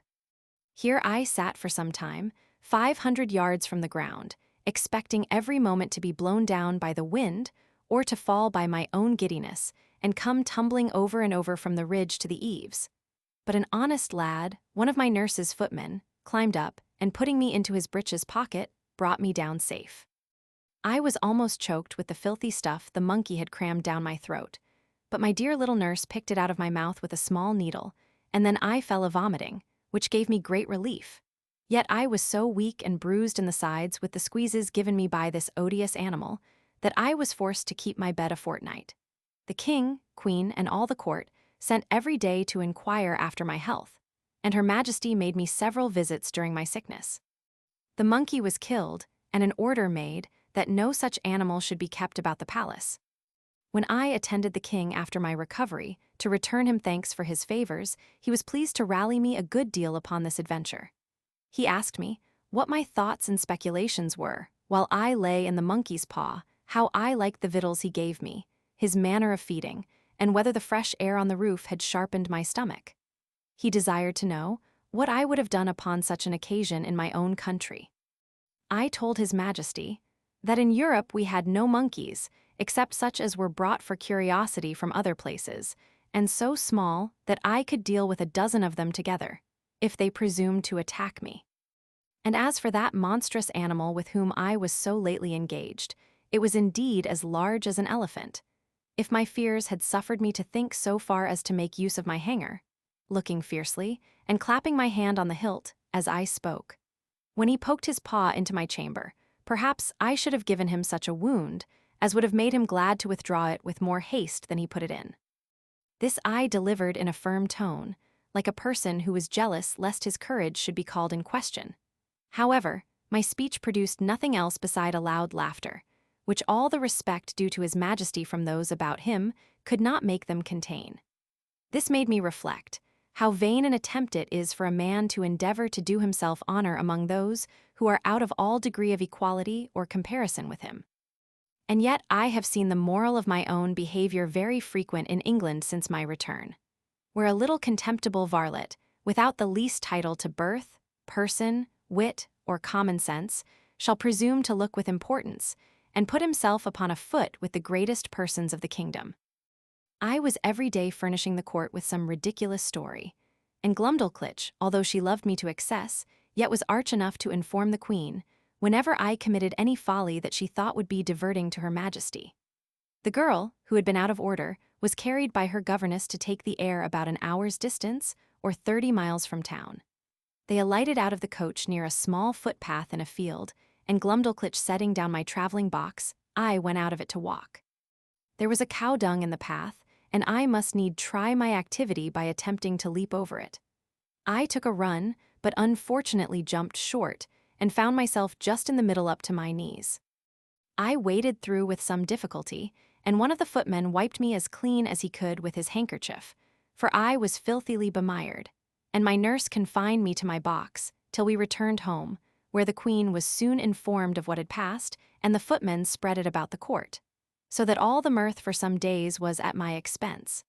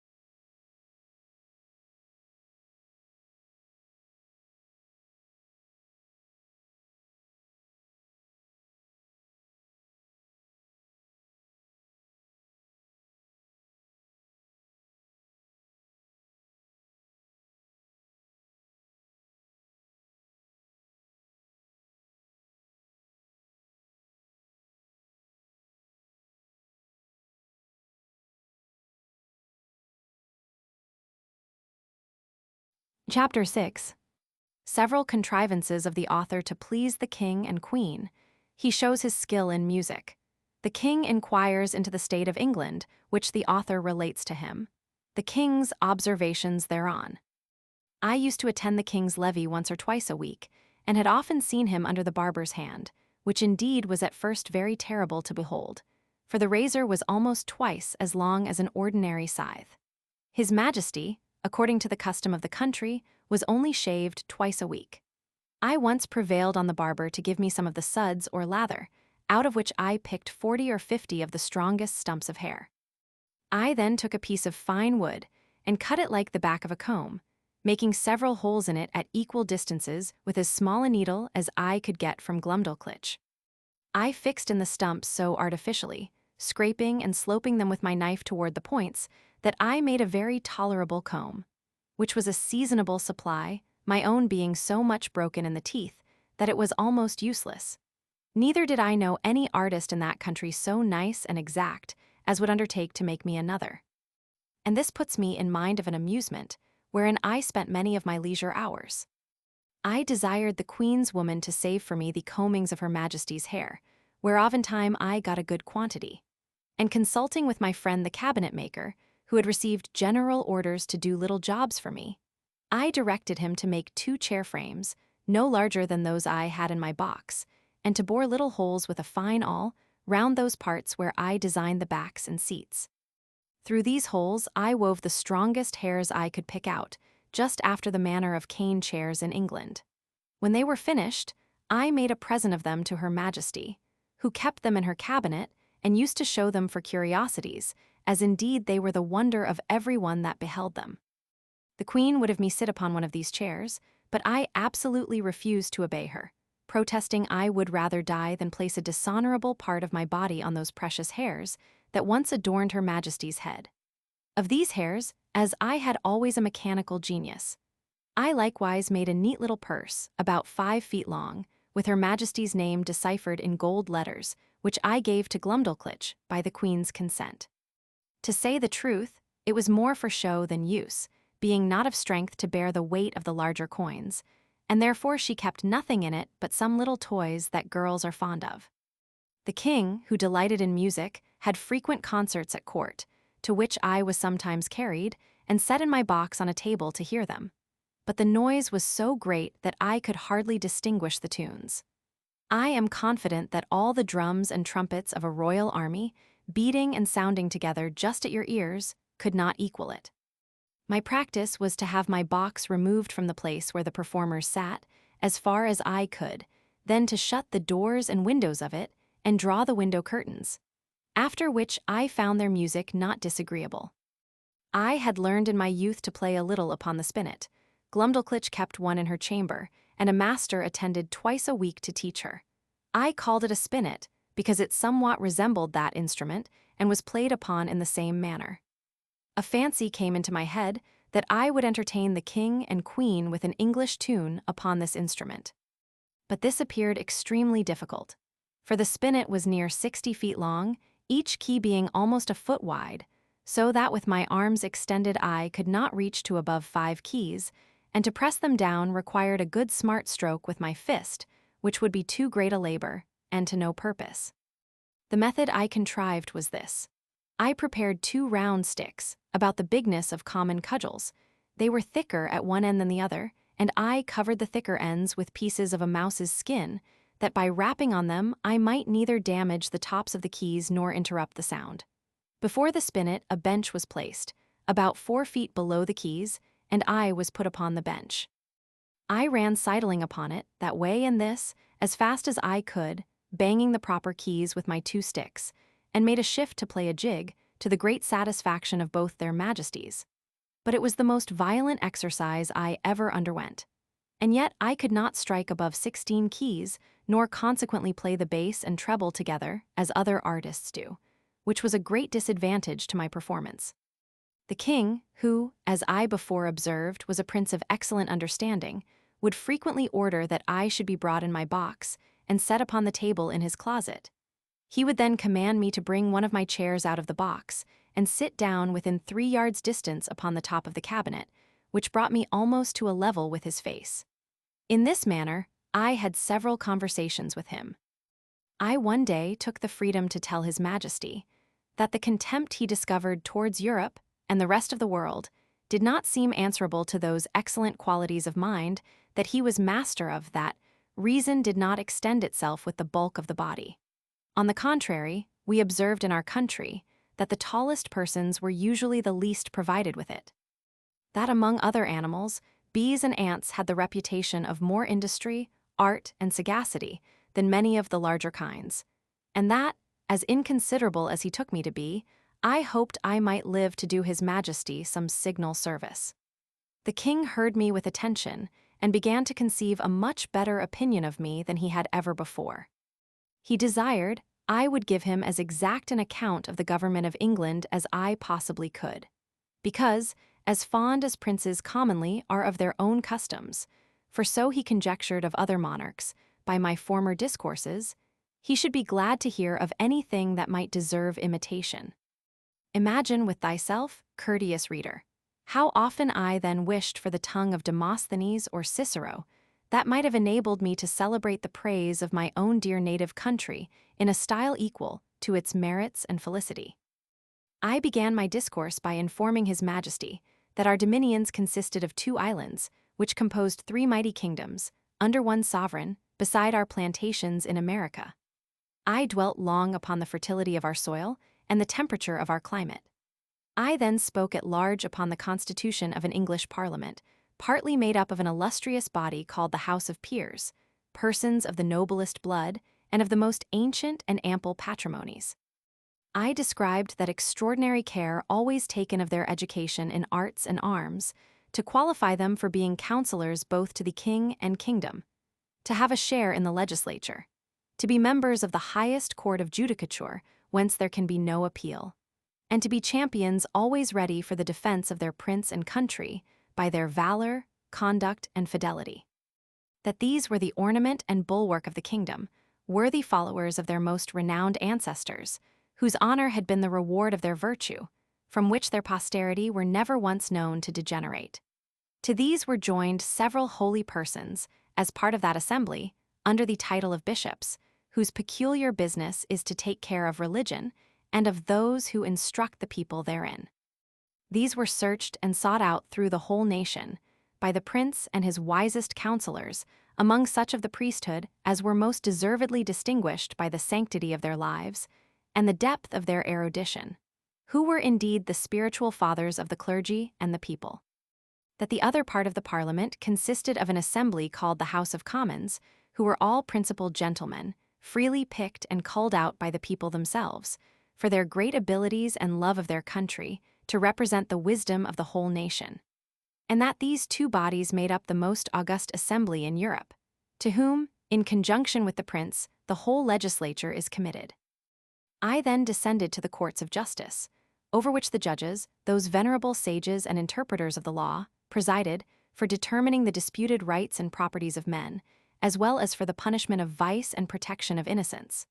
I mentioned the prudent management of our treasury, the valor and achievements of our forces, by sea and land. I computed the number of our people, by reckoning how many millions there might be of each religious sect or political party among us. I did not omit even our sports and pastimes, or any other particular which I thought might redound to the honor of my country, and I finished all with a brief historical account of affairs and events in England for about 100 years past.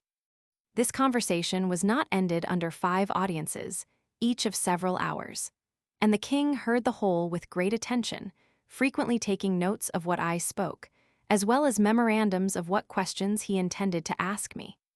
When I had put an end to these long discourses, His Majesty, in a 6th audience, consulting his notes, proposed many doubts, queries, and objections upon every article. He asked, what methods were used to cultivate the minds and bodies of our young nobility, and in what kind of business they commonly spent the first and teachable parts of their lives? What course was taken to supply that assembly when any noble family became extinct? What qualifications were necessary in those who are to be created new lords?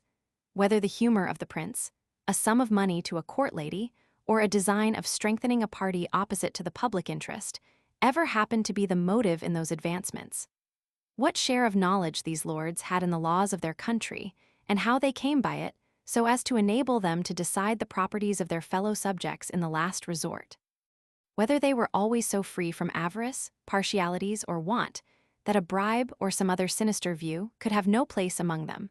Whether those holy lords I spoke of were always promoted to that rank upon account of their knowledge in religious matters, and the sanctity of their lives, had never been compliers with the times, while they were common priests, or slavish prostitute chaplains to some nobleman, whose opinions they continued servilely to follow after they were admitted into that assembly.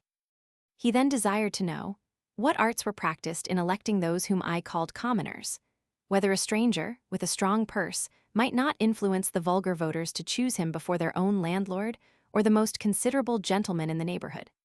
How it came to pass that people were so violently bent upon getting into this assembly, which I allowed to be a great trouble and expense, often to the ruin of their families, without any salary or pension.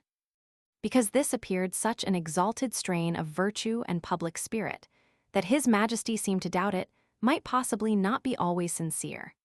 And he desired to know whether such zealous gentlemen could have any views of refunding themselves for the charges and trouble they were at by sacrificing the public good to the designs of a weak and vicious prince, in conjunction with a corrupted ministry.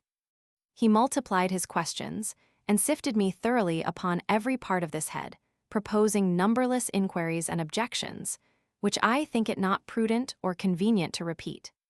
Upon what I said in relation to our courts of justice, His Majesty desired to be satisfied in several points, and this I was the better able to do, having been formerly almost ruined by a long suit in Chancery, which was decreed for me with costs.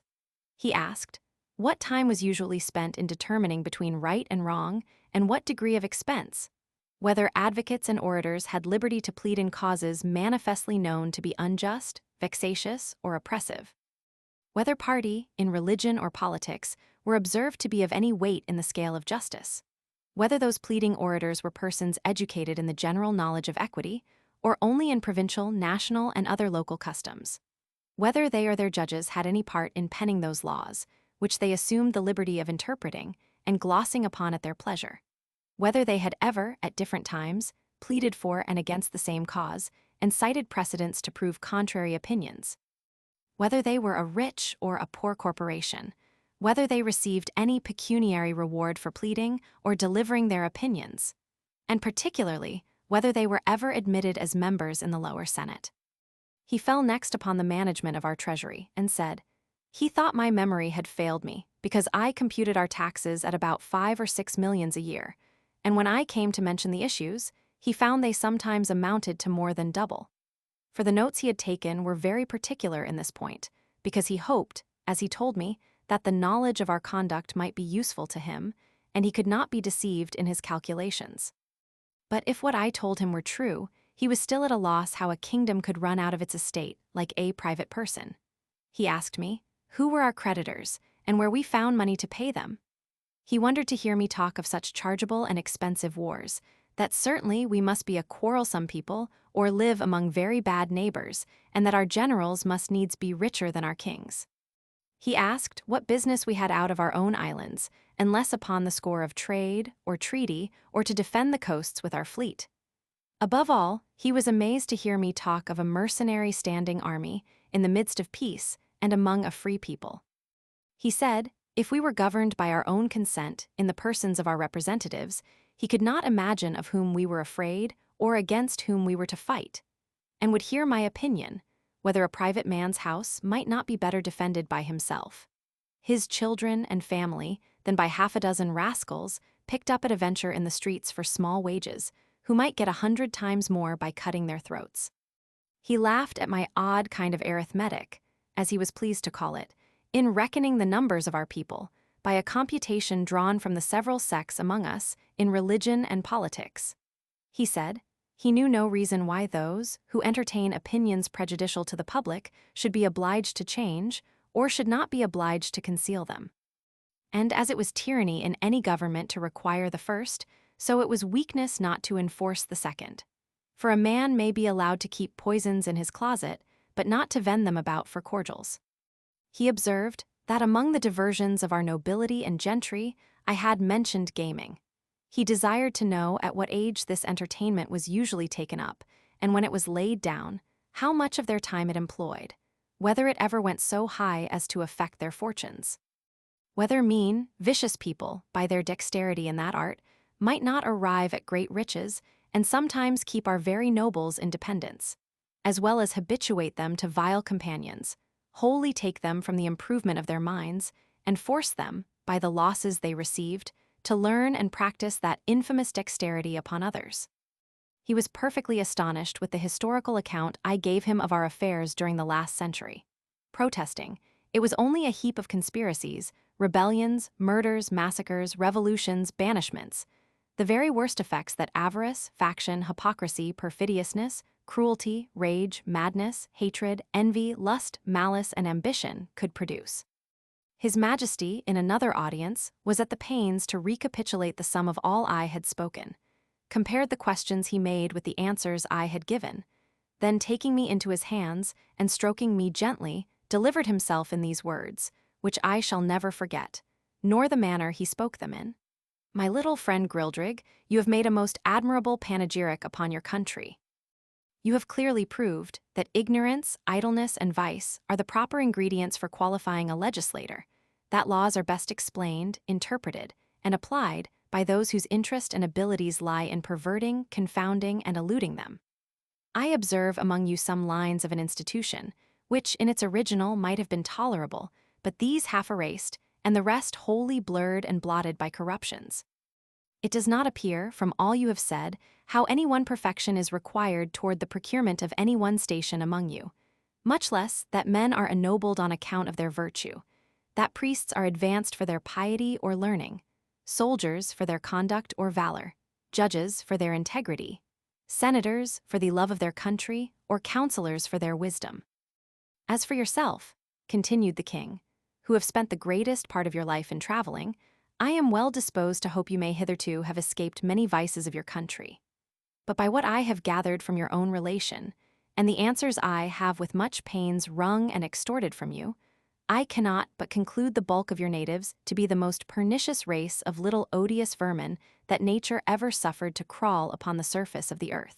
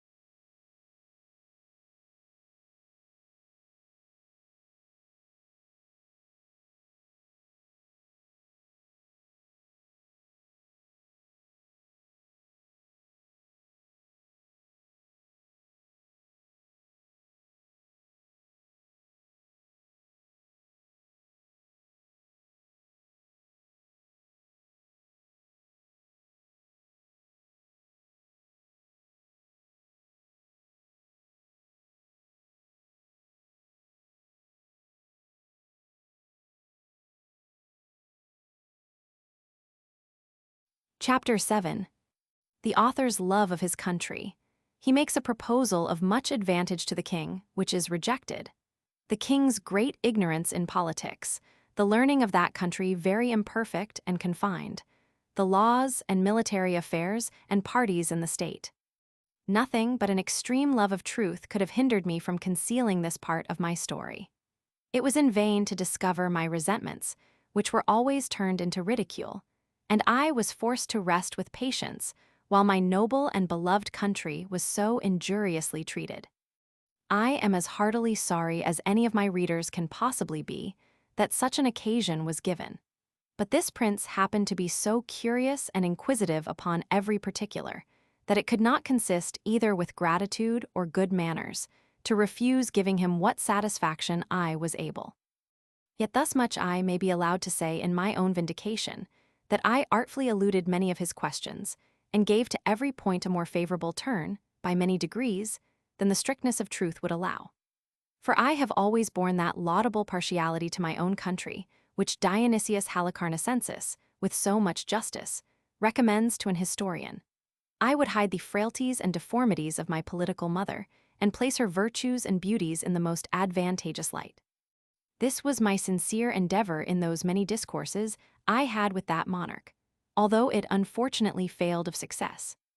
But great allowances should be given to a king, who lives wholly secluded from the rest of the world, and must therefore be altogether unacquainted with the manners and customs that most prevail in other nations, the want of which knowledge will ever produce many prejudices, and a certain narrowness of thinking, from which we and the politer countries of Europe are wholly exempted. And it would be hard indeed, if so remote a prince's notions of virtue and vice were to be offered as a standard for all mankind. To confirm what I have now said, and further to show the miserable effects of a confined education, I shall here insert a passage, which will hardly obtain belief. In hopes to ingratiate myself further into His Majesty's favor, I told him of an invention discovered between 300 and 400 years ago to make a certain powder, into a heap of which the smallest spark of fire falling would kindle the whole in a moment, although it were as big as a mountain, and make it all fly up in the air together, with a noise and agitation greater than thunder. That a proper quantity of this powder rammed into a hollow tube of brass or iron, according to its bigness, would drive a ball of iron or lead, with such violence and speed, as nothing was able to sustain its force. That the largest balls thus discharged would not only destroy whole ranks of an army at once, but batter the strongest walls to the ground, sink down ships, with 1,000 men in each, to the bottom of the sea, and when linked together by a chain, would cut through masts and rigging, divide hundreds of bodies in the middle, and lay all waste before them. That we often put this powder into large hollow balls of iron, and discharged them by an engine into some city we were besieging, which would rip up the pavements, tear the houses to pieces, burst and throw splinters on every side, dashing out the brains of all who came near. That I knew the ingredients very well, which were cheap and common. I understood the manner of compounding them, and could direct his workmen how to make those tubes, of a size proportionable to all other things in His Majesty's kingdom, and the largest need not be above 100 feet long. 20 or 30 of which tubes, charged with the proper quantity of powder and balls, would batter down the walls of the strongest town in his dominions in a few hours, or destroy the whole metropolis, if ever it should pretend to dispute his absolute commands. This I humbly offered to His Majesty, as a small tribute of acknowledgment, in turn for so many marks that I had received, of his royal favor and protection. The king was struck with horror at the description I had given of those terrible engines, and the proposal I had made. He was amazed how so impotent and groveling an insect as I, these were his expressions, could entertain such inhuman ideas, and in so familiar a manner, as to appear wholly unmoved at all the scenes of blood and desolation which had painted as the common effects of those destructive machines, whereof, he said, some evil genius, enemy to mankind, must have been the first contriver. As for himself, he protested that although few things delighted him so much as new discoveries in art or in nature, yet he would rather lose half his kingdom than be privy to such a secret, which he commanded me, as I valued any life, never to mention any more. A strange effect of narrow principles and views, that a prince possessed of every quality which procures veneration, love, and esteem, of strong parts, great wisdom, and profound learning, endowed with admirable talents, and almost adored by his subjects, should from a nice, unnecessary scruple, whereof in Europe we can have no conception, let slip an opportunity put into his hands that would have made him absolute master of the lives, the liberties, and the fortunes of his people. Neither do I say this with the least intention to detract from the many virtues of that excellent king, whose character, I am sensible, will, on this account, be very much lessened in the opinion of an English reader. But I take this defect among them to have risen from their ignorance, by not having hitherto reduced politics into a science, as the more acute wits of Europe have done. For I remember very well in a discourse one day with the king when I happened to say, there were several thousand books among us written upon the art of government. It gave him, directly contrary to my intention, a very mean opinion of our understandings. He professed both to abominate and despise all mystery, refinement, and intrigue, either in a prince or a minister. He could not tell what I meant by secrets of state, where an enemy or some rival nation were not in the case. He confined the knowledge of governing within very narrow bounds, to common sense and reason, to justice and lenity, to the speedy determination of civil and criminal causes, with some other obvious topics which are not worth considering. And he gave it for his opinion that whoever could make 2 ears of corn or 2 blades of grass to grow upon a spot of ground where only one grew before would deserve better of mankind and do more essential service to his country than the whole race of politicians put together. The learning of this people is very defective, consisting only in morality, history, poetry, and mathematics, wherein they must be allowed to excel. But the last of these is wholly applied to what may be useful in life, to the improvement of agriculture and all mechanical arts, so that among us it would be little esteemed. And as to ideas, entities, abstractions, and transcendentals, I could never drive the least conception into their heads. No law in that country must exceed in words the number of letters in their alphabet, which consists only of 2 and 20. But indeed few of them extend even to that length. They are expressed in the most plain and simple terms, wherein those people are not mercurial enough to discover above one interpretation, and to write a comment upon any law is a capital crime. As to the decision of civil causes or proceedings against criminals, their precedents are so few that they have little reason to boast of any extraordinary skill in either. They have had the art of printing, as well as the Chinese, time out of mind, but their libraries are not very large, for that of the king, which is reckoned the largest, does not amount to above 1,000 volumes, placed in a gallery of 1,200 feet long, whence I had liberty to borrow what books I pleased. The queen's joiner had contrived in one of Glumdalclitch's rooms a kind of wooden machine 25 feet high, formed like a standing ladder. The steps were each 50 feet long. It was indeed a movable pair of stairs, the lowest end placed at 10 feet distance from the wall of the chamber. The book one had a mind to read was put up leaning against the wall. I first mounted to the upper step of the ladder, and turning my face towards the book, began at the top of the page, and so walking to the right and left about 8 or 10 paces, according to the length of the lines, till I had gotten a little below the level of my eyes, and then descending gradually till I came to the bottom. After which I mounted again, and began the other page in the same manner, and so turned over the leaf, which I could easily do with both my hands, for it was as thick and stiff as a pasteboard, and in the largest folios not above 18 or 20 feet long. Their style is clear, masculine, and smooth, but not florid, for they avoid nothing more than multiplying unnecessary words or using various expressions. I have perused many of their books, especially those in history and morality. Among the rest, I was much diverted with a little old treatise, which always lay in Glumdalclitch's bed-chamber, and belonged to her governess, a grave elderly gentlewoman who dealt in writings of morality and devotion. The book treats of the weakness of humankind, and is in little esteem, except among the women and the vulgar. However, I was curious to see what an author of that country could say upon such a subject. This writer went through all the usual topics of European moralists, showing how diminutive, contemptible, and helpless an animal was man in his own nature, how unable to defend himself from inclemencies of the air or the fury of wild beasts, how much he was excelled by one creature in strength, by another in speed, by a third in foresight, by a fourth in industry. He added that nature was degenerated in these latter declining ages of the world, and could now produce only small abortive births in comparison of those in ancient times.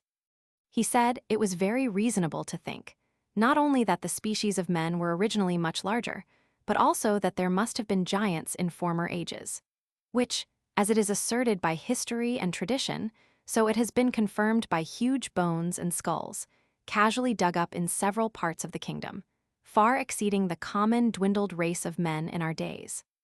He argued that the very laws of nature absolutely required we should have been made, in the beginning of a size more large and robust, not so liable to destruction from every little accident, of a tile falling from a house, or a stone cast from the hand of a boy, or being drowned in a little brook. From this way of reasoning, the author drew several moral applications, useful in the conduct of life, but needless here to repeat. For my own part, I could not avoid reflecting how universally this talent was spread, of drawing lectures in morality, or indeed rather matter of discontent and repining, from the quarrels we raise with nature. And I believe, upon a strict inquiry, those quarrels might be shown as ill-grounded among us as they are among that people. As to their military affairs, they boast that the king's army consists of 176,000 foot and 32,000 horse. If that may be called an army, which is made up of tradesmen in the several cities and farmers in the country, whose commanders are only the nobility and gentry, without pay or reward. They are indeed perfect enough in their exercises and under very good discipline, wherein I saw no great merit. For how should it be otherwise, where every farmer is under the command of his own landlord, and every citizen under that of the principal men in his own city, chosen after the manner of Venice, by ballot? I have often seen the militia of Lilliput drawn out to exercise in a great field near the city of 20 miles square. They were in all not above 25,000 foot and 6,000 horse, but it was impossible for me to compute their number, considering the space of ground they took up. A cavalier, mounted on a large steed, might be about 90 feet high. I have seen this whole body of horse, upon a word of command, draw their swords at once and brandish them in the air. Imagination can figure nothing so grand, so surprising, and so astonishing. It looked as if 10,000 flashes of lightning were darting at the same time from every quarter of the sky. I was curious to know how this prince, to whose dominions there is no access from any other country, came to think of armies or to teach his people the practice of military discipline. But I was soon informed, both by conversation and reading their histories. For, in the course of many ages, they have been troubled with the same disease to which the whole race of mankind is subject, the nobility often contending for power, the people for liberty, and the king for absolute dominion. All which, however happily tempered by the laws of that kingdom, have been sometimes violated by each of the three parties, and have more than once occasioned civil wars, the last whereof was happily put an end to by this prince's grandfather, in a general composition.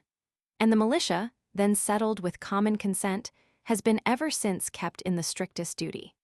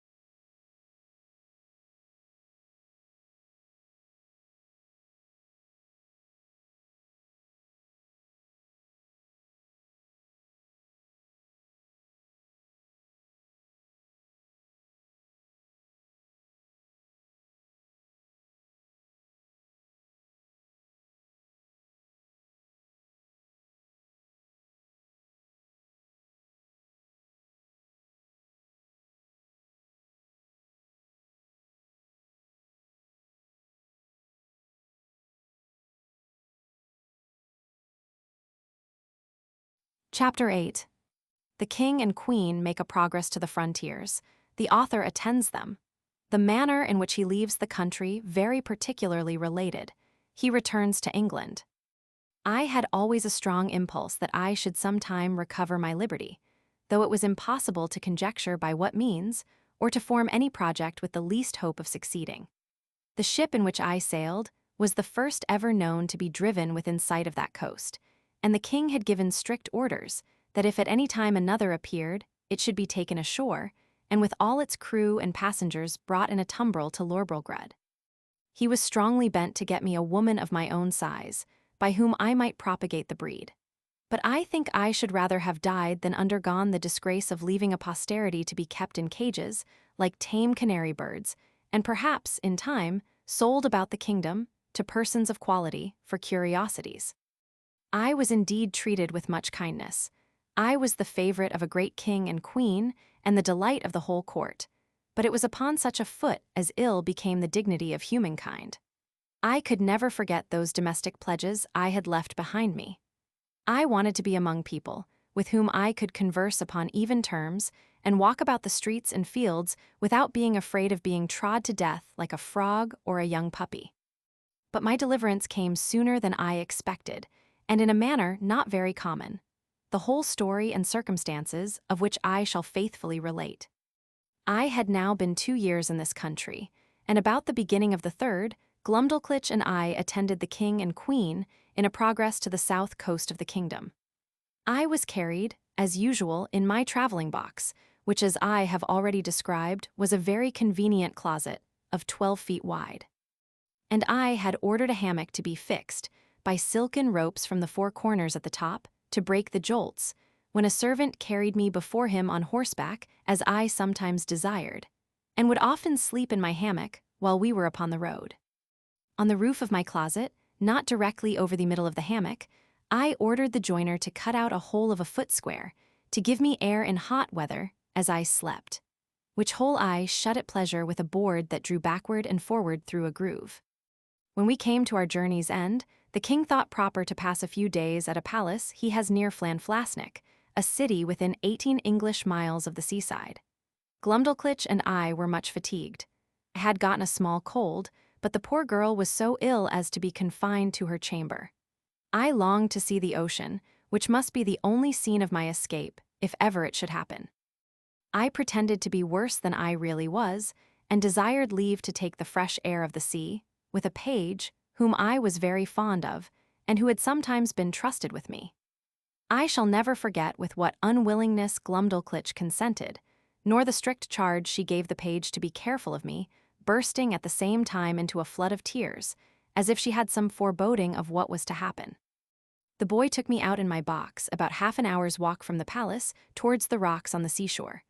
I ordered him to set me down, and lifting up one of my sashes, cast many a wistful melancholy look towards the sea. I found myself not very well, and told the page that I had a mind to take a nap in my hammock, which I hoped would do me good. I got in, and the boy shut the window close down, to keep out the cold. I soon fell asleep, and all I can conjecture is, while I slept, the page, thinking no danger could happen, went among the rocks to look for birds' eggs, having before observed him from my window searching about, and picking up 1 or 2 in the clefts. Be that as it will, I found myself suddenly awaked with a violent pull upon the ring, which was fastened at the top of my box for the conveniency of carriage. I felt my box raised very high in the air, and then borne forward with prodigious speed. The first jolt had like to have shaken me out of my hammock, but afterward the motion was easy enough. I called out several times, as loud as I could raise my voice, but all to no purpose. I looked towards my windows, and could see nothing but the clouds and sky. I heard a noise just over my head, like the clapping of wings, and then began to perceive the woeful condition I was in. That some eagle had got the ring of my box in his beak, with an intent to let it fall on a rock, like a tortoise in a shell, and then pick out my body and devour it. For the sagacity and smell of this bird enables him to discover his quarry at a great distance, though better concealed than I could be within a 2-inch board. In a little time, I observed the noise and flutter of wings to increase very fast, and my box was tossed up and down, like a sign in a windy day. I heard several bangs or buffets, as I thought given to the eagle, for such I am certain it must have been that held the ring of my box in his beak, and then, all on a sudden, felt myself falling perpendicularly down, for above a minute, but with such incredible swiftness that I almost lost my breath. My fall was stopped by a terrible squash that sounded louder to my ears than the cataract of Niagara, after which I was quite in the dark for another minute, and then my box began to rise so high that I could see light from the tops of the windows. I now perceived I was fallen into the sea. My box, by the weight of my body, the goods that were in, and the broad plates of iron fixed for strength at the 4 corners of the top and bottom, floated about 5 feet deep in water. I did then, and do now suppose, that the eagle which flew away with my box was pursued by 2 or 3 others, and forced to let me drop, while he defended himself against the rest, who hoped to share in the prey. The plates of iron fastened at the bottom of the box, for those were the strongest, preserved the balance while it fell, and hindered it from being broken on the surface of the water. Every joint of it was well grooved, and the door did not move on hinges, but up and down like a sash, which kept my closet so tight that very little water came in.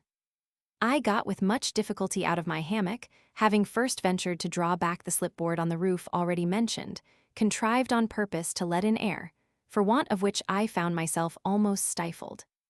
How often did I then wish myself with my dear Glumdalclitch, from whom one single hour had so far divided me. And I may say with truth, that in the midst of my own misfortunes, I could not forbear lamenting my poor nurse, the grief she would suffer for my loss, the displeasure of the Queen, and the ruin of her fortune. Perhaps many travelers have not been under greater difficulties and distress than I was at this juncture, expecting every moment to see my box dashed to pieces, or at least overset by the first violent blast or rising wave. A breach in one single pane of glass would have been immediate death, nor could anything have preserved the windows but the strong lattice wires placed on the outside, against accidents in traveling. I saw the water ooze in at several crannies, although the leaks were not considerable, and I endeavored to stop them as well as I could. I was not able to lift up the roof of my closet, which otherwise I certainly should have done, and sat on the top of it, where I might at least preserve myself some hours longer than by being shut up, as I may call it, in the hold. Or if I escaped these dangers for a day or two, what could I expect but a miserable death of cold and hunger? I was 4 hours under these circumstances, expecting, and indeed wishing, every moment to be my last. I have already told the reader that there were 2 strong staples fixed upon that side of my box which had no window, and into which the servant, who used to carry me on horseback, would put a leathern belt, and buckle it about his waist. Being in this disconsolate state, I heard, or at least thought I heard, some kind of grating noise on that side of my box where the staples were fixed, and soon after I began to fancy that the box was pulled or towed along the sea, for I now and then felt a sort of tugging, which made the waves rise near the tops of my windows, leaving me almost in the dark. This gave me some faint hopes of relief, although I was not able to imagine how it could be brought about. I ventured to unscrew one of my chairs, which were always fastened to the floor, and having made a hard shift to screw it down again, directly under the slipping board that I had lately opened, I mounted on the chair, and putting my mouth as near as I could to the hole, I called for help in a loud voice, and in all the languages I understood. I then fastened my handkerchief to a stick I usually carried, and thrusting it up the hole, waved it several times in the air, that if any boat or ship were near, the seamen might conjecture some unhappy mortal to be shut up in the box.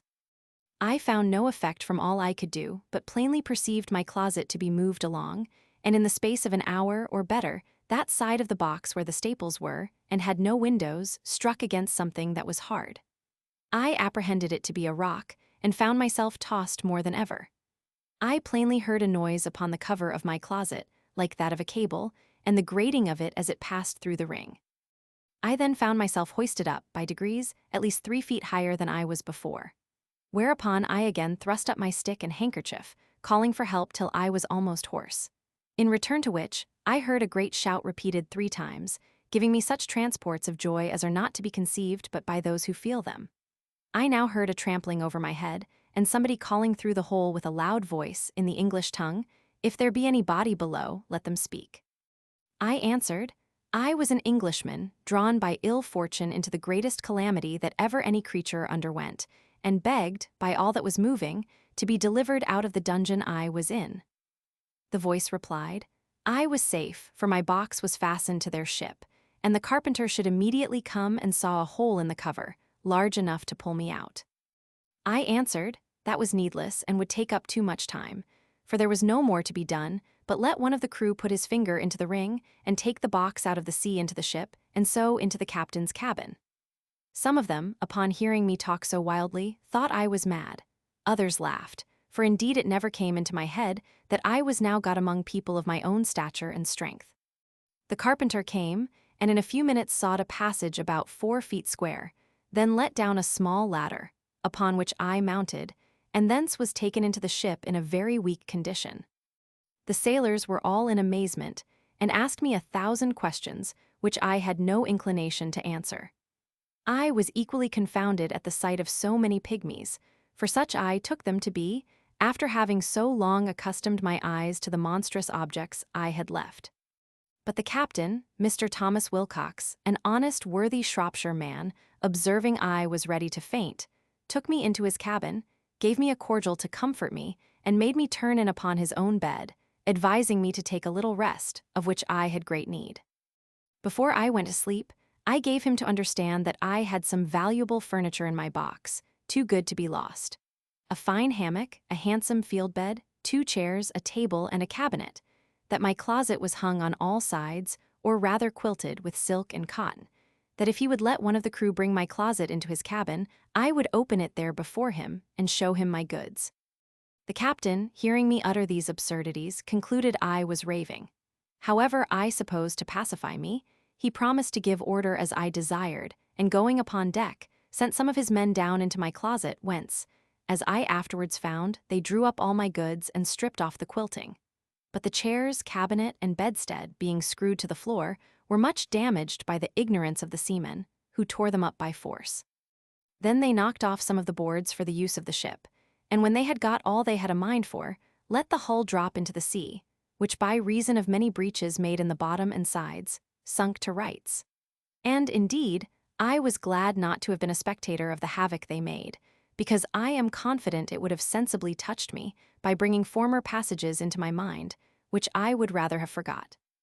I slept some hours, but perpetually disturbed with dreams of the place I had left and the dangers I had escaped. However, upon waking, I found myself much recovered.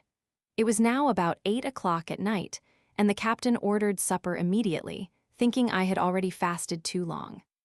He entertained me with great kindness, observing me not to look wildly or talk inconsistently, and when we were left alone, desired I would give him a relation of my travels, and by what accident I came to be set adrift in that monstrous wooden chest.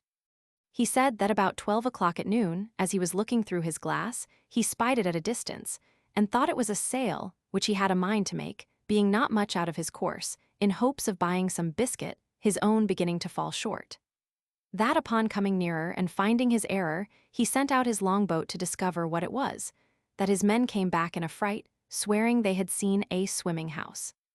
That he laughed at their folly and went himself in the boat, ordering his men to take a strong cable along with them. That the weather being calm, he rowed round me several times, observed my windows and wire lattices that defended them. That he discovered 2 staples upon one side, which was all of boards, without any passage for light. He then commanded his men to row up to that side, and fastening a cable to one of the staples, ordered them to tow my chest, as they called it, toward the ship. When it was there, he gave directions to fasten another cable to the ring fixed in the cover, and to raise up my chest with pulleys, which all the sailors were not able to do above 2 or 3 feet. He said, they saw my stick and handkerchief thrust out of the hole, and concluded that some unhappy man must be shut up in the cavity. I asked whether he or the crew had seen any prodigious birds in the air, about the time he first discovered me. To which he answered, that discoursing this matter with the sailors while I was asleep, one of them said he had observed 3 eagles flying towards the north, but remarked nothing of their being larger than the usual size, which I suppose must be imputed to the great height they were at, and he could not guess the reason of my question. I then asked the captain how far he reckoned we might be from land. He said, by the best computation he could make, we were at least 100 leagues. I assured him that he must be mistaken by almost half, for I had not left the country whence I came above 2 hours before I dropped into the sea. Whereupon he began again to think that my brain was disturbed, of which he gave me a hint, and advised me to go to bed in a cabin he had provided. I assured him I was well refreshed with his good entertainment and company, and as much in my senses as ever I was in my life. He then grew serious and desired to ask me freely whether I were not troubled in my mind by the consciousness of some enormous crime, for which I was punished, at the command of some prince, by exposing me in that chest, as great criminals in other countries have been forced to sea in a leaky vessel, without provisions. For although he should be sorry to have taken so ill a man into his ship, yet he would engage his word to set me safe ashore in the first port where we arrived. He added that his suspicions were much increased by some very absurd speeches I had delivered at first to his sailors, and afterwards to himself, in relation to my closet or chest, as well as by my odd looks and behavior while I was at supper. I begged his patience to hear me tell my story, which I faithfully did from the last time I left England to the moment he first discovered me. And, as truth always forces its way into rational minds, so this honest, worthy gentleman, who had some tincture of learning and very good sense, was immediately convinced of my candor and veracity. But further to confirm all I had said, I entreated him to give order that my cabinet should be brought, of which I had the key in my pocket, for he had already informed me how the seaman disposed of my closet. I opened it in his own presence, and showed him the small collection of rarities I made in the country from which I had been so strangely delivered. There was the comb I had contrived out of the stumps of the king's beard, and another of the same materials, but fixed into a paring of Her Majesty's thumbnail, which served for the back. There was a collection of needles and pins, from a foot to half a yard long for wasp stings, like joiner's tacks, some combings of the queen's hair, a gold ring, which one day she made me a present of in a most obliging manner, taking it from her little finger and throwing it over my head like a collar. I desired the captain would please to accept this ring in return for his civilities, which he absolutely refused. I showed him a corn that I had cut off with my own hand from a maid of honor, Esto. It was about the bigness of Kentish pippin and grown so hard that when I returned to England, I got it hollowed into a cup and set in silver. Lastly, I desired him to see the breeches I had then on, which were made of a mouse's skin. I could force nothing on him but a footman's tooth, which I observed him to examine with great curiosity and found he had a fancy for it. He received it with abundance of thanks, more than such a trifle could deserve. It was drawn by an unskilful surgeon, in a mistake, from one of Glumdalclitch's men who was afflicted with the toothache, but it was as sound as any in his head. I got it cleaned and put it into my cabinet. It was about a foot long and 4 inches in diameter. The captain was very well satisfied with this plain relation I had given him, and said, he hoped, when we returned to England, I would oblige the world by putting it on paper and making it public. My answer was that we were overstocked with books of travels, that nothing could now pass which was not extraordinary, wherein I doubted some authors less consulted truth than their own vanity or interest, or the diversion of ignorant readers, that my story could contain little beside common events without those ornamental descriptions of strange plants, trees, birds, and other animals, or of the barbarous customs and idolatry of savage people with which most writers abound. However, I thanked him for his good opinion, and promised to take the matter into my thoughts. He said he wondered at one thing very much, which was to hear me speak so loud, asking me whether the king or queen of that country were thick of hearing. I told him it was what I had been used to for above 2 years past, and that I admired as much at the voices of him and his men, who seemed to me only to whisper, and yet I could hear them well enough. But when I spoke in that country, it was like a man talking in the streets, to another looking out from the top of a steeple, unless when I was placed on a table or held in any person's hand. I told him I had likewise observed another thing, that, when I first got into the ship and the sailors stood all about me, I thought they were the most little contemptible creatures I had ever beheld. For indeed, while I was in that prince's country, I could never endure to look in a glass, after my eyes had been accustomed to such prodigious objects, because the comparison gave me so despicable a conceit of myself. The captain said that while we were at supper, he observed me to look at everything with a sort of wonder, and that I often seemed hardly able to contain my laughter, which he knew not well how to take, but imputed it to some disorder in my brain. I answered it was very true, and I wondered how I could forbear, when I saw his dishes of the size of a silver 3d, a leg of pork hardly a mouthful, a cup not so big as a nutshell. And so I went on, describing the rest of his household stuff and provisions, after the same manner. For, although the queen had ordered a little equipage of all things necessary for me, while I was in her service, yet my ideas were wholly taken up with what I saw on every side of me, and I winked at my own littleness, as people do at their own faults. The captain understood my raillery very well, and merrily replied with the old English proverb, that he doubted my eyes were bigger than my belly, for he did not observe my stomach so good, although I had fasted all day. And, continuing in his mirth, protested he would have gladly given £100 to have seen my closet in the eagle's bill, and afterwards in its fall from so great a height into the sea. Which would certainly have been a most astonishing object, worthy to have the description of it transmitted to future ages. And the comparison of Phaeton was so obvious that he could not forbear applying it, although I did not much admire the conceit. The captain, having been at Tonquin, was, in his return to England, driven northeastward to the latitude of 44 degrees and longitude of 143. But meeting a trade wind 2 days after I came on board him, we sailed southward a long time, and coasting New Holland, kept our course west-southwest, and then south-southwest, till we doubled the Cape of Good Hope. Our voyage was very prosperous, but I shall not trouble the reader with a journal of it. The captain called in at 1 or 2 ports, and sent in his longboat for provisions and fresh water, but I never went out of the ship till we came into the Downs, which was on the 3rd day of June, 1706, about 9 months after my escape. I offered to leave my goods in security for payment of my freight, but the captain protested he would not receive 1 farthing. We took a kind leave of each other, and I made him promise he would come to see me at my house in Redriff. I hired a horse and guide for 5 shillings, which I borrowed of the captain. As I was on the road, observing the littleness of the houses, the trees, the cattle, and the people, I began to think myself in Lilliput. I was afraid of trampling on every traveler I met, and often called aloud to have them stand out of the way, so that I had like to have gotten 1 or 2 broken heads for my impertinence. When I came to my own house, for which I was forced to inquire, one of the servants opening the door, I bent down to go in, like a goose under a gate, for fear of striking my head. My wife ran out to embrace me, but I stooped lower than her knees, thinking she could otherwise never be able to reach my mouth. My daughter kneeled to ask my blessing, but I could not see her till she arose, having been so long used to stand with my head and eyes erect to above 60 feet, and then I went to take her up with one hand by the waist.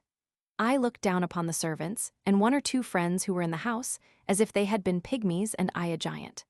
I told my wife she had been too thrifty, for I found she had starved herself and her daughter to nothing. In short, I behaved myself so unaccountably that they were all of the captain's opinion when he first saw me, and concluded I had lost my wits.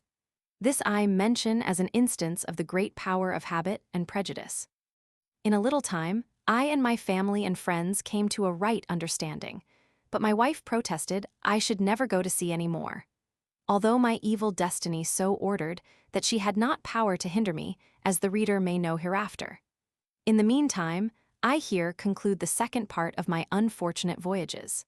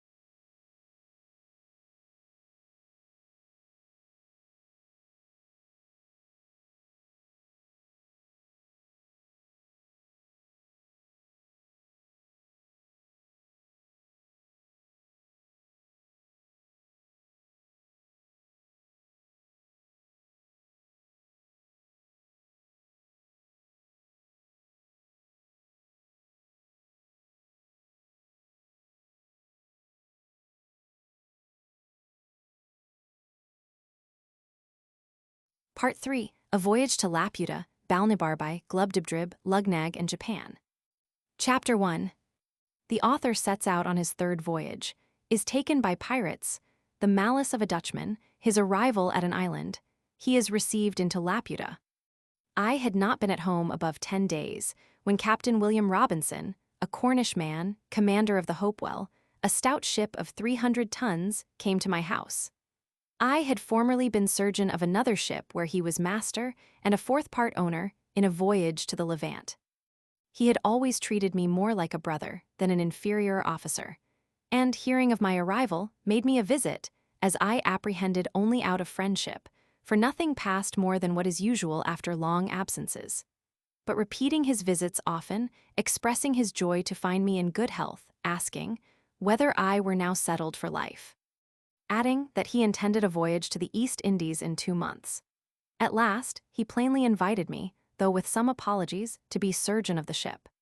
That I should have another surgeon under me, beside our 2 mates, that my salary should be double to the usual pay, and that having experienced my knowledge in sea affairs to be at least equal to his, he would enter into any engagement to follow my advice as much as if I had shared in the command. He said so many other obliging things, and I knew him to be so honest a man that I could not reject this proposal. The thirst I had of seeing the world, notwithstanding my past misfortunes, continuing as violent as ever. The only difficulty that remained was to persuade my wife, whose consent, however, I at last obtained, by the prospect of advantage she proposed to her children. We set out the 5th day of August, 1706, and arrived at Fort St. George the 11th of April, 1707. We stayed there 3 weeks to refresh our crew, many of whom were sick. From thence we went to Tonquin, where the captain resolved to continue some time, because many of the goods he intended to buy were not ready, nor could he expect to be dispatched in several months.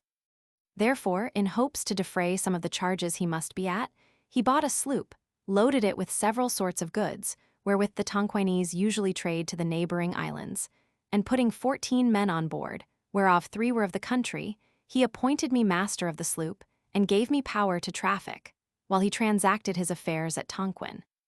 We had not sailed above 3 days, when a great storm arising, we were driven 5 days to the north-northeast, and then to the east, after which we had fair weather, but still with a pretty strong gale from the west.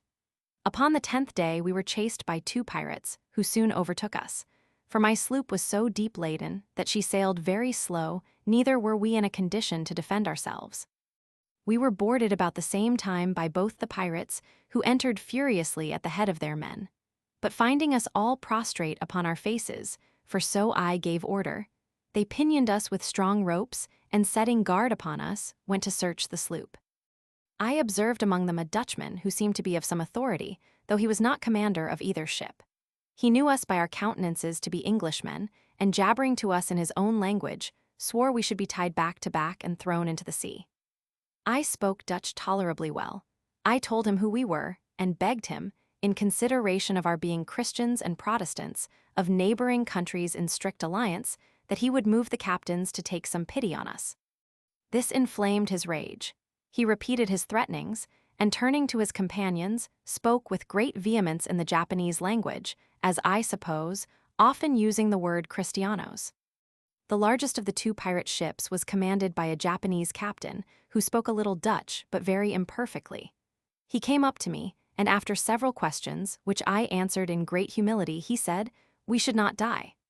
I made the captain a very low bow, and then turning to the Dutchman, said, I was sorry to find more mercy in a heathen than in a brother Christian.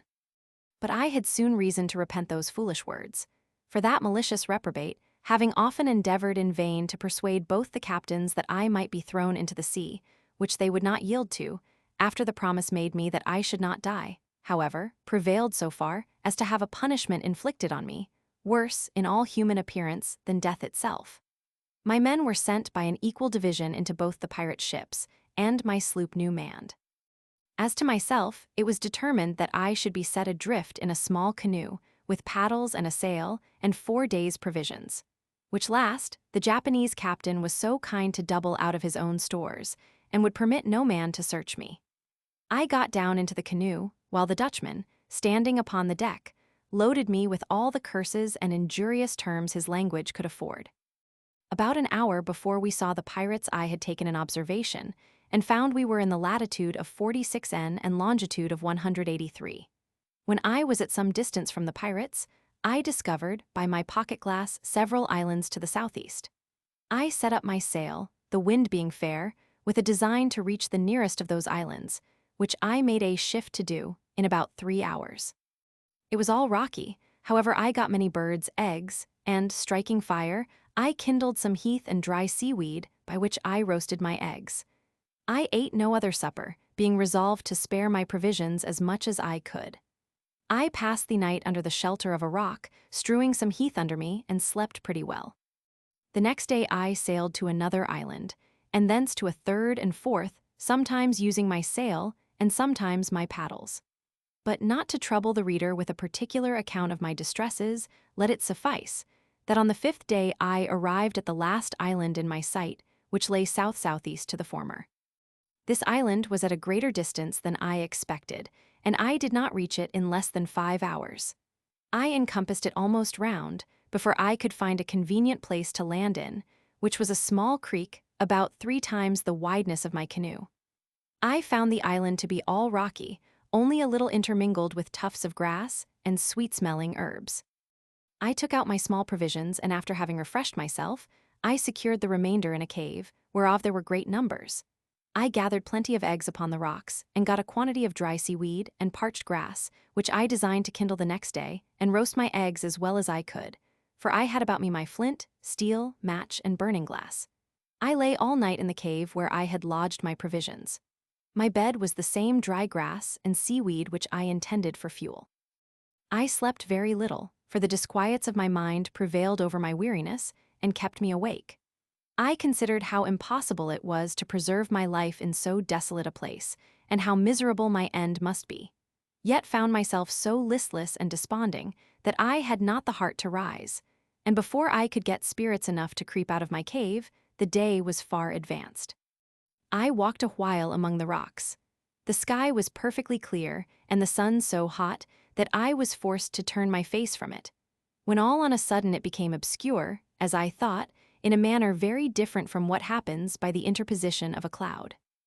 I turned back and perceived a vast opaque body between me and the sun moving forwards towards the island. It seemed to be about 2 miles high and hid the sun 6 or 7 minutes, but I did not observe the air to be much colder or the sky more darkened than if I had stood under the shade of a mountain. As it approached nearer over the place where I was, it appeared to be a firm substance, the bottom flat, smooth, and shining very bright from the reflection of the sea below.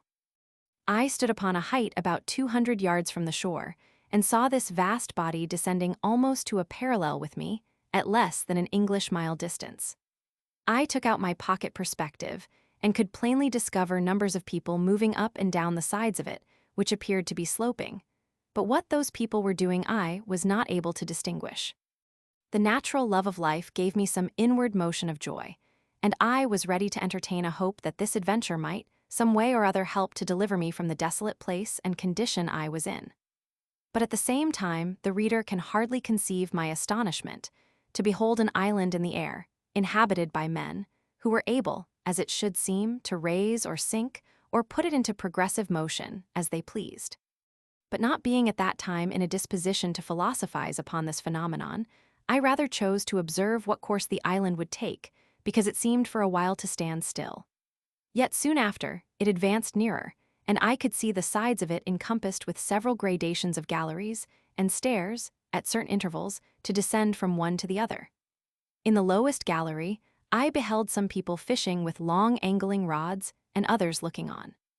I waved my cap, for my hat was long since worn out, and my handkerchief toward the island, and upon its nearer approach, I called and shouted with the utmost strength of my voice, and then looking circumspectly, I beheld a crowd gather to that side which was most in my view. I found by their pointing towards me and to each other that they plainly discovered me, although they made no return to my shouting. But I could see 4 or 5 men running in great haste up the stairs to the top of the island, who then disappeared. I happened rightly to conjecture that these were sent for orders to some person in authority upon this occasion. The number of people increased, and in less than half an hour, the island was moved and raised in such a manner that the lowest gallery appeared in a parallel of less than 100 yards distance from the height where I stood. I then put myself in the most supplicating posture, and spoke in the humblest accent, but received no answer. Those who stood nearest over against me seemed to be persons of distinction, as I supposed by their habit. They conferred earnestly with each other, looking often upon me. At length one of them called out in a clear, polite, smooth dialect, not unlike in sound to the Italian, and therefore I returned an answer in that language, hoping at least that the cadence might be more agreeable to his ears. Although neither of us understood the other, yet my meaning was easily known, for the people saw the distress I was in. They made signs for me to come down from the rock and go towards the shore, which I accordingly did. And the flying island being raised to a convenient height, the verge directly over me, a chain was let down from the lowest gallery, with a seat fastened to the bottom, to which I fixed myself, and was drawn up by pulleys.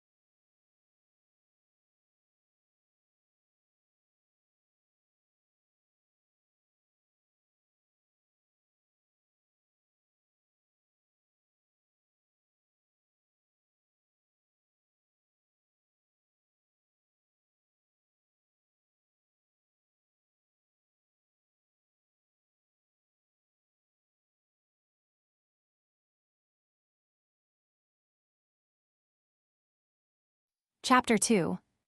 The humors and dispositions of the Lilliputians described, an account of their learning, of the king and his court, the author's reception there, the inhabitants subject to fear and disquietudes, an account of the women. At my alighting, I was surrounded with a crowd of people, but those who stood nearest seemed to be of better quality. They beheld me with all the marks and circumstances of wonder, neither indeed was I much in their debt, having never till then seen a race of mortals so singular in their shapes, habits, and countenances. Their heads were all reclined, either to the right or the left, one of their eyes turned inward, and the other directly up to the zenith. Their outward garments were adorned with the figures of suns, moons, and stars, interwoven with those of fiddles, flutes, harps, trumpets, guitars, harpsichords, and many other instruments of music, unknown to us in Europe. I observed here and there many in the habit of servants with a blown bladder fastened like a flail to the end of a stick, which they carried in their hands. In each bladder was a small quantity of dried peas or little pebbles, as I was afterwards informed. With these bladders, they now and then flapped the mouths and ears of those who stood near them, of which practice I could not then conceive the meaning. It seems the minds of these people are so taken up with intense speculations that they neither can speak nor attend to the discourses of others, without being roused by some external taction upon the organs of speech and hearing. For which reason, those persons who are able to afford it always keep a flapper. The original is Clymenol in their family, as one of their domestics, nor ever walk abroad or make visits without him. And the business of this officer is, when 2, 3, or more persons are in company, gently to strike with his bladder the mouth of him who is to speak, and the right ear of him or them to whom the speaker addresses himself. This flapper is likewise employed diligently to attend his master in his walks, and upon occasion to give him a soft flap on his eyes, because he is always so wrapped up in cogitation that he is in manifest danger of falling down every precipice, and bouncing his head against every post, and in the streets, of justling others, or being justled himself into the kennel.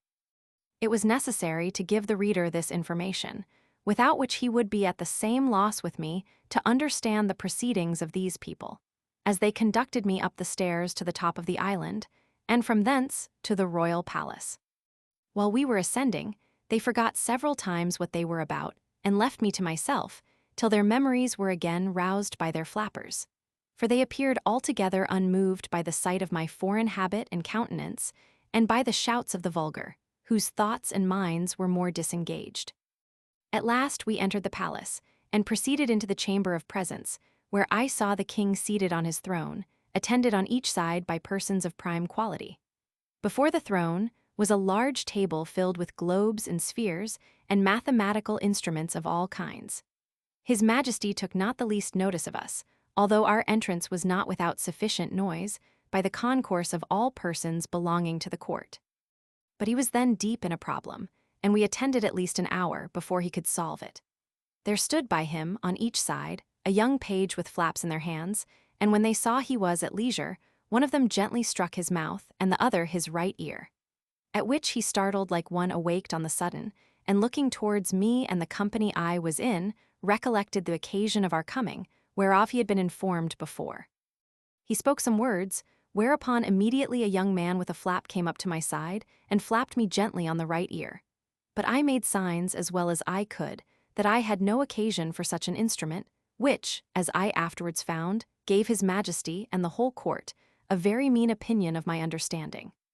The king, as far as I could conjecture, asked me several questions, and I addressed myself to him in all the languages I had. When it was found I could neither understand nor be understood, I was conducted by his order to an apartment in his palace, this prince being distinguished above all his predecessors for his hospitality to strangers, where 2 servants were appointed to attend me. My dinner was brought, and 4 persons of quality, whom I remembered to have seen very near the king's person, did me the honor to dine with me. We had 2 courses, of 3 dishes each. In the first course there was a shoulder of mutton cut into an equilateral triangle, a piece of beef into a rhomboids, and a pudding into a cycloid. The second course was 2 ducks trussed up in the form of fiddles, sausages and puddings resembling flutes and hautboys, and a breast of veal in the shape of a harp. The servants cut our bread into cones, cylinders, parallelograms, and several other mathematical figures. While we were at dinner, I made bold to ask the names of several things in their language, and those noble persons, by the assistance of their flappers, delighted to give me answers, hoping to raise my admiration of their great abilities if I could be brought to converse with them. I was soon able to call for bread and drink, or whatever else I wanted. After dinner my company withdrew, and a person was sent to me by the king's order, attended by a flapper. He brought with him pen, ink, and paper, and 3 or 4 books, giving me to understand by signs that he was sent to teach me the language. We sat together 4 hours, in which time I wrote down a great number of words in columns, with the translations over against them. I likewise made a shift to learn several short sentences, for my tutor would order one of my servants to fetch something, to turn about, to make a bow, to sit, or to stand, or walk, and the like. Then I took down the sentence in writing. He showed me also, in one of his books, the figures of the sun, moon, and stars, the zodiac, the tropics, and polar circles, together with the denominations of many planes and solids. He gave me the names and descriptions of all the musical instruments and the general terms of art in playing on each of them. After he had left me, I placed all my words, with their interpretations, in alphabetical order. And thus, in a few days, by the help of a very faithful memory, I got some insight into their language.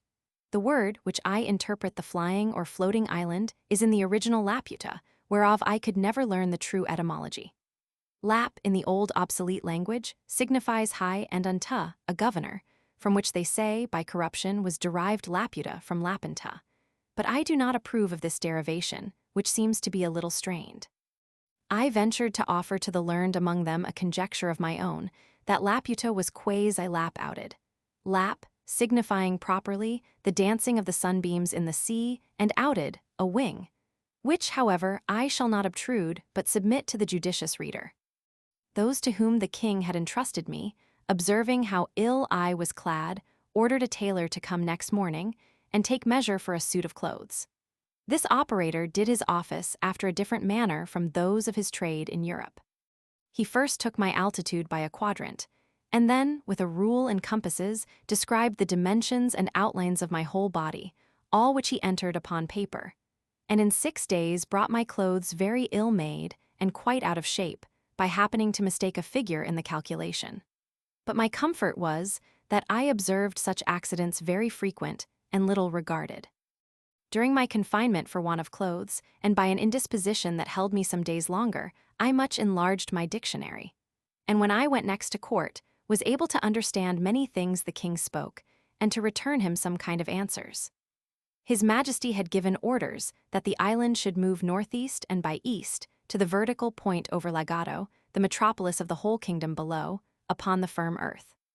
It was about 90 leagues distant, and our voyage lasted 4 days and a half. I was not in the least sensible of the progressive motion made in the air by the island. On the second morning, about 11 o'clock, the king himself in person, attended by his nobility, courtiers, and officers, having prepared all their musical instruments, played on them for 3 hours without intermission, so that I was quite stunned with the noise. Neither could I possibly guess the meaning, till my tutor informed me. He said that the people of their island had their ears adapted to hear the music of the spheres, which always played at certain periods, and the court was now prepared to bear their part, in whatever instrument they most excelled.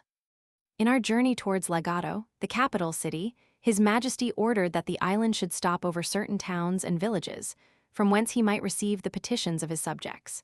And to this purpose, several pack-threads were let down, with small weights at the bottom. On these pack-threads the people strung their petitions, which mounted up directly, like the scraps of paper fastened by schoolboys at the end of the string that holds their kite. Sometimes we received wine and victuals from below, which were drawn up by pulleys. The knowledge I had in mathematics gave me great assistance in acquiring their phraseology, which depended much upon that science, and music, and in the latter I was not unskilled. Their ideas are perpetually conversant in lines and figures. If they would, for example, praise the beauty of a woman or any other animal, they describe it by rhombs, circles, parallelograms, ellipses, and other geometrical terms, or by words of art drawn from music, needless here to repeat. I observed in the king's kitchen all sorts of mathematical and musical instruments, after the figures of which they cut up the joints that were served to His Majesty's table. Their houses are very ill built, the walls bevel, without one right angle in any apartment. And this defect arises from the contempt they bear to practical geometry, which they despise as vulgar and mechanic. Those instructions they give being too refined for the intellects of their workmen, which occasions perpetual mistakes. And although they are dexterous enough upon a piece of paper, in the management of the rule, the pencil, and the divider, yet in the common actions and behavior of life, I have not seen a more clumsy, awkward, and unhandy people, nor so slow and perplexed in their conceptions upon all other subjects, except those of mathematics and music. They are very bad reasoners, and vehemently given to opposition, unless when they happen to be of the right opinion, which is seldom their case. Imagination, fancy, and invention they are wholly strangers to, nor have any words in their language, by which those ideas can be expressed, the whole compass of their thoughts and mind being shut up within the two forementioned sciences. Most of them, and especially those who deal in the astronomical part, have great faith in judicial astrology, although they are ashamed to own it publicly. But what I chiefly admired, and thought altogether unaccountable, was the strong disposition I observed in them towards news and politics, perpetually inquiring into public affairs, giving their judgments in matters of state, and passionately disputing every inch of a party opinion. I have indeed observed the same disposition among most of the mathematicians I have known in Europe, although I could never discover the least analogy between the two sciences, unless those people suppose that because the smallest circle has as many degrees as the largest, therefore the regulation and management of the world require no more abilities than the handling and turning of a globe. But I rather take this quality to spring from a very common infirmity of human nature, inclining us to be most curious and conceited in matters where we have least concern, and for which we are least adapted by study or nature. These people are under continual disquietudes, never enjoying a minute's peace of mind, and their disturbances proceed from causes which very little affect the rest of mortals. Their apprehensions arise from several changes they dread in the celestial bodies. For instance, that the earth, by the continual approaches of the sun towards it, must, in course of time, be absorbed or swallowed up. That the face of the sun will, by degrees, be encrusted with its own effluvia, and give no more light to the world. That the earth very narrowly escaped a brush from the tail of the last comet, which would have infallibly reduced it to ashes. And that the next, which they have calculated for 31 years hence, will probably destroy us. For if, in its perihelion, it should approach within a certain degree of the sun, as by their calculations they have reason to dread. It will receive a degree of heat 10,000 times more intense than that of red-hot glowing iron, and in its absence from the sun, carry a blazing tail 10,114 miles long, through which, if the Earth should pass at the distance of 100,000 miles from the nucleus or main body of the comet, it must in its passage be set on fire and reduced to ashes, that the sun, daily spending its rays without any nutriment to supply them, will at last be wholly consumed and annihilated, which must be attended with the destruction of this earth and of all the planets that receive their light from it. They are so perpetually alarmed with the apprehensions of these, and the like impending dangers, that they can neither sleep quietly in their beds, nor have any relish for the common pleasures and amusements of life. When they meet an acquaintance in the morning, the first question is about the sun's health, how he looked at his setting and rising, and what hopes they have to avoid the stroke of the approaching comet. This conversation they are apt to run into with the same temper that boys discover in delighting to hear terrible stories of spirits and hobgoblins, which they greedily listen to, and dare not go to bed for fear. The women of the island have abundance of vivacity. They contemn their husbands, and are exceedingly fond of strangers, whereof there is always a considerable number from the continent below, attending at court, either upon affairs of the several towns and corporations, or their own particular occasions, but are much despised because they want the same endowments. Among these the ladies choose their gallants, but the vexation is that they act with too much ease and security, for the husband is always so wrapped in speculation that the mistress and lover may proceed to the greatest familiarities before his face, if he be but provided with paper and implements, and without his flapper at his side. The wives and daughters lament their confinement to the island, although I think it the most delicious spot of ground in the world. And although they live here in the greatest plenty and magnificence, and are allowed to do whatever they please, they long to see the world, and take the diversions of the metropolis, which they are not allowed to do without a particular license from the king. And this is not easy to be obtained, because the people of quality have found, by frequent experience, how hard it is to persuade their women to return from below. I was told that a great court lady who had several children is married to the prime minister, the richest subject in the kingdom, a very graceful person, extremely fond of her, and lives in the finest palace of the island. Went down to Lagado on the pretense of health, there hid herself for several months, till the king sent a warrant to search for her. And she was found in an obscure eating house all in rags, having pawned her clothes to maintain an old deformed footman, who beat her every day, and in whose company she was taken, much against her will. And although her husband received her with all possible kindness, and without the least reproach, she soon after contrived to steal down again, with all her jewels, to the same gallant, and has not been heard of since. This may perhaps pass with the reader rather for an European or English story, than for one of a country so remote. But he may please to consider that the caprices of womankind are not limited by any climate or nation, and that they are much more uniform than can be easily imagined. In about a month's time, I had made a tolerable proficiency in their language, and was able to answer most of the king's questions, when I had the honor to attend him. His Majesty discovered not the least curiosity to inquire into the laws, government, history, religion, or manners of the countries where I had been, but confined his questions to the state of mathematics, and received the account I gave him with great contempt and indifference, though often roused by his flapper on each side.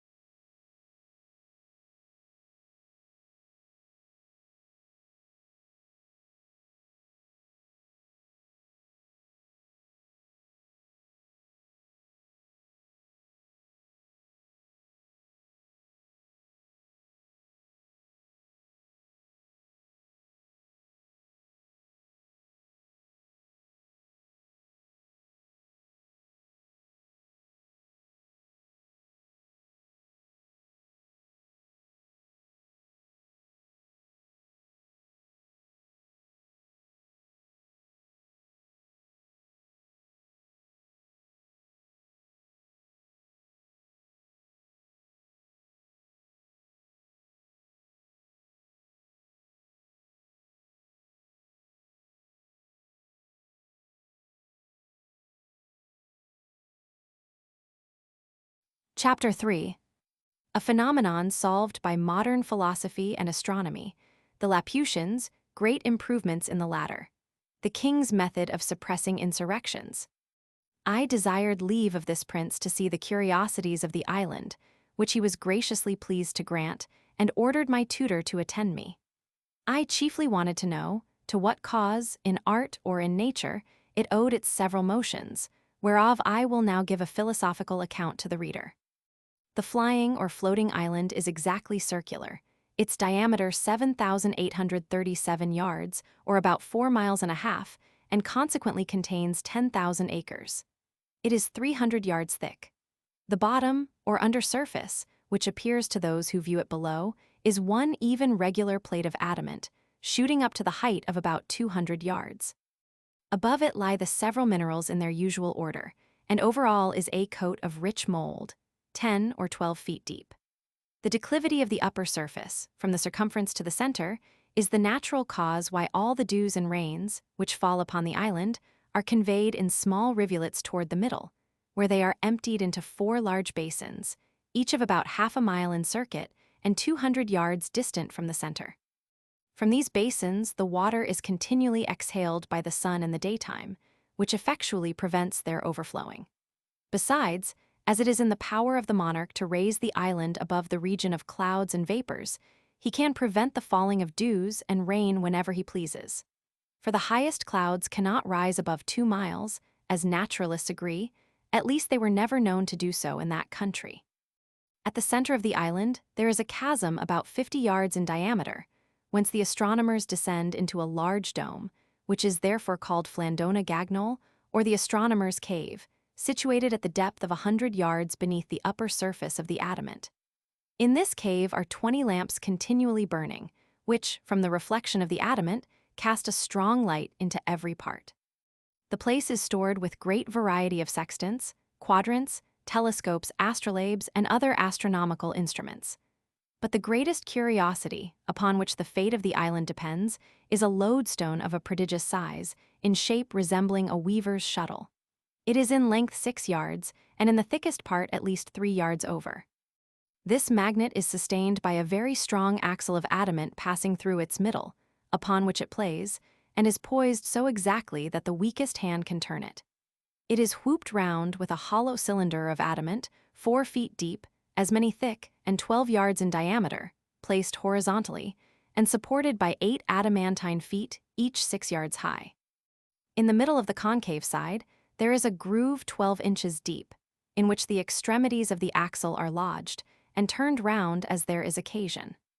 The stone cannot be removed from its place by any force, because the hoop and its feet are one continued piece with that body of adamant which constitutes the bottom of the island.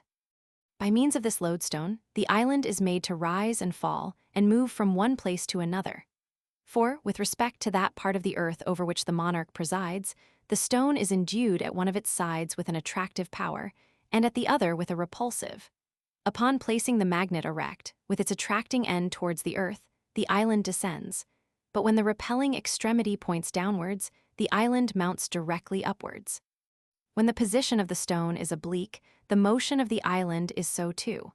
For in this magnet, the forces always act in lines parallel to its direction. By this oblique motion, the island is conveyed to different parts of the monarch's dominions. To explain the manner of its progress, let AB represent a line drawn across the dominions of Balnibarbi, let the line CD represent the lodestone, of which let D be the repelling end, and C the attracting end, the island being over C. Let the stone be placed in the position CD, with its repelling end downwards. Then the island will be driven upwards obliquely towards D. When it is arrived at D, let the stone be turned upon its axle, till its attracting end points towards E, and then the island will be carried obliquely towards E. Where, if the stone be again turned upon its axle till it stands in the position EF, with its repelling point downwards, the island will rise obliquely towards F, where, by directing the attracting end towards G, the island may be carried to G, and from G to H by turning the stone so as to make its repelling extremity to point directly downward. And thus, by changing the situation of the stone, as often as there is occasion, The island is made to rise and fall by turns in an oblique direction, and by those alternate risings and fallings. The obliquity being not considerable, is conveyed from one part of the dominions to the other. But it must be observed that this island cannot move beyond the extent of the dominions below, nor can it rise above the height of 4 miles. For which the astronomers, who have written large systems concerning the stone, assign the following reason: that the magnetic virtue does not extend beyond the distance of 4 miles, and that the mineral, which acts upon the stone in the bowels of the earth, and in the sea about 6 leagues distant from the shore, is not diffused through the whole globe, but terminated with the limits of the king's dominions. And it was easy, from the great advantage of such a superior situation, for a prince to bring under his obedience whatever country lay within the attraction of that magnet. When the stone is put parallel to the plane of the horizon, the island stands still. For in that case the extremities of it, being at equal distance from the earth, act with equal force, the one in drawing downwards, the other in pushing upwards, and consequently no motion can ensue. This lodestone is under the care of certain astronomers, who, from time to time, give it such positions as the monarch directs. They spend the greatest part of their lives in observing the celestial bodies, which they do by the assistance of glasses, far excelling ours in goodness. For, although their largest telescopes do not exceed 3 feet, they magnify much more than those of 100 with us, and show the stars with greater clearness.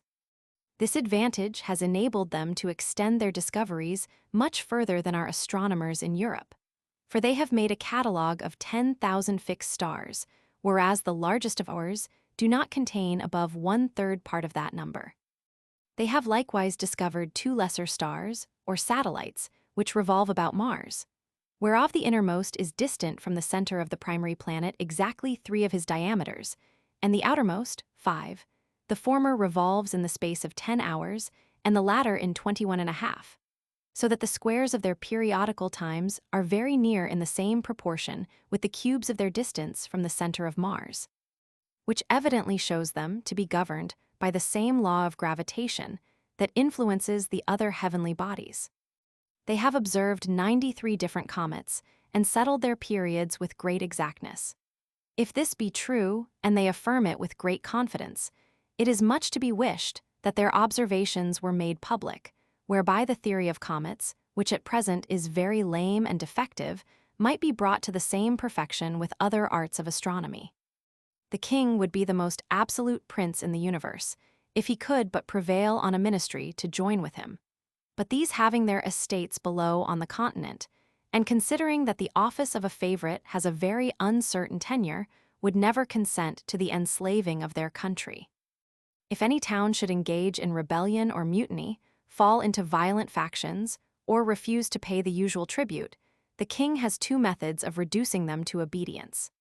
The first and the mildest course is, by keeping the island hovering over such a town, and the lands about it, whereby he can deprive them of the benefit of the sun and the rain, and consequently afflict the inhabitants with dearth and diseases.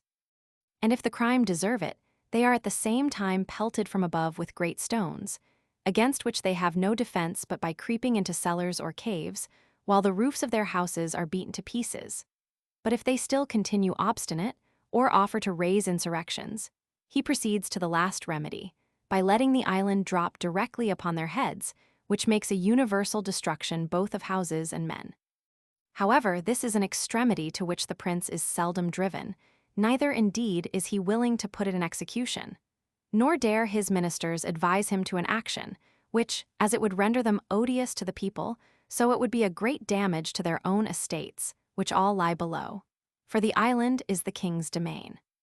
But there is still indeed a more weighty reason, why the kings of this country have been always averse from executing so terrible an action, unless upon the utmost necessity. For, if the town intended to be destroyed should have in it any tall rocks, as it generally falls out in the larger cities, a situation probably chosen at first with a view to prevent such a catastrophe. Or if it abound in high spires or pillars of stone, a sudden fall might endanger the bottom or under surface of the island, which, although it consist, as I have said, of one entire adamant, 200 yards thick, might happen to crack by too great a shock, or burst by approaching too near the fires from the houses below, as the backs, both of iron and stone, will often do in our chimneys. Of all this the people are well apprised, and understand how far to carry their obstinacy, where their liberty or property is concerned. And the king, when he is highest provoked and most determined to press a city to rubbish, orders the island to descend with great gentleness, out of a pretense of tenderness to his people, but indeed for fear of breaking the adamantine bottom, in which case it is the opinion of all their philosophers that the lodestone could no longer hold it up, and the whole mass would fall to the ground. About 3 years before my arrival among them, while the king was in his progress over his dominions, there happened an extraordinary accident which had like to have put a period to the fate of that monarchy, at least as it is now instituted. Lindolino, the second city in the kingdom, was the first His Majesty visited in his progress. 3 days after his departure, the inhabitants, who had often complained of great oppressions, shut the town gates, seized on the governor, and with incredible speed and labor erected 4 large towers, one at every corner of the city, which is an exact square, equal in height to a strong pointed rock that stands directly in the center of the city. Upon the top of each tower, as well as upon the rock, they fixed a great lodestone, and in case their design should fail, they had provided a vast quantity of the most combustible fuel, hoping to burst therewith the adamantine bottom of the island if the lodestone project should miscarry.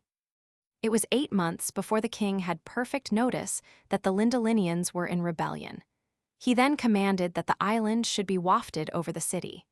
The people were unanimous and had laid in store of provisions, and a great river runs through the middle of the town. The king hovered over them several days to deprive them of the sun and the rain. He ordered many packthreads to be let down, yet not a person offered to send up a petition, but instead thereof very bold demands, the redress of all their grievances, great immunities, the choice of their own governor, and other the like exorbitances. Upon which His Majesty commanded all the inhabitants of the island to cast great stones from the lower gallery into the town. But the citizens had provided against this mischief by conveying their persons and effects into the 4 towers and other strong buildings and vaults underground. The king, being now determined to reduce this proud people, ordered that the island should descend gently within 40 yards of the top of the towers and rock. This was accordingly done, but the officers employed in that work found the descent much speedier than usual, and by turning the lodestone could not without great difficulty keep it in a firm position, but found the island inclining to fall. They sent the king immediate intelligence of this astonishing event, and begged His Majesty's permission to raise the island higher. The king consented, a general council was called, and the officers of the lodestone ordered to attend. One of the oldest and expertest among them obtained leave to try an experiment.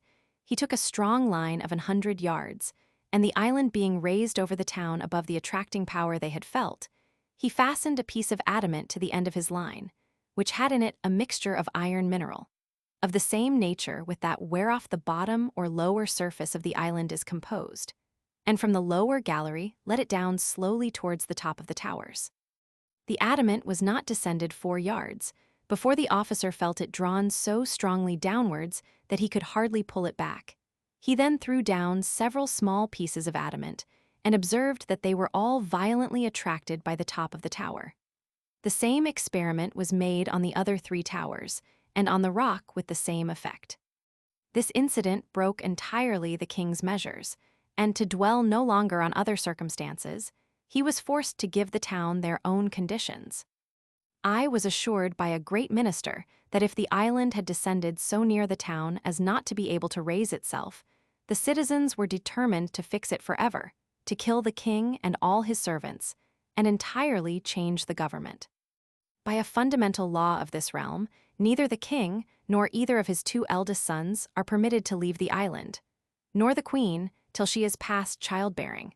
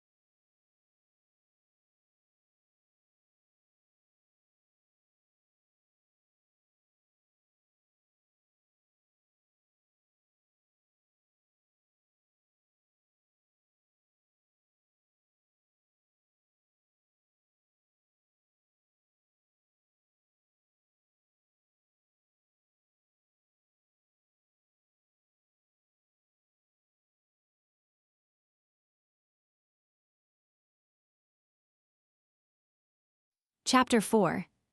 The author leaves Laputa, is conveyed to Balnibarbi, arrives at the metropolis. A description of the metropolis and the country adjoining, the author hospitably received by a great lord. His conversation with that lord. Although I cannot say that I was ill-treated in this island, yet I must confess I thought myself too much neglected, not without some degree of contempt.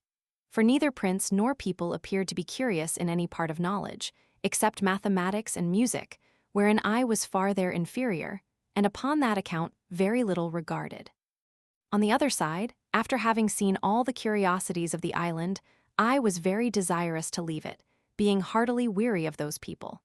They were indeed excellent in two sciences for which I have great esteem, and wherein I am not unversed, but at the same time so abstracted and involved in speculation that I never met with such disagreeable companions. I conversed only with women, tradesmen, flappers, and court pages during 2 months of my abode there, by which, at last, I rendered myself extremely contemptible. Yet these were the only people from whom I could ever receive a reasonable answer. I had obtained, by hard study, a good degree of knowledge in their language. I was weary of being confined to an island where I received so little countenance, and resolved to leave it with the first opportunity. There was a great lord at court, nearly related to the king, and for that reason alone used with respect. He was universally reckoned the most ignorant and stupid person among them. He had performed many eminent services for the crown, had great natural and acquired parts, adorned with integrity and honor, but so ill an ear for music that his detractors reported he had been often known to beat time in the wrong place. Neither could his tutors, without extreme difficulty, teach him to demonstrate the most easy proposition in the mathematics. He was pleased to show me many marks of favor, often did me the honor of a visit, desired to be informed in the affairs of Europe, the laws and customs, the manners and learning of the several countries where I had traveled. He listened to me with great attention and made very wise observations on all I spoke. He had 2 flappers attending him for state, but never made use of them, except at court and in visits of ceremony, and would always command them to withdraw when we were alone together. I entreated this illustrious person to intercede in my behalf with His Majesty for leave to depart, which he accordingly did, as he was pleased to tell me, with regret. For indeed he had made me several offers very advantageous, which, however, I refused with expressions of the highest acknowledgment. On the 16th day of February, I took leave of His Majesty and the court. The king made me a present to the value of about £200 English, and my protector, his kinsman, as much more, together with a letter of recommendation to a friend of his in Lagado, the metropolis. The island being then hovering over a mountain about 2 miles from it, I was let down from the lowest gallery in the same manner as I had been taken up. The continent, as far as it is subject to the monarch of the flying island, passes under the general name of Balnibarbi, and the metropolis, as I said before, is called Lagado. I felt some little satisfaction in finding myself on firm ground. I walked to the city without any concern, being clad like one of the natives, and sufficiently instructed to converse with them. I soon found out the person's house to whom I was recommended, presented my letter from his friend the grandee in the island, and was received with much kindness. This great lord, whose name was Manodi, ordered me an apartment in his own house, where I continued during my stay, and was entertained in a most hospitable manner. The next morning after my arrival, he took me in his chariot to see the town, which is about half the bigness of London, but the houses very strangely built, and most of them out of repair. The people in the streets walked fast, looked wild, their eyes fixed, and were generally in rags. We passed through one of the town gates, and went about 3 miles into the country, where I saw many laborers working with several sorts of tools in the ground, but was not able to conjecture what they were about. Neither did I observe any expectation either of corn or grass, although the soil appeared to be excellent. I could not forbear admiring at these odd appearances, both in town and country, and I made bold to desire my conductor that he would be pleased to explain to me what could be meant by so many busy heads, hands, and faces, both in the streets and the fields, because I did not discover any good effects they produced. But on the contrary, I never knew a soil so unhappily cultivated, houses so ill-contrived and so ruinous, or a people whose countenances and habit expressed so much misery and want. This Lord Manodi was a person of the first rank, and had been some years governor of Lagado, but by a cabal of ministers was discharged for insufficiency. However, the king treated him with tenderness, as a well-meaning man, but of a low, contemptible understanding. When I gave that free censure of the country and its inhabitants, he made no further answer than by telling me that I had not been long enough among them to form a judgment, and that the different nations of the world had different customs, with other common topics to the same purpose. But when we returned to his palace, he asked me how I liked the building, what absurdities I observed, and what quarrel I had with the dress or looks of his domestics. This he might safely do, because everything about him was magnificent, regular, and polite. I answered that His Excellency's prudence, quality, and fortune had exempted him from those defects, which folly and beggary had produced in others. He said, if I would go with him to his country house about 20 miles distant, where his estate lay, there would be more leisure for this kind of conversation. I told His Excellency that I was entirely at his disposal, and accordingly we set out next morning. During our journey, he made me observe the several methods used by farmers in managing their lands, which to me were wholly unaccountable, for, except in some very few places, I could not discover one ear of corn or blade of grass. But in 3 hours' traveling, the scene was wholly altered. We came into a most beautiful country, farmers' houses at small distances, neatly built, the fields enclosed, containing vineyards, corn grounds, and meadows. Neither do I remember to have seen a more delightful prospect. His Excellency observed my countenance to clear up. He told me, with a sigh, that there his estate began and would continue the same till we should come to his house, that his countrymen ridiculed and despised him for managing his affairs no better, and for setting so ill an example to the kingdom, which, however, was followed by very few, such as were old and willful and weak like himself. We came at length to the house, which was indeed a noble structure, built according to the best rules of ancient architecture. The fountains, gardens, walks, avenues, and groves were all disposed with exact judgment and taste.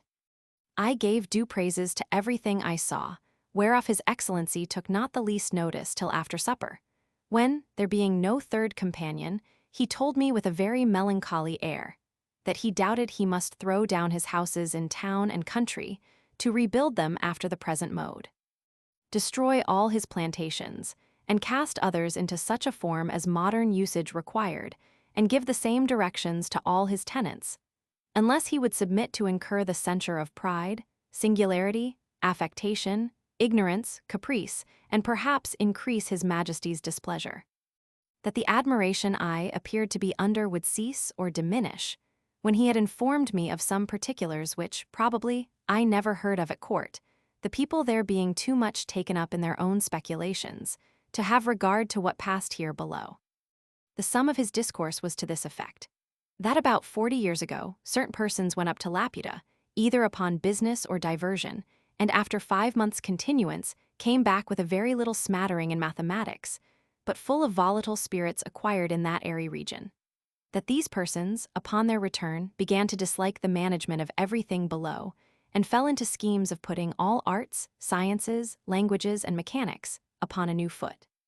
To this end, they procured a royal patent for erecting an academy of projectors in Lagado, and the humor prevailed so strongly among the people that there is not a town of any consequence in the kingdom without such an academy.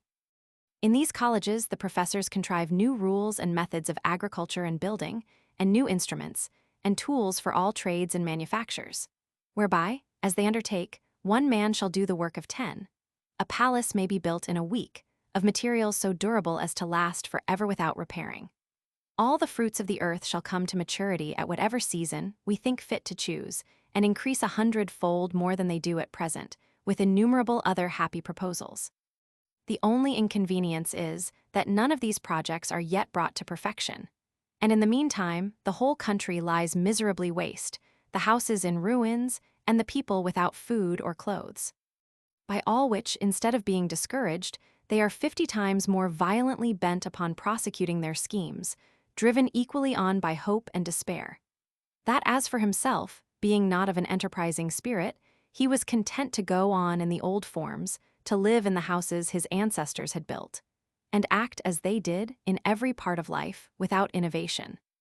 That some few other persons of quality and gentry had done the same, but were looked on with an eye of contempt and ill will, as enemies to art, ignorant, and ill commonwealth's men, preferring their own ease and sloth before the general improvement of their country.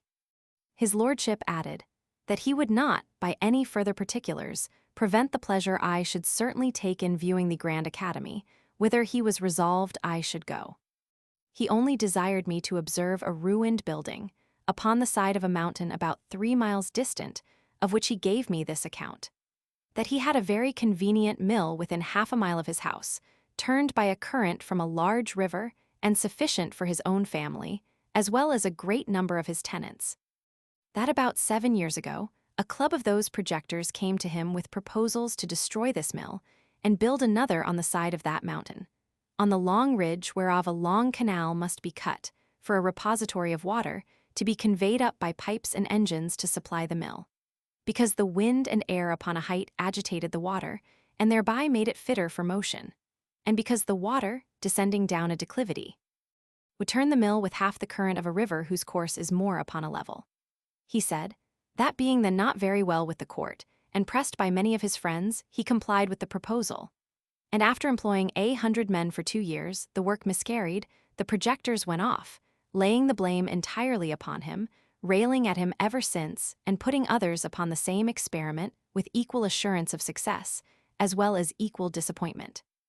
In a few days we came back to town, and His Excellency, considering the bad character he had in the academy, would not go with me himself, but recommended me to a friend of his to bear me company thither.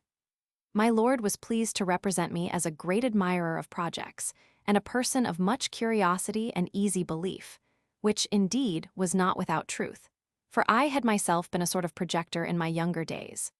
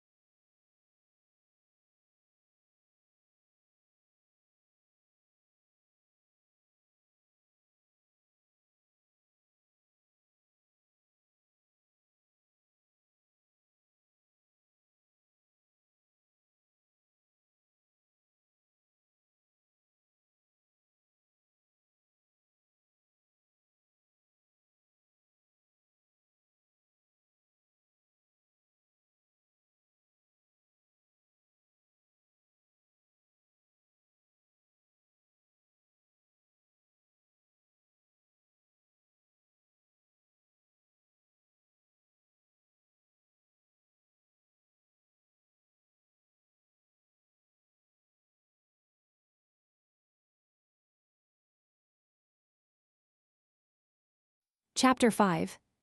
The author permitted to see the Grand Academy of Legato, the academy largely described, the arts wherein the professors employ themselves. This academy is not an entire single building, but a continuation of several houses on both sides of a street which, growing waste, was purchased and applied to that use. I was received very kindly by the warden and went for many days to the academy. Every room has in it 1 or more projectors, and I believe I could not be in fewer than 500 rooms. The first man I saw was of a meager aspect, with sooty hands and face, his hair and beard long, ragged, and singed in several places. His clothes, shirt, and skin were all of the same color. He had been 8 years upon a project for extracting sunbeams out of cucumbers, which were to be put in phials hermetically sealed and let out to warm the air in raw inclement summers. He told me he did not doubt that, in 8 years more, he should be able to supply the governor's gardens with sunshine at a reasonable rate, but he complained that his stock was low and entreated me to give him something as an encouragement to ingenuity, especially since this had been a very dear season for cucumbers. I made him a small present, for my lord had furnished me with money on purpose, because he knew their practice of begging from all who go to see them. I went into another chamber, but was ready to hasten back, being almost overcome with a horrible stink. My conductor pressed me forward, conjuring me in a whisper to give no offense, which would be highly resented, and therefore I durst not so much as stop my nose. The projector of this cell was the most ancient student of the academy. His face and beard were of a pale yellow, his hands and clothes daubed over with filth. When I was presented to him, he gave me a close embrace, a compliment I could well have excused. His employment, from his first coming into the academy, was an operation to reduce human excrement to its original food, by separating the several parts, removing the tincture which it receives from the gall, making the odor exhale, and scumming off the saliva. He had a weekly allowance from the society of a vessel filled with human ordure, about the bigness of a Bristol barrel. I saw another at work to calcine ice into gunpowder, who likewise showed me a treatise he had written concerning the malleability of fire, which he intended to publish. There was a most ingenious architect, who had contrived a new method for building houses by beginning at the roof and working downward to the foundation, which he justified to me by the like practice of those two prudent insects, the bee and the spider. There was a man born blind, who had several apprentices in his own condition. Their employment was to mix colors for painters, which their master taught them to distinguish by feeling and smelling. It was indeed my misfortune to find them at that time not very perfect in their lessons, and the professor himself happened to be generally mistaken. This artist is much encouraged and esteemed by the whole fraternity. In another apartment, I was highly pleased with a projector who had found a device of plowing the ground with hogs, to save the charges of plows, cattle, and labor. The method is this. In an acre of ground you bury, at 6 inches distance and 8 deep, a quantity of acorns, dates, chestnuts, and other mast or vegetables, whereof these animals are fondest. Then you drive 600 or more of them into the field, where in a few days they will root up the whole ground in search of their food, and make it fit for sowing, at the same time manuring it with their dung. It is true, upon experiment, they found the charge and trouble very great, and they had little or no crop. However, it is not doubted that this invention may be capable of great improvement. I went into another room, where the walls and ceiling were all hung round with cobwebs, except a narrow passage for the artist to go in and out. At my entrance, he called aloud to me, not to disturb his webs. He lamented the fatal mistake the world had been so long in, of using silkworms, while we had such plenty of domestic insects who infinitely excelled the former, because they understood how to weave as well as spin. And he proposed further, that by employing spiders the charge of dyeing silks should be wholly saved. Whereof I was fully convinced, when he showed me a vast number of flies most beautifully colored, wherewith he fed his spiders, assuring us that the webs would take a tincture from them. And as he had them of all hues, he hoped to fit everybody's fancy, as soon as he could find proper food for the flies of certain gums, oils, and other glutinous matter, to give a strength and consistence to the threads. There was an astronomer, who had undertaken to place a sundial upon the great weathercock on the town house, by adjusting the annual and diurnal motions of the earth and sun, so as to answer and coincide with all accidental turnings of the wind. I was complaining of a small fit of the colic, upon which my conductor led me into a room where a great physician resided, who was famous for curing that disease, by contrary operations from the same instrument. He had a large pair of bellows, with a long, slender muzzle of ivory.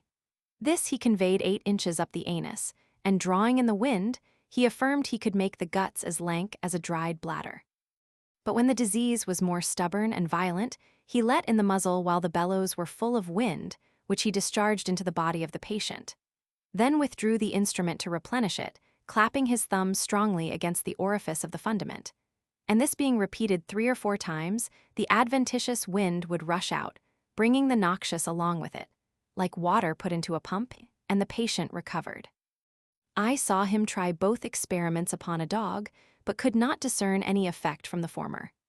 After the latter, the animal was ready to burst, and made so violent a discharge as was very offensive to me and my companions.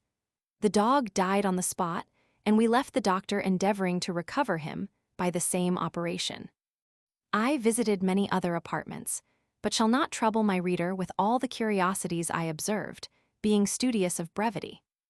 I had hitherto seen only one side of the academy, the other being appropriated to the advancers of speculative learning, of whom I shall say something, when I have mentioned one illustrious person more, who is called among them the universal artist.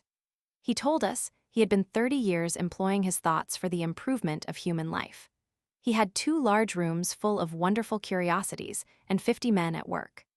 Some were condensing air into a dry, tangible substance by extracting the niter and letting the aqueous or fluid particles percolate. Others softening marble for pillows and pincushions, others petrifying the hoofs of a living horse to preserve them from foundering. The artist himself was at that time busy upon 2 great designs. The first, to sow land with chaff, wherein he affirmed the true seminal virtue to be contained, as he demonstrated by several experiments, which I was not skillful enough to comprehend. The other was, by a certain composition of gums, minerals, and vegetables outwardly applied, to prevent the growth of wool upon 2 young lambs, and he hoped in a reasonable time to propagate the breed of naked sheep all over the kingdom. We crossed a walk to the other part of the academy, where, as I have already said, the projectors in speculative learning resided. The first professor I saw was in a very large room with 40 pupils about him. After salutation, observing me to look earnestly upon a frame, which took up the greatest part of both the length and breadth of the room, he said, "Perhaps I might wonder to see him employed in a project for improving speculative knowledge by practical and mechanical operations." But the world would soon be sensible of its usefulness, and he flattered himself that a more noble, exalted thought never sprang in any other man's head. Everyone knew how laborious the usual method is of attaining to arts and sciences, whereas, by his contrivance, the most ignorant person, at a reasonable charge and with a little bodily labor, might write books in philosophy, poetry, politics, laws, mathematics, and theology, without the least assistance from genius or study. He then led me to the frame, about the sides, whereof all his pupils stood in ranks. It was 20 feet square, placed in the middle of the room. The superficies was composed of several bits of wood, about the bigness of a die, but some larger than others. They were all linked together by slender wires. These bits of wood were covered, on every square, with paper pasted on them, and on these papers were written all the words of their language, in their several moods, tenses, and declensions, but without any order. The professor then desired me to observe, for he was going to set his engine at work.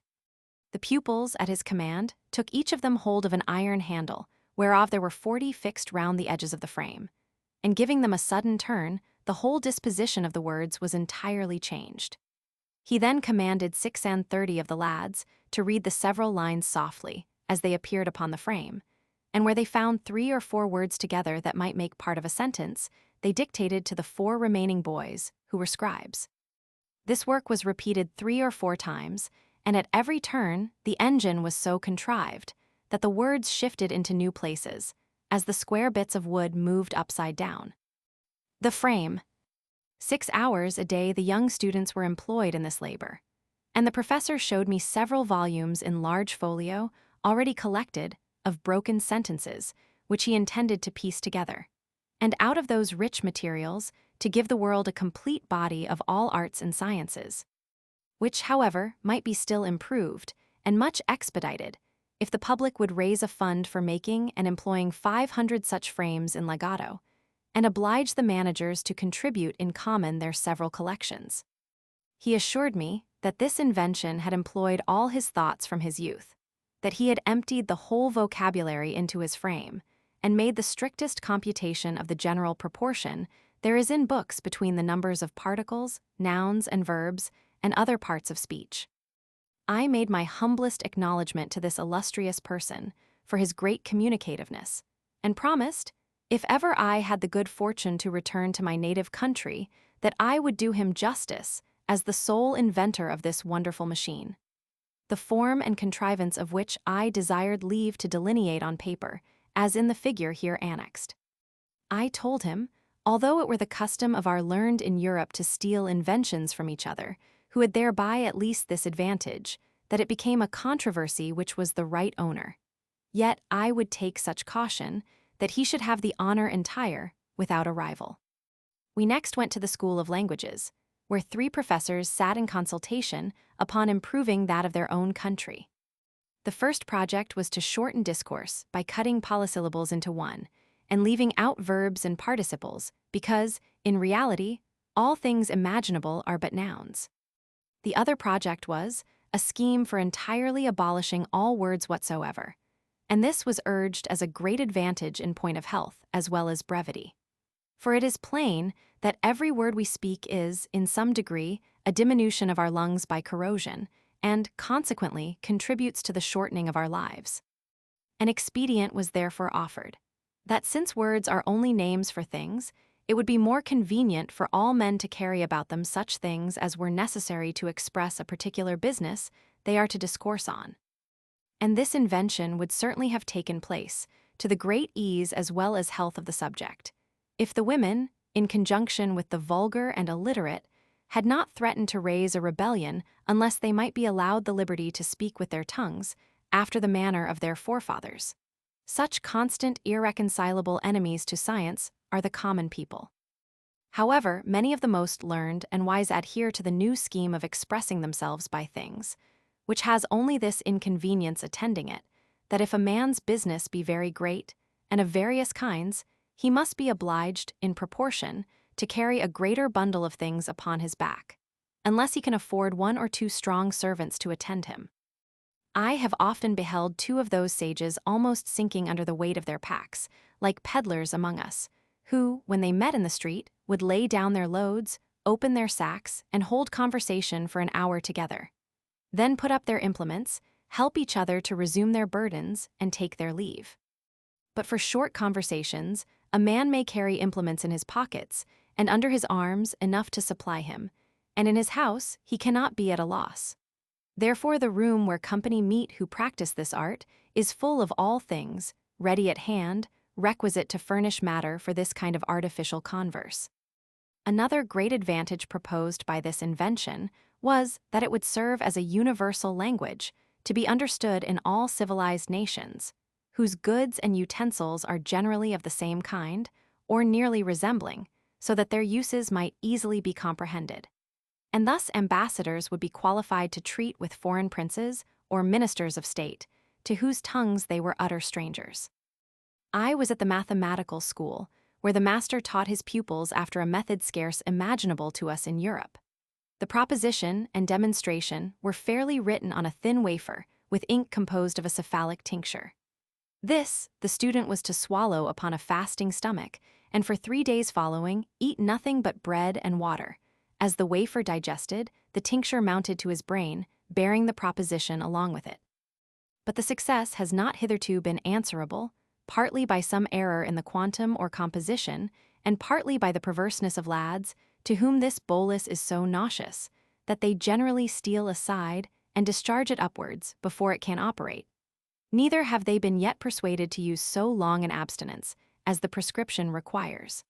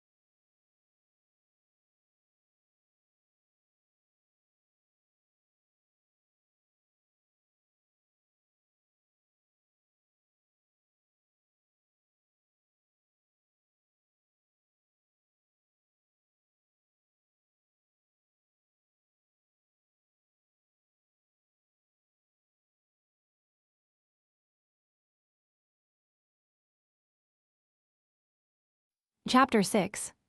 A further account of the Academy.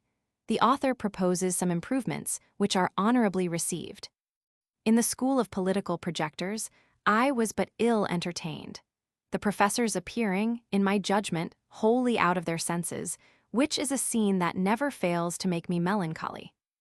These unhappy people were proposing schemes for persuading monarchs to choose favorites upon the score of their wisdom, capacity, and virtue, of teaching ministers to consult the public good, of rewarding merit, great abilities, eminent services, of instructing princes to know their true interest by placing it on the same foundation with that of their people, of choosing for employments persons qualified to exercise them, with many other wild, impossible chimeras that never entered before into the heart of man to conceive, and confirmed in me the old observation that there is nothing so extravagant and irrational, which some philosophers have not maintained for truth. But however, I shall so far do justice to this part of the Academy as to acknowledge that all of them were not so visionary. There was a most ingenious doctor, who seemed to be perfectly versed in the whole nature and system of government. This illustrious person had very usefully employed his studies in finding out effectual remedies for all diseases and corruptions to which the several kinds of public administration are subject, by the vices or infirmities of those who govern, as well as by the licentiousness of those who are to obey. For instance, whereas all writers and reasoners have agreed that there is a strict universal resemblance between the natural and the political body, can there be anything more evident than that the health of both must be preserved and the diseases cured by the same prescriptions? It is allowed that senates and great councils are often troubled with redundant, ebullient, and other peccant humors, with many diseases of the head and more of the heart, with strong convulsions, with grievous contractions of the nerves and sinews in both hands, but especially the right, with spleen, flatus, vertigos, and deliriums, with scrofulous tumors, full of fetid purulent matter, with sour frothy ructations, with canine appetites and crudeness of digestion, besides many others needless to mention. This doctor therefore proposed that upon the meeting of the Senate, certain physicians should attend it the 3 first days of their sitting, and at the close of each day's debate feel the pulses of every senator. After which, having maturely considered and consulted upon the nature of the several maladies and the methods of cure, they should on the 4th day return to the Senate House, attended by their apothecaries stored with proper medicines, and before the members sat, administer to each of them lenitives, aperitifs, obstrusives, corrosives, restringents, palliatives, laxatives, cephalalgics, icterics, apophlegmatics, acoustics, as their several cases required, and according as these medicines should operate, repeat, alter, or omit them at the next meeting. This project could not be of any great expense to the public, and might, in my poor opinion, be of much use for the dispatch of business, in those countries where senates have any share in the legislative power, beget unanimity, shorten debates, open a few mouths which are now closed, and close many more which are now open, curb the petulancy of the young, and correct the positiveness of the old, rouse the stupid, and damp the pert. Again, because it is a general complaint that the favorites of princes are troubled with short and weak memories, the same doctor proposed that whoever attended a first minister, after having told his business, with the utmost brevity and in the plainest words, should, at his departure, give the said minister a tweak by the nose, or a kick in the belly, or tread on his corns, or lug him thrice by both ears, or run a pin into his breech, or pinch his arm black and blue to prevent forgetfulness. And at every levee day, repeat the same operation, till the business were done or absolutely refused. He likewise directed that every senator in the great council of a nation, after he had delivered his opinion and argued in the defense of it, should be obliged to give his vote directly contrary, because if that were done, the result would infallibly terminate in the good of the public. When parties in a state are violent, he offered a wonderful contrivance to reconcile them. The method is this: you take 100 leaders of each party, you dispose them into couples of such whose heads are nearest of a size, then let 2 nice operators saw off the occiput of each couple at the same time, in such a manner that the brain may be equally divided. Let the occipits, thus cut off, be interchanged, applying each to the head of his opposite party man. It seems indeed to be a work that requires some exactness, but the professor assured us that if it were dexterously performed, the cure would be infallible. For he argued thus, that the 2 half-brains being left to debate the matter between themselves within the space of one skull, would soon come to a good understanding, and produce that moderation, as well as regularity of thinking, so much to be wished for in the heads of those who imagine they come into the world only to watch and govern its motion. And as to the difference of brains, in quantity or quality, among those who are directors in faction, the doctor assured us, from his own knowledge, that it was a perfect trifle.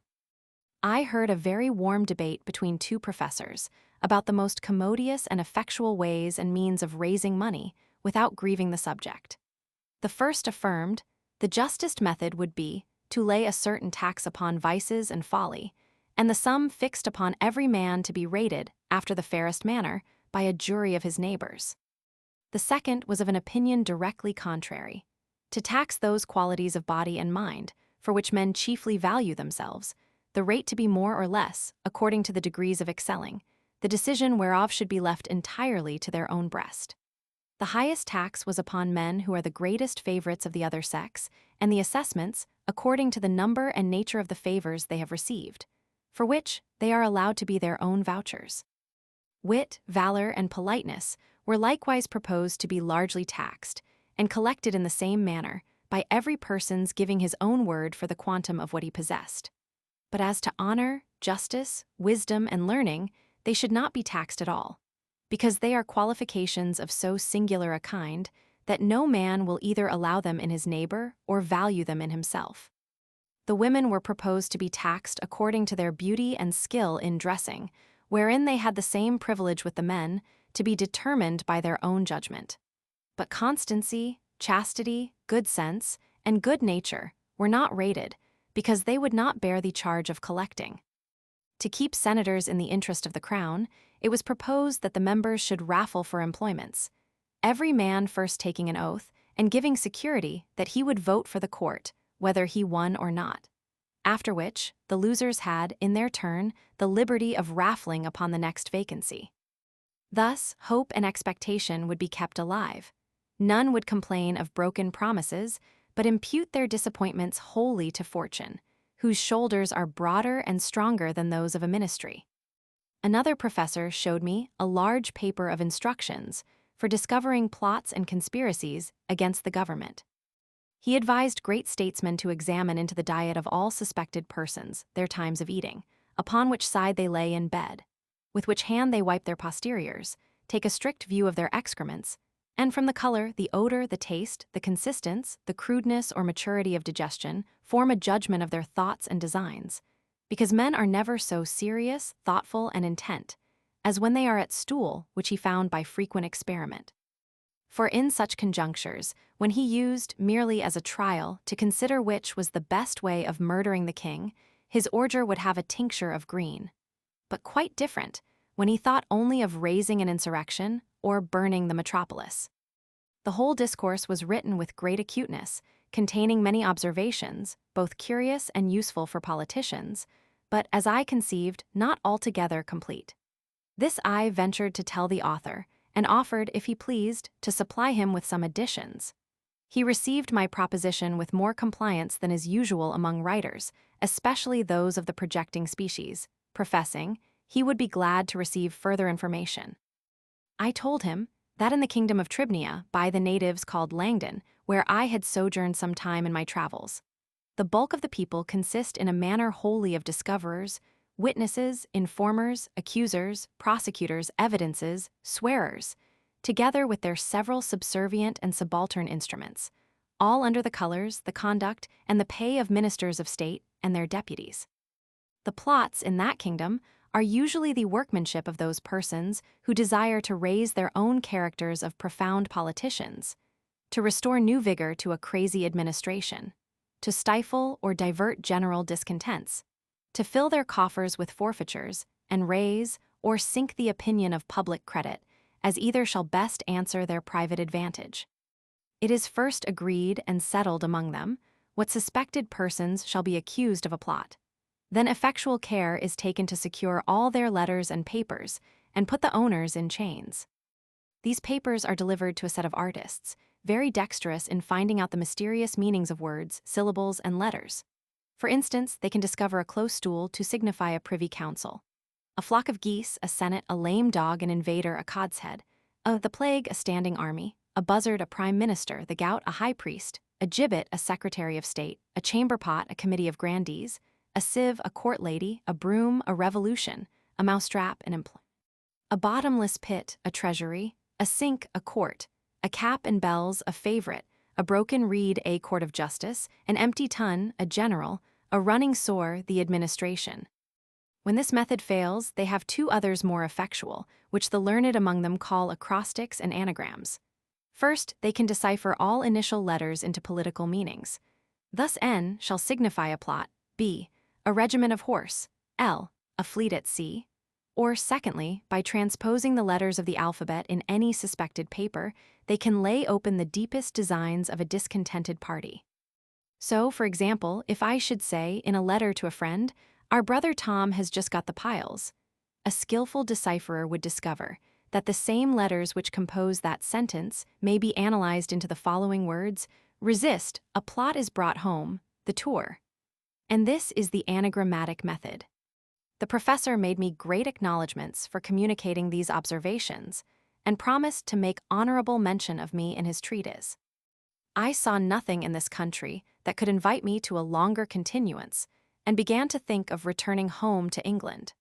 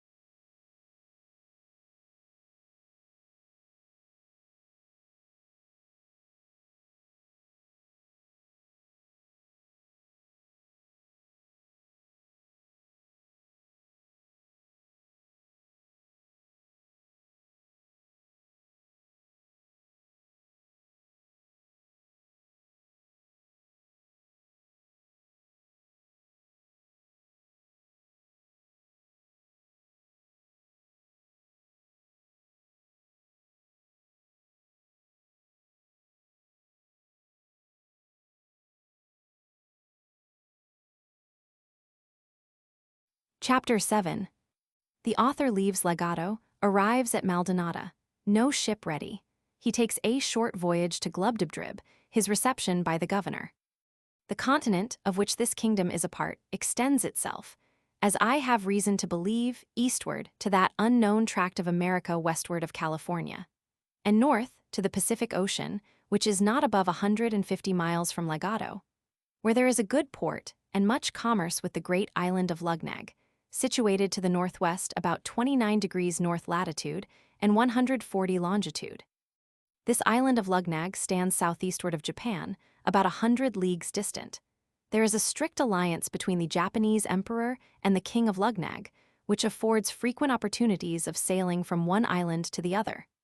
I determined therefore to direct my course this way, in order to direct my return to Europe. I hired 2 mules, with a guide, to show me the way and carry my small baggage. I took leave of my noble protector, who had shown me so much favor, and made me a generous present at my departure. My journey was without any accident or adventure worth relating. When I arrived at the port of Maldonada, for so it is called, there was no ship in the harbor bound for Lugnag, nor likely to be in some time. The town is about as large as Portsmouth. I soon fell into some acquaintance and was very hospitably received. A gentleman of distinction said to me that since the ships bound for Lugnag could not be ready in less than a month, it might be no disagreeable amusement for me to take a trip to the little island of Glubbdubdrib, about 5 leagues off to the southwest.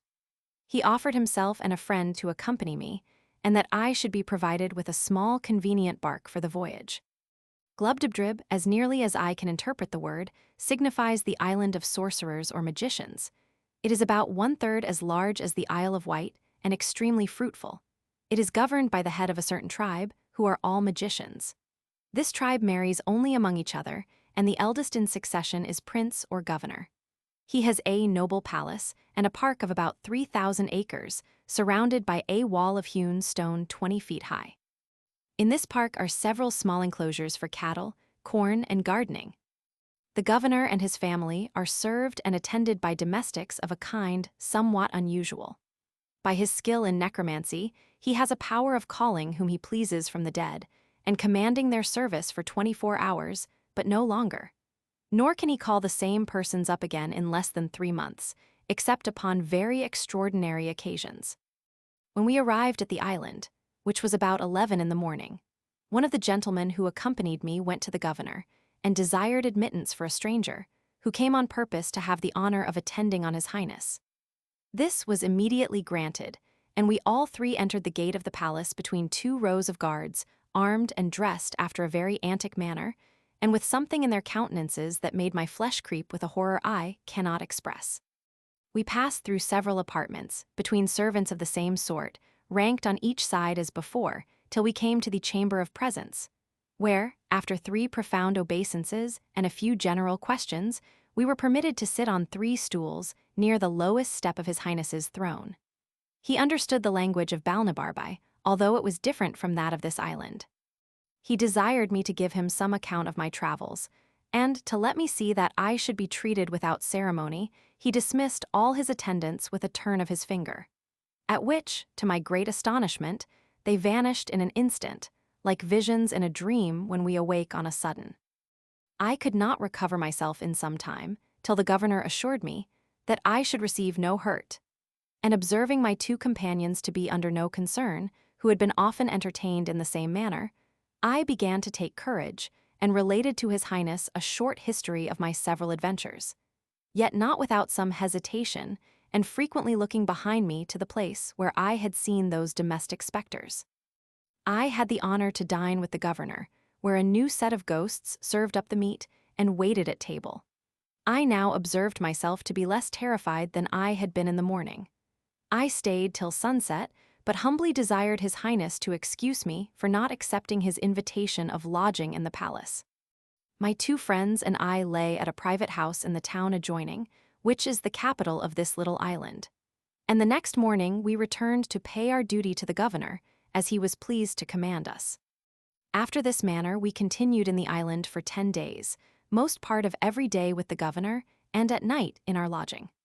I soon grew so familiarized to the sight of spirits, that after the 3rd or 4th time they gave me no emotion at all, or, if I had any apprehensions left, my curiosity prevailed over them. For His Highness the governor ordered me to call up whatever persons I would choose to name, and in whatever numbers, among all the dead from the beginning of the world to the present time, and command them to answer any questions I should think fit to ask, with this condition, that my questions must be confined within the compass of the times they lived in. And one thing I might depend upon, that they would certainly tell me the truth, for lying was a talent of no use in the lower world. I made my humble acknowledgments to His Highness for so great a favor. We were in a chamber, from whence there was a fair prospect into the park. And because my first inclination was to be entertained with scenes of pomp and magnificence, I desired to see Alexander the Great at the head of his army, just after the battle of Arbela, which, upon a motion of the governor's finger, immediately appeared in a large field, under the window where we stood. Alexander was called up into the room. It was with great difficulty that I understood his Greek, and had but little of my own. He assured me upon his honor that he was not poisoned, but died of a bad fever by excessive drinking. Next, I saw Hannibal passing the Alps, who told me he had not a drop of vinegar in his camp.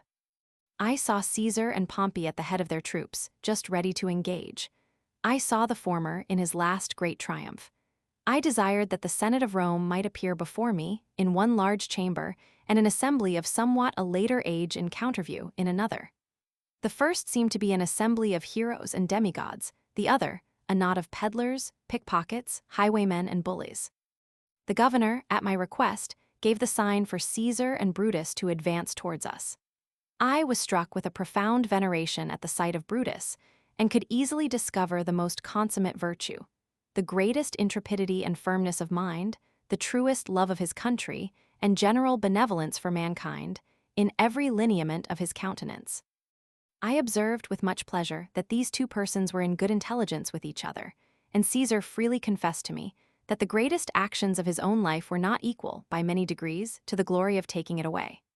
I had the honor to have much conversation with Brutus, and was told that his ancestor Junius, Socrates, Epaminondas, Cato the Younger, Sir Thomas More, and himself were perpetually together.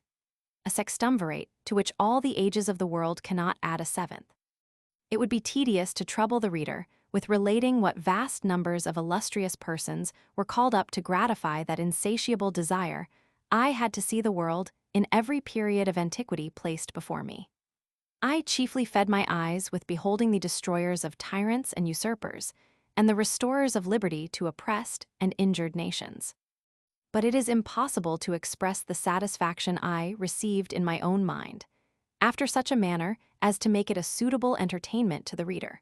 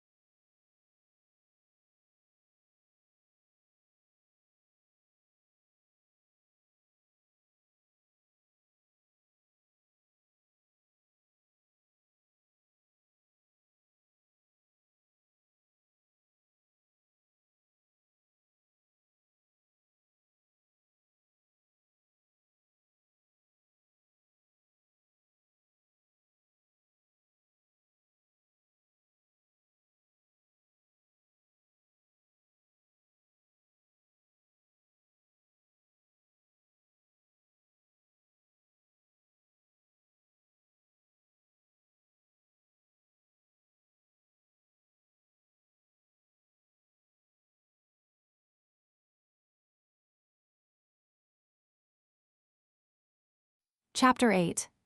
A further account of Glubbdubdrib, ancient and modern history corrected. Having a desire to see those ancients who were most renowned for wit and learning, I set apart one day on purpose. I proposed that Homer and Aristotle might appear at the head of all their commentators, but these were so numerous that some hundreds were forced to attend in the court and outward rooms of the palace. I knew and could distinguish those two heroes at first sight not only from the crowd, but from each other. Homer was the taller and comelier person of the two, walked very erect for one of his age, and his eyes were the most quick and piercing I ever beheld. Aristotle stooped much and made use of a staff. His visage was meager, his hair lank and thin, and his voice hollow. I soon discovered that both of them were perfect strangers to the rest of the company, and had never seen or heard of them before, and I had a whisper from a ghost who shall be nameless, that these commentators always kept in the most distant quarters from their principals, in the lower world, through a consciousness of shame and guilt, because they had so horribly misrepresented the meaning of those authors to posterity. I introduced Didymus and Eustathius to Homer, and prevailed on him to treat them better than perhaps they deserved, for he soon found they wanted a genius to enter into the spirit of a poet.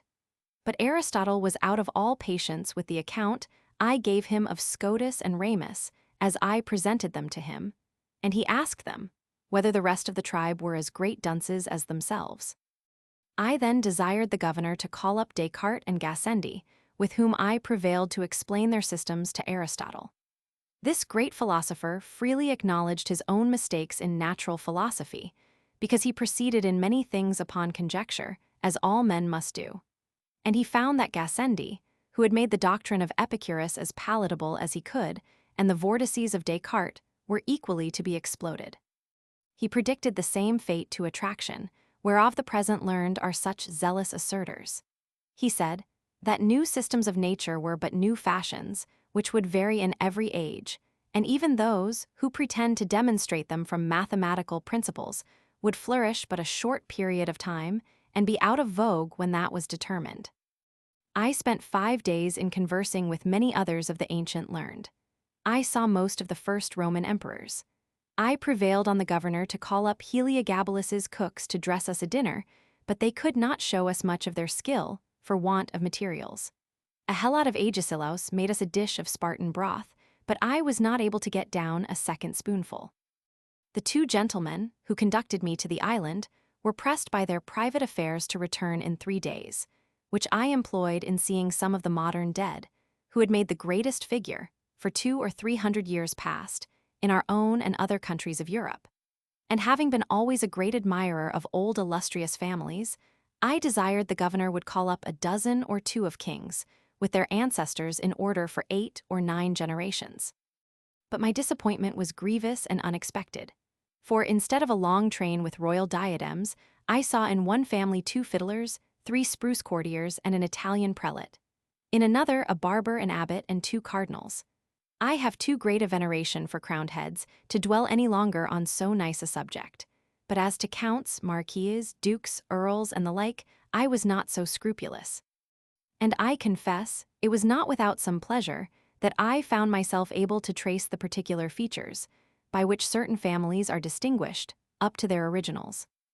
I could plainly discover whence one family derives a long chin, why a second has abounded with knaves for 2 generations, and fools for 2 more, why a third happened to be crack-brained, and a fourth to be sharpers, whence it came, what Polydore Virgil says of a certain great house, nec vir fortis, nec femina casta, how cruelty, falsehood, and cowardice grew to be characteristics by which certain families are distinguished as much as by their coats of arms. Who first brought the pox into a noble house, which has lineally descended scrofulous tumors to their posterity. Neither could I wonder at all this, when I saw such an interruption of lineages, by pages, lackeys, valets, coachmen, gamesters, fiddlers, players, captains, and pickpockets. I was chiefly disgusted with modern history.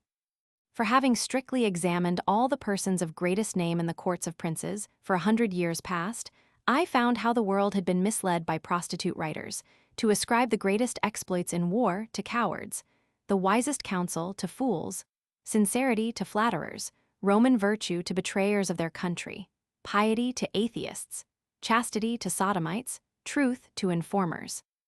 How many innocent and excellent persons had been condemned to death or banishment by the practicing of great ministers upon the corruption of judges, and the malice of factions? How many villains had been exalted to the highest places of trust, power, dignity, and profit?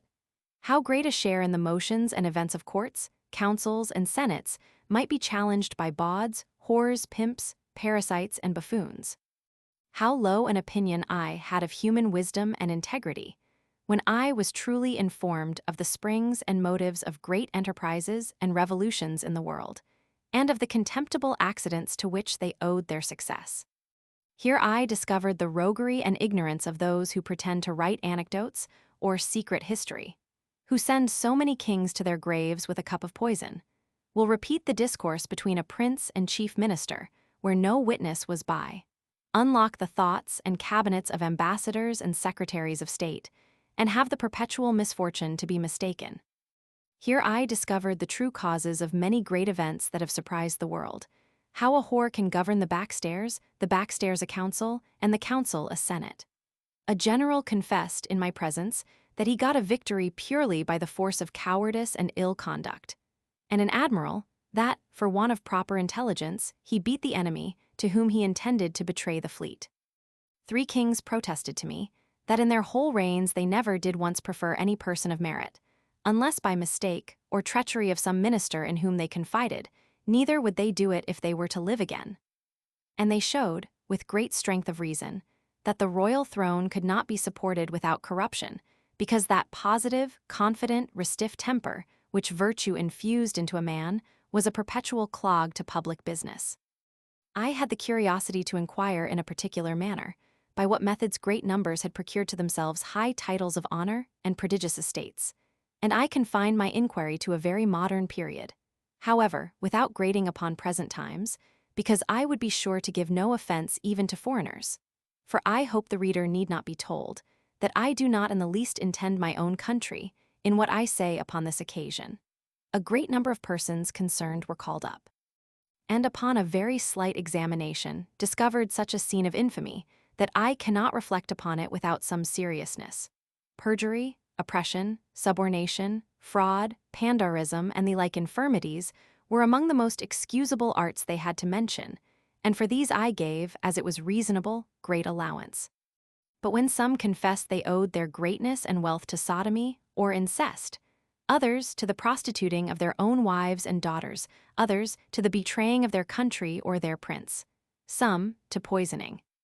More to the perverting of justice in order to destroy the innocent. I hope I may be pardoned, if these discoveries inclined me a little to abate of that profound veneration, which I am naturally apt to pay to persons of high rank, who ought to be treated with the utmost respect due to their sublime dignity, by us their inferiors. I had often read of some great services done to princes and states, and desired to see the persons by whom those services were performed. Upon inquiry, I was told that their names were to be found on no record except a few of them, whom history has represented as the vilest of rogues and traitors. As to the rest, I had never once heard of them. They all appeared with dejected looks, and in the meanest habit, most of them telling me they died in poverty and disgrace, and the rest on a scaffold or a gibbet. Among others, there was one person whose case appeared a little singular.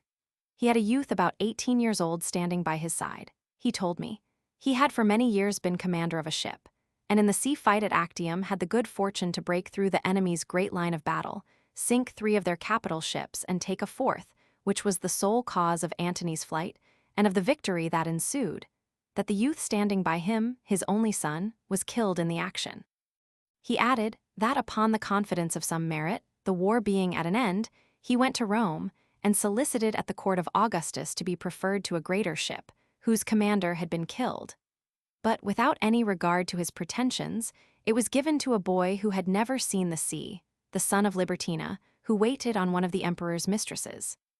Returning back to his own vessel, he was charged with neglect of duty, and the ship given to a favorite page of Publicola, the vice-admiral, whereupon he retired to a poor farm at a great distance from Rome, and there ended his life. I was so curious to know the truth of this story that I desired Agrippa might be called, who was admiral in that fight. He appeared and confirmed the whole account, but with much more advantage to the captain, whose modesty had extenuated or concealed a great part of his merit. I was surprised to find corruption grown so high and so quick in that empire, by the force of luxury so lately introduced, which made me less wonder at many parallel cases in other countries, where vices of all kinds have reigned so much longer, and where the whole praise, as well as pillage, has been engrossed by the chief commander, who perhaps had the least title to either. As every person called up made exactly the same appearance he had done in the world, it gave me melancholy reflections to observe how much the race of humankind was degenerated among us within these 100 years past. How the pox, under all its consequences and denominations, had altered every lineament of an English countenance, shortened the size of bodies, unbraced the nerves, relaxed the sinews and muscles, introduced a sallow complexion, and rendered the flesh loose and rancid. I descended so low as to desire some English yeoman of the old stamp might be summoned to appear, once so famous for the simplicity of their manners, diet, and dress, for justice in their dealings, for their true spirit of liberty, for their valor and love of their country. Neither could I be wholly unmoved, after comparing the living with the dead, when I considered how all these pure native virtues were prostituted for a piece of money by their grandchildren, who, in selling their votes and managing at elections, have acquired every vice and corruption that can possibly be learned in a court.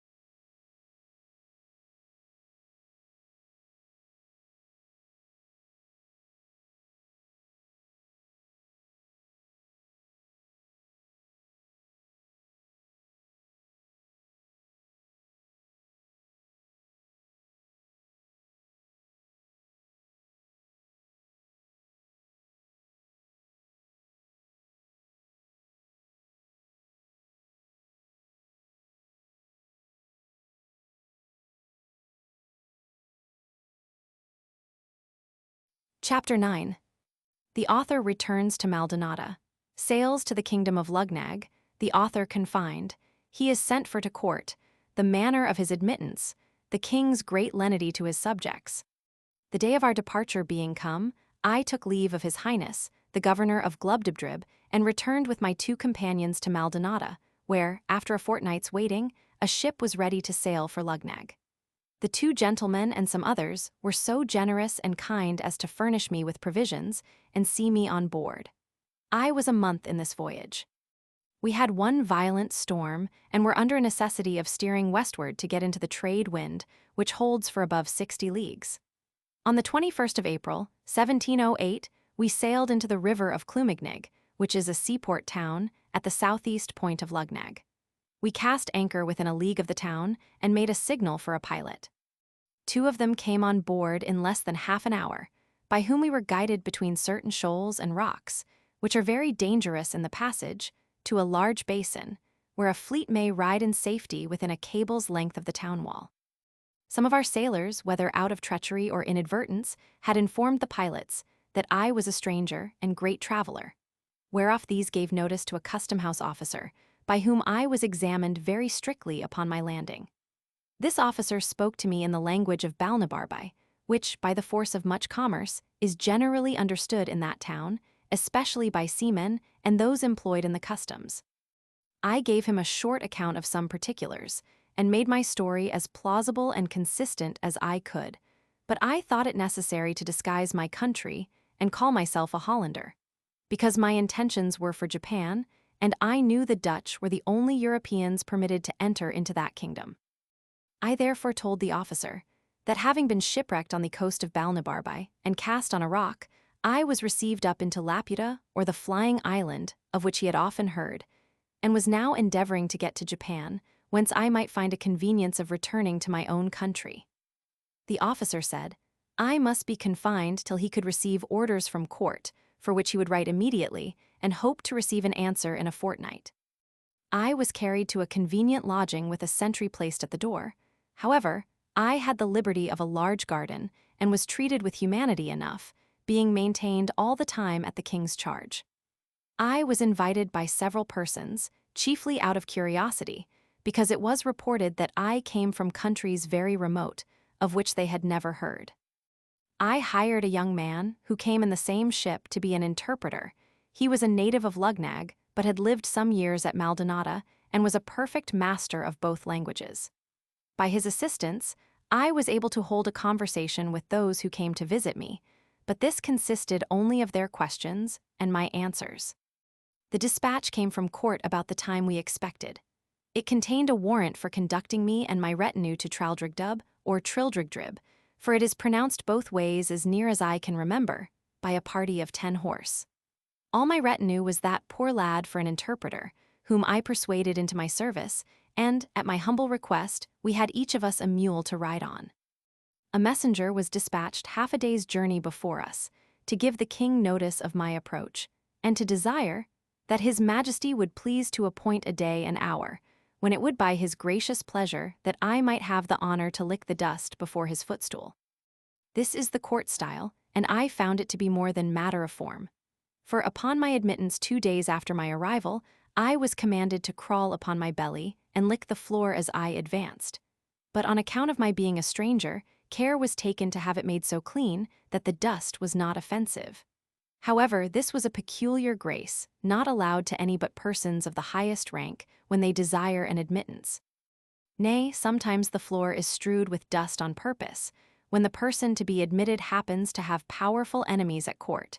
And I have seen a great lord with his mouth so crammed, that when he had crept to the proper distance from the throne, he was not able to speak a word, neither is there any remedy, because it is capital for those who receive an audience to spit or wipe their mouths in his majesty's presence. There is indeed another custom, which I cannot altogether approve of. When the king has a mind to put any of his nobles to death in a gentle, indulgent manner, he commands the floor to be strewed with a certain brown powder of a deadly composition, which being licked up, infallibly kills him in 24 hours. But in justice to this prince's great clemency, and the care he has of his subjects' lives, wherein it were much to be wished that the monarchs of Europe would imitate him. It must be mentioned for his honor that strict orders are given to have the infected parts of the floor well washed after every such execution, which, if his domestics neglect, they are in danger of incurring his royal displeasure. I myself heard him give directions that one of his pages should be whipped, whose turn it was to give notice about washing the floor after an execution, but maliciously had omitted it, by which neglect a young lord of great hopes, coming to an audience, was unfortunately poisoned, although the king at that time had no design against his life. But this good prince was so gracious as to forgive the poor page his whipping, upon promise that he would do so no more, without special orders. To return from this digression, when I had crept within 4 yards of the throne, I raised myself gently upon my knees, and then striking my forehead 7 times against the ground, I pronounced the following words, as they had been taught me the night before: Eichpling glofthrob squutserum beliop lashnolt zwin teenodbulkuf esliafed girdlub asht. This is the compliment, established by the laws of the land, for all persons admitted to the king's presence. It may be rendered into English thus: May your celestial majesty outlive the sun, 11 moons and a half. To this the king returned some answer, which, although I could not understand, yet I replied as I had been directed.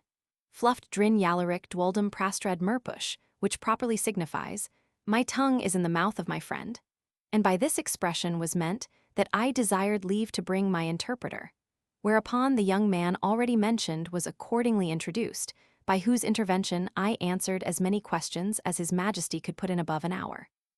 I spoke in the Balnibarbian tongue, and my interpreter delivered my meaning in that of Lugnag. The king was much delighted with my company, and ordered his Bliffmarklub, or High Chamberlain, to appoint a lodging in the court for me and my interpreter, with a daily allowance for my table and a large purse of gold for my common expenses. I stayed 3 months in this country, out of perfect obedience to His Majesty, who was pleased highly to favor me and made me very honorable offers. But I thought it more consistent with prudence and justice to pass the remainder of my days with my wife and family.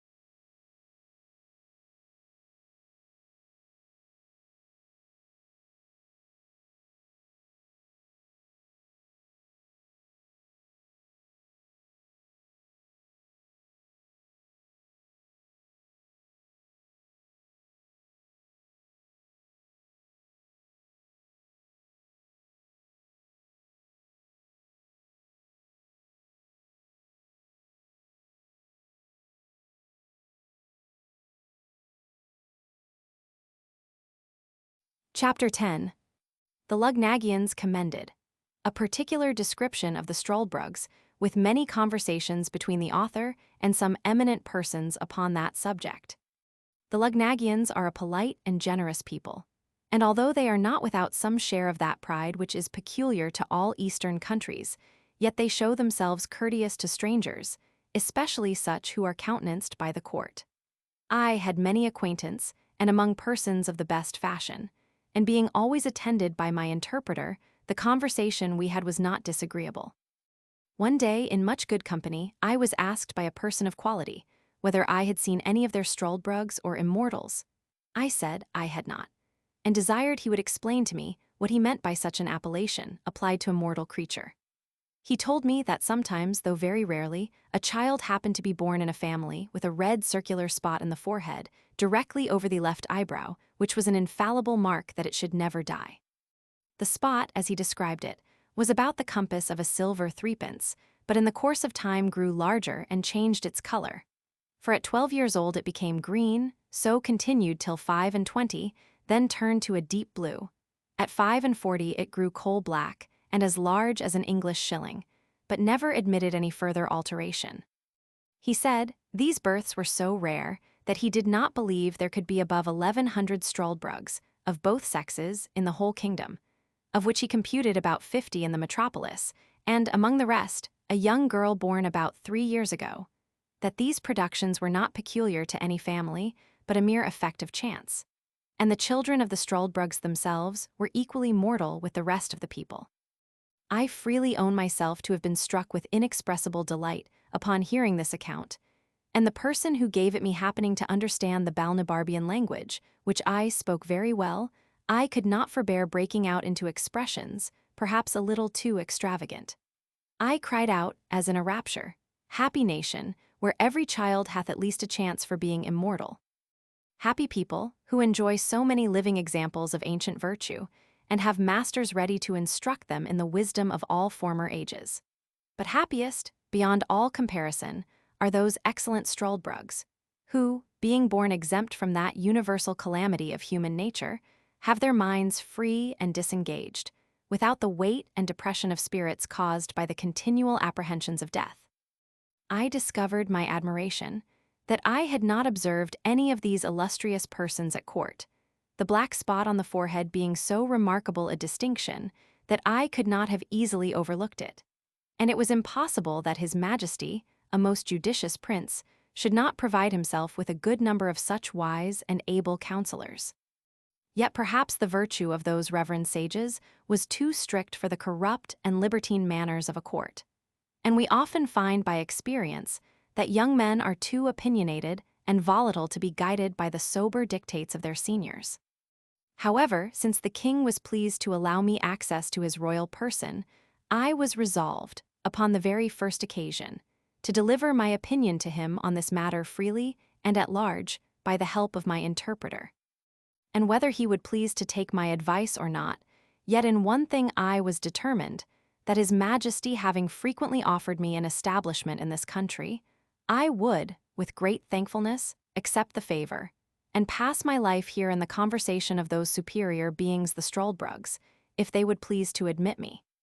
The gentleman to whom I addressed my discourse, because, as I have already observed, he spoke the language of Balnibarbi, said to me, with a sort of a smile which usually arises from pity to the ignorant, that he was glad of any occasion to keep me among them, and desired my permission to explain to the company what I had spoke. He did so, and they talked together for some time in their own language, whereof I understood not a syllable, neither could I observe by their countenances what impression my discourse had made on them. After a short silence, the same person told me that his friends and mine, so he thought fit to express himself, were very much pleased with the judicious remarks I had made on the great happiness and advantages of immortal life, and they were desirous to know, in a particular manner, what scheme of living I should have formed to myself if it had fallen to my lot to have been born a struldbrug. I answered, it was easy to be eloquent on so copious and delightful a subject, especially to me, who had been often apt to amuse myself with visions of what I should do, if I were a king, a general, or a great lord. And upon this very case, I had frequently run over the whole system how I should employ myself, and pass the time, if I were sure to live forever.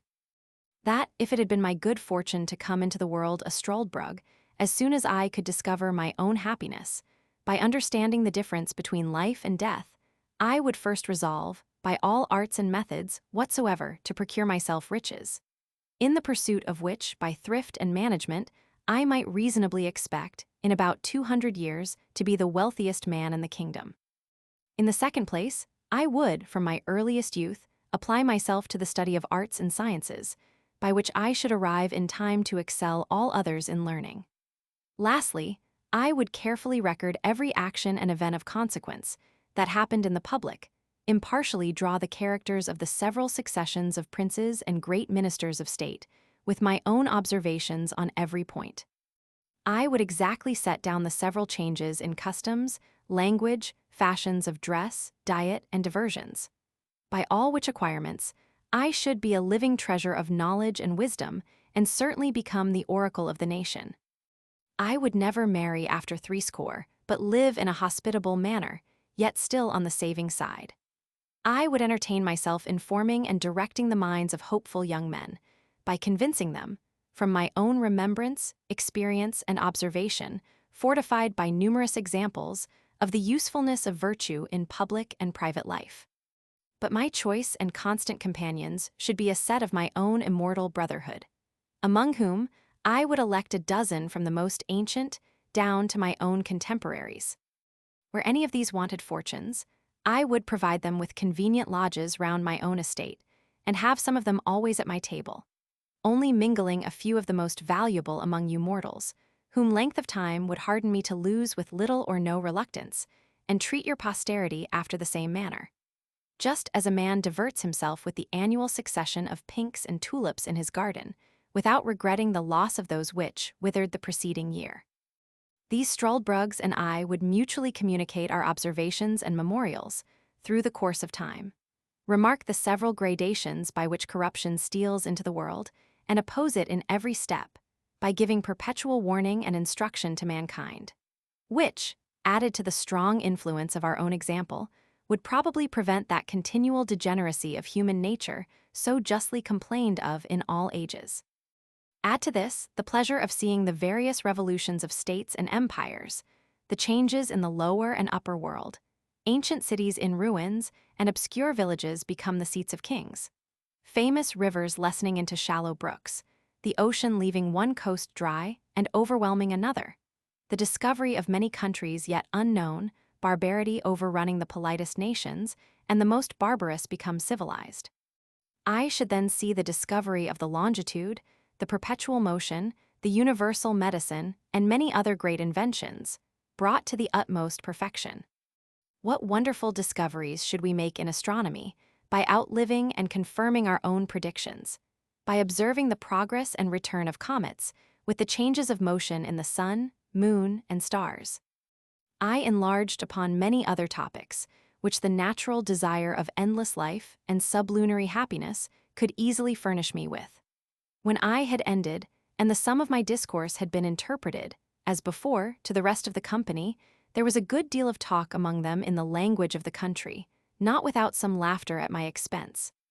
At last, the same gentleman who had been my interpreter said, he was desired by the rest to set me right in a few mistakes, which I had fallen into through the common imbecility of human nature, and upon that allowance was less answerable for them. That this breed of Struldbrugs was peculiar to their country, for there were no such people either in Balnibarbi or Japan, where he had the honor to be ambassador from his majesty, and found the natives in both those kingdoms very hard to believe that the fact was possible. And it appeared from my astonishment when he first mentioned the matter to me, that I received it as a thing wholly new and scarcely to be credited. That in the two kingdoms above mentioned, where, during his residence, he had conversed very much, he observed long life to be the universal desire and wish of mankind. That whoever had one foot in the grave was sure to hold back the other as strongly as he could. That the oldest had still hopes of living one day longer, and looked on death as the greatest evil, from which nature always prompted him to retreat. Only in this island of Lugnag, the appetite for living was not so eager, from the continual example of the Struldbrugs before their eyes. That the system of living contrived by me was unreasonable and unjust, because it supposed a perpetuity of youth, health, and vigor, which no man could be so foolish to hope, however extravagant he may be in his wishes. That the question therefore was not, whether a man would choose to be always in the prime of youth, attended with prosperity and health, but how he would pass a perpetual life under all the usual disadvantages which old age brings along with it.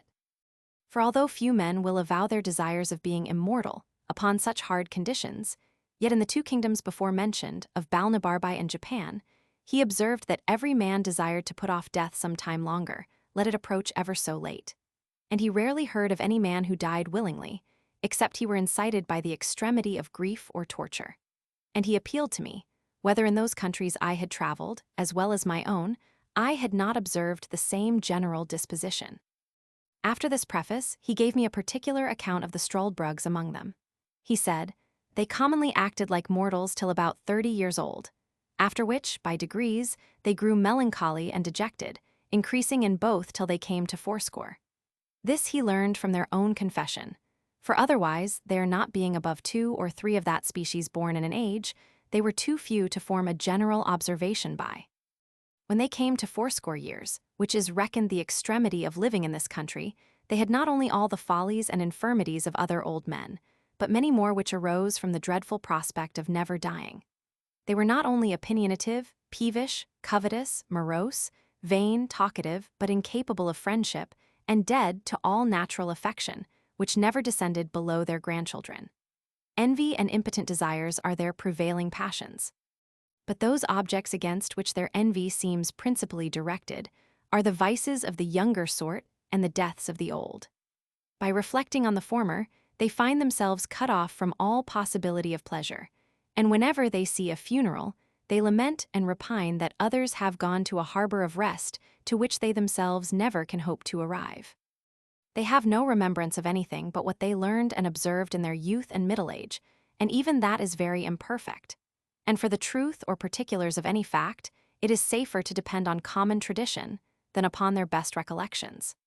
The least miserable among them appear to be those who turn to dotage and entirely lose their memories. These meet with more pity and assistance, because they want many bad qualities which abound in others. If a Struldbrug happen to marry one of his own kind, the marriage is dissolved, of course, by the courtesy of the kingdom, as soon as the younger of the two comes to be fourscore. For the law thinks it a reasonable indulgence that those who are condemned, without any fault of their own, to a perpetual continuance in the world, should not have their misery doubled by the load of a wife. As soon as they have completed the term of 80 years, they are looked on as dead in law. Their heirs immediately succeed to their estates. Only a small pittance is reserved for their support, and the poor ones are maintained at the public charge. After that period, they are held incapable of any employment of trust or profit. They cannot purchase lands or take leases. Neither are they allowed to be witnesses in any cause, either civil or criminal, not even for the decision of meres and bounds. At 90, they lose their teeth and hair. They have at that age no distinction of taste, but eat and drink whatever they can get, without relish or appetite. The diseases they were subject to still continue, without increasing or diminishing. In talking, they forget the common appellation of things and the names of persons, even of those who are their nearest friends and relations. For the same reason, they never can amuse themselves with reading, because their memory will not serve to carry them from the beginning of a sentence to the end. And by this defect, they are deprived of the only entertainment whereof they might otherwise be capable. The language of this country being always upon the flux, the Struldbrugs of one age do not understand those of another. Neither are they able, after 200 years, to hold any conversation, farther than by a few general words, with their neighbors the mortals, and thus they lie under the disadvantage of living like foreigners in their own country. This was the account given me of the Struldbrugs, as near as I can remember. I afterwards saw 5 or 6 of different ages, the youngest not above 200 years old, who were brought to me at several times by some of my friends.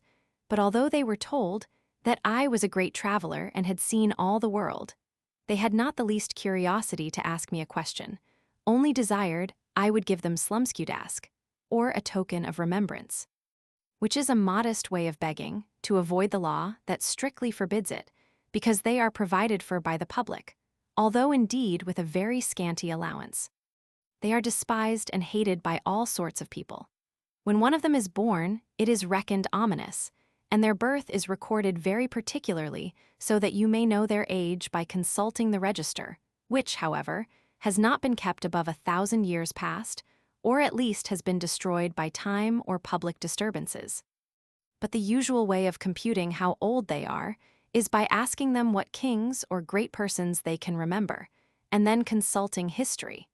For infallibly, the last prince in their mind did not begin his reign after they were 80 years old. They were the most mortifying sight I ever beheld, and the women more horrible than the men. Besides the usual deformities in extreme old age, they acquired an additional ghastliness, in proportion to their number of years, which is not to be described. And among 6 I soon distinguished which was the eldest, although there was not above a century or 2 between them. The reader will easily believe that from what I had heard and seen, my keen appetite for perpetuity of life was much abated. I grew heartily ashamed of the pleasing visions I had formed, and thought no tyrant could invent a death into which I would not run with pleasure from such a life. The king heard of all that had passed between me and my friends upon this occasion, and rallied me very pleasantly, wishing I could send a couple of Struldbrugs to my own country, to arm our people against the fear of death. But this, it seems, is forbidden by the fundamental laws of the kingdom, or else I should have been well content with the trouble and expense of transporting them. I could not but agree that the laws of this kingdom relative to the Struldbrugs were founded upon the strongest reasons, and such as any other country would be under the necessity of enacting in the like circumstances.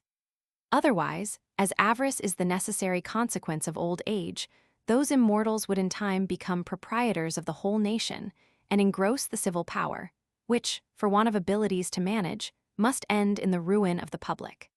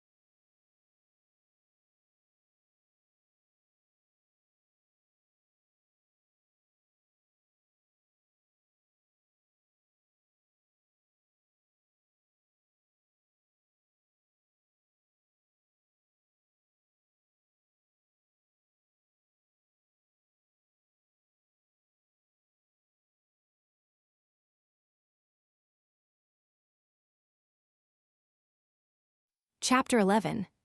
The author leaves Luggnagg and sails to Japan.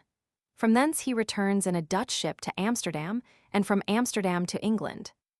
I thought this account of the Struldbrugs might be some entertainment to the reader, because it seems to be a little out of the common way. At least, I do not remember to have met the like in any book of travels that has come to my hands. And if I am deceived, my excuse must be that it is necessary for travelers who describe the same country very often to agree in dwelling on the same particulars, without deserving the censure of having borrowed or transcribed from those who wrote before them. There is indeed a perpetual commerce between this kingdom and the great empire of Japan, and it is very probable that the Japanese authors may have given some account of the Struldbrugs, but my stay in Japan was so short, and I was so entirely a stranger to the language, that I was not qualified to make any inquiries. But I hope the Dutch, upon this notice, will be curious and able enough to supply my defects. His Majesty having often pressed me to accept some employment in his court, and finding me absolutely determined to return to my native country, was pleased to give me his license to depart, and honored me with a letter of recommendation, under his own hand, to the Emperor of Japan. He likewise presented me with 444 large pieces of gold, this nation delighting in even numbers, and a red diamond, which I sold in England for £1,100. On the 6th day of May, 1709, I took a solemn leave of His Majesty and all my friends. This prince was so gracious as to order a guard to conduct me to Glangstold, which is a royal port to the southwest part of the island. In 6 days, I found a vessel ready to carry me to Japan and spent 15 days in the voyage. We landed at a small port town called Zamoski, situated on the southeast part of Japan. The town lies on the western point, where there is a narrow strait leading northward into a long arm of the sea, upon the northwest part of which Yedo the metropolis stands. At landing, I showed the custom house officers my letter from the King of Luggnagg to His Imperial Majesty. They knew the seal perfectly well. It was as broad as the palm of my hand. The impression was a king lifting up a lame beggar from the earth. The magistrates of the town, hearing of my letter, received me as a public minister. They provided me with carriages and servants and bore my charges to Yedo, where I was admitted to an audience and delivered my letter, which was opened with great ceremony and explained to the emperor by an interpreter, who then gave me notice by his majesty's order that I should signify my request, and whatever it were, it should be granted for the sake of his royal brother of Lugnag. This interpreter was a person employed to transact affairs with the Hollanders. He soon conjectured, by my countenance, that I was a European, and therefore repeated his majesty's commands in Low Dutch, which he spoke perfectly well. I answered, as I had before determined, that I was a Dutch merchant, shipwrecked in a very remote country, whence I had traveled by sea and land to Lugnag, and then took shipping for Japan, where I knew my countrymen often traded, and with some of these I hoped to get an opportunity of returning into Europe. I therefore most humbly entreated his royal favor to give order that I should be conducted in safety to Nangasak. To this I added another petition, that for the sake of my patron the King of Lugnag, his majesty would condescend to excuse my performing the ceremony imposed on my countrymen, of trampling upon the crucifix, because I had been thrown into his kingdom by my misfortunes, without any intention of trading. When this latter petition was interpreted to the emperor, he seemed a little surprised, and said, he believed I was the first of my countrymen who ever made any scruple in this point, and that he began to doubt whether I was a real Hollander or not, but rather suspected I must be a Christian. However, for the reasons I had offered, but chiefly to gratify the King of Lugnag by an uncommon mark of his favor, he would comply with the singularity of my humor. But the affair must be managed with dexterity, and his officers should be commanded to let me pass, as it were by forgetfulness. For he assured me that if the secret should be discovered by my countrymen the Dutch, they would cut my throat in the voyage.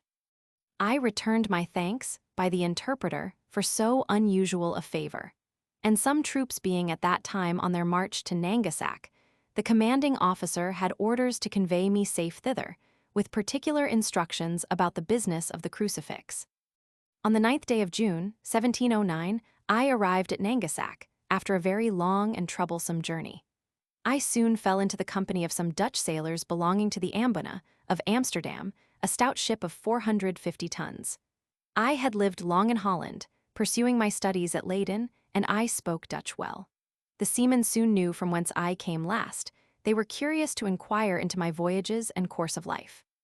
I made up a story as short and probable as I could, but concealed the greatest part. I knew many persons in Holland. I was able to invent names for my parents, whom I pretended to be obscure people in the province of Gelderland. I would have given the captain, one Theodorus Vangrolt, what he pleased to ask for my voyage to Holland, but understanding I was a surgeon, he was contented to take half the usual rate, on condition that I would serve him in the way of my calling. Before we took shipping, I was often asked by some of the crew whether I had performed the ceremony above mentioned. I evaded the question by general answers, that I had satisfied the emperor and court in all particulars. However, a malicious rogue of a skipper went to an officer, and pointing to me told him I had not yet trampled on the crucifix. But the other, who had received instructions to let me pass, gave the rascal 20 strokes on the shoulders with a bamboo, after which I was no more troubled with such questions.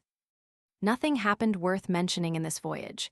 We sailed with a fair wind to the Cape of Good Hope, where we stayed only to take in fresh water. On the 10th of April, 1710, we arrived safe at Amsterdam, having lost only 3 men by sickness in the voyage, and a 4th, who fell from the foremast into the sea, not far from the coast of Guinea. From Amsterdam I soon after set sail for England, in a small vessel belonging to that city. On the 16th of April, 1710, we put in at the Downs. I landed next morning and saw once more my native country, after an absence of 5 years and 6 months complete. I went straight to Redriff, where I arrived the same day at 2 in the afternoon, and found my wife and family in good health.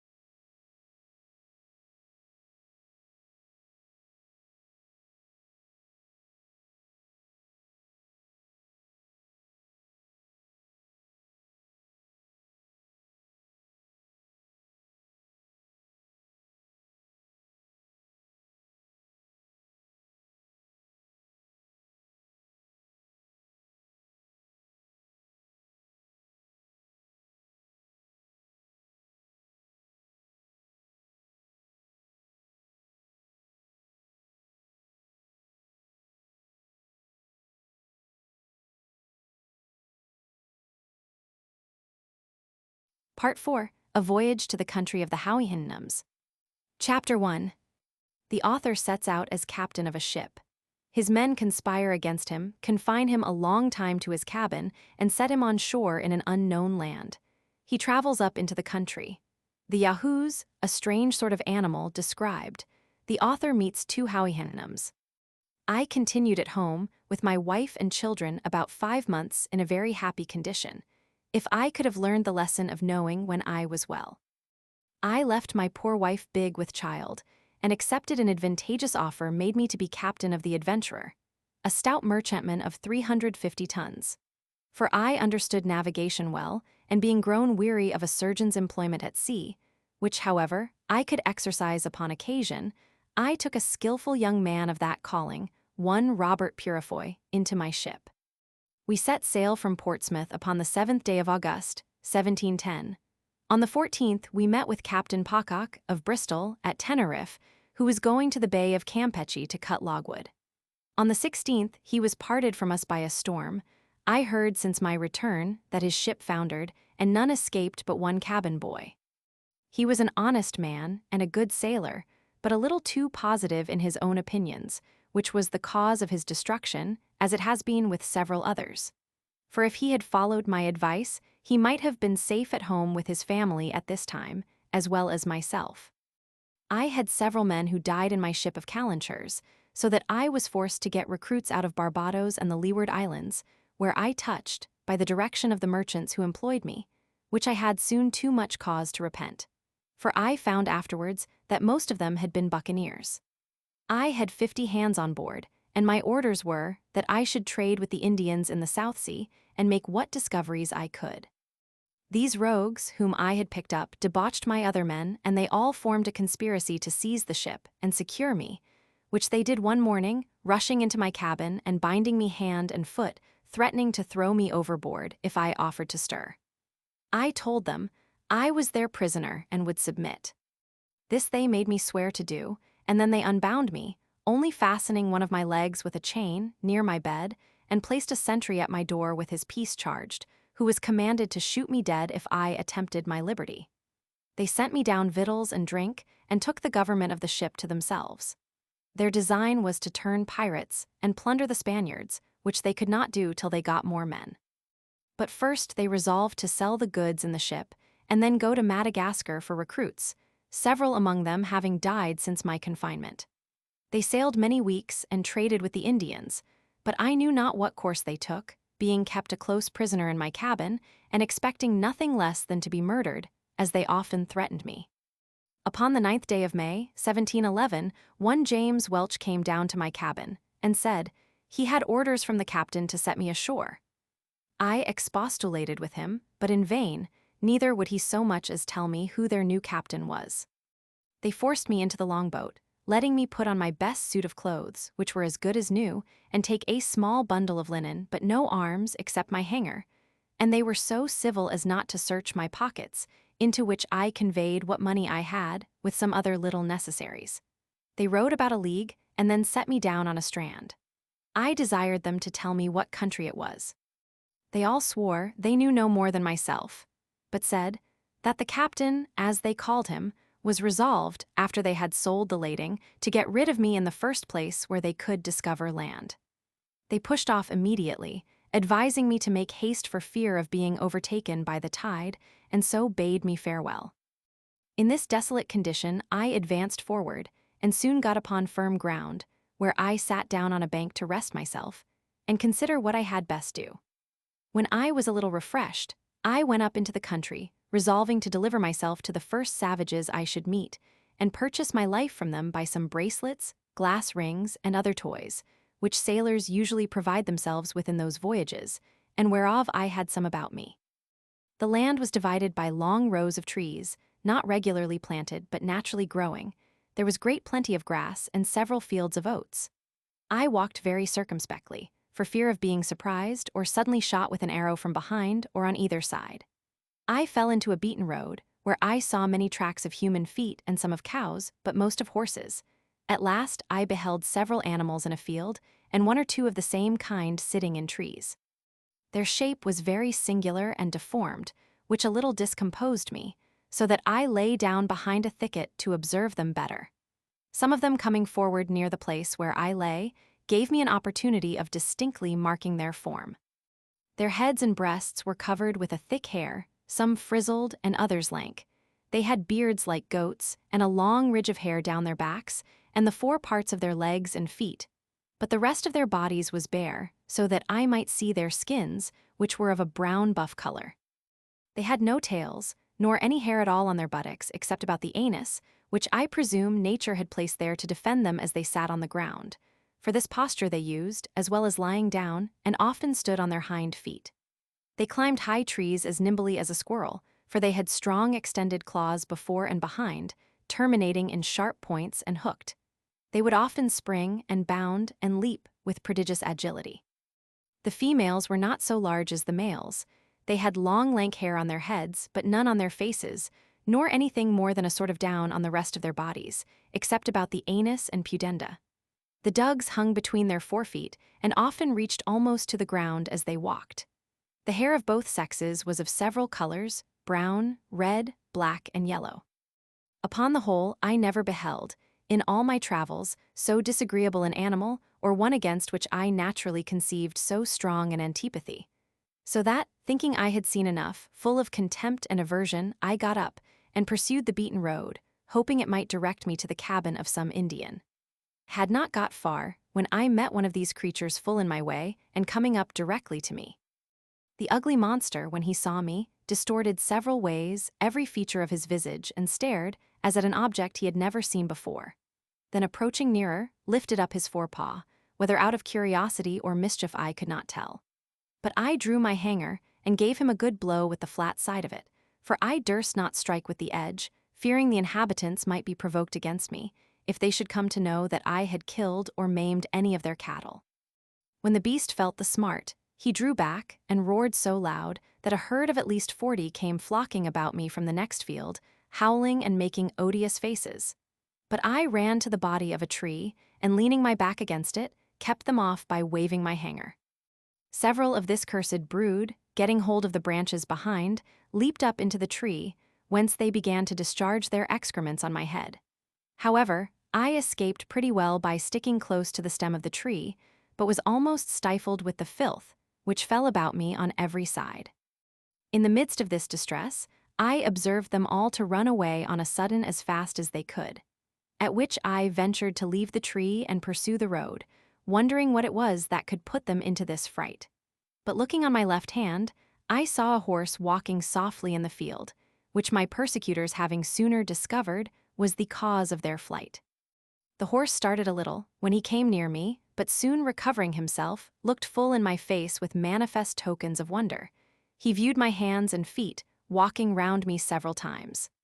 I would have pursued my journey, but he placed himself directly in the way, yet looking with a very mild aspect, never offering the least violence.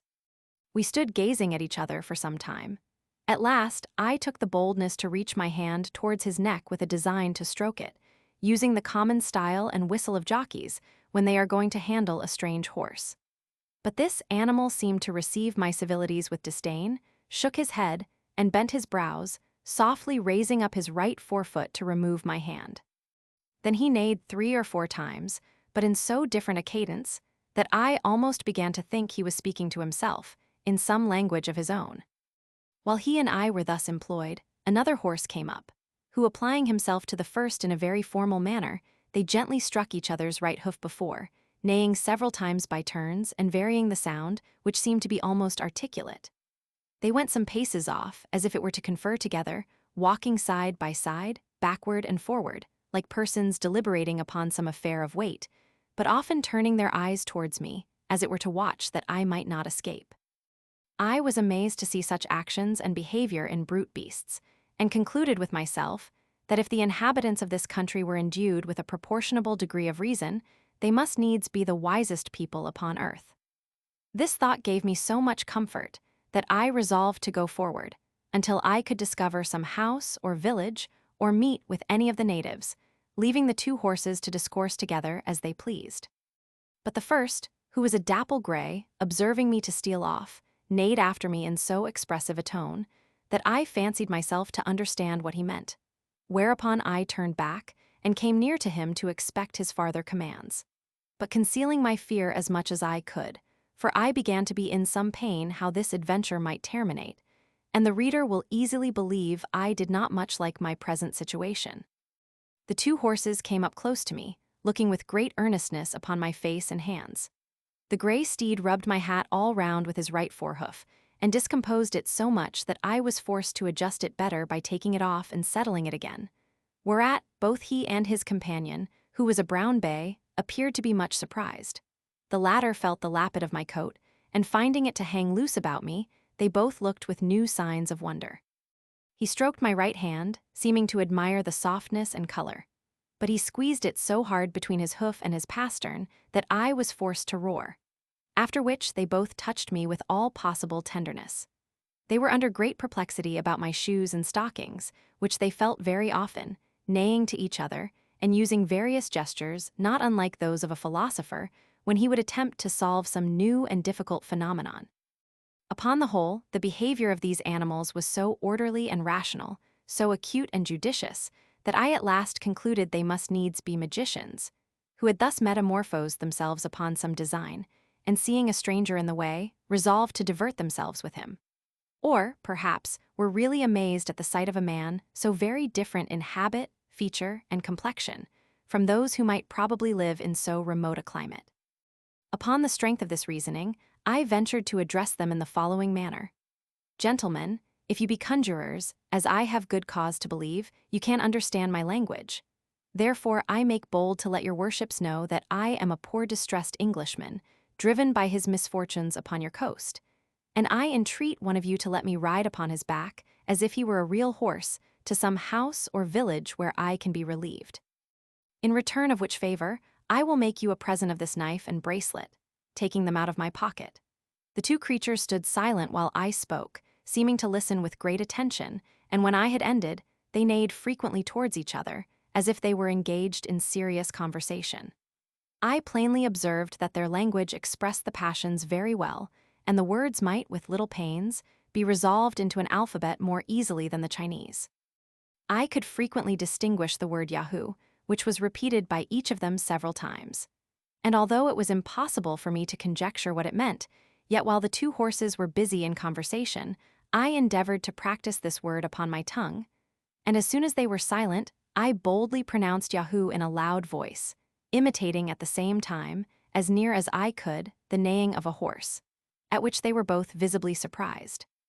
And the gray repeated the same word twice, as if he meant to teach me the right accent, wherein I spoke after him as well as I could, and found myself perceivably to improve every time, though very far from any degree of perfection. Then the bay tried me with a second word, much harder to be pronounced, but reducing it to the English orthography, may be spelt thus, Howihanum. I did not succeed in this so well as in the former, but after 2 or 3 farther trials, I had better fortune, and they both appeared amazed at my capacity.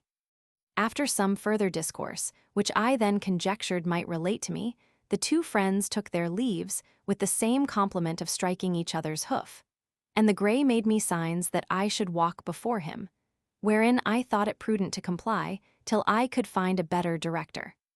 When I offered to slacken my pace, he would cry Achun, Achun.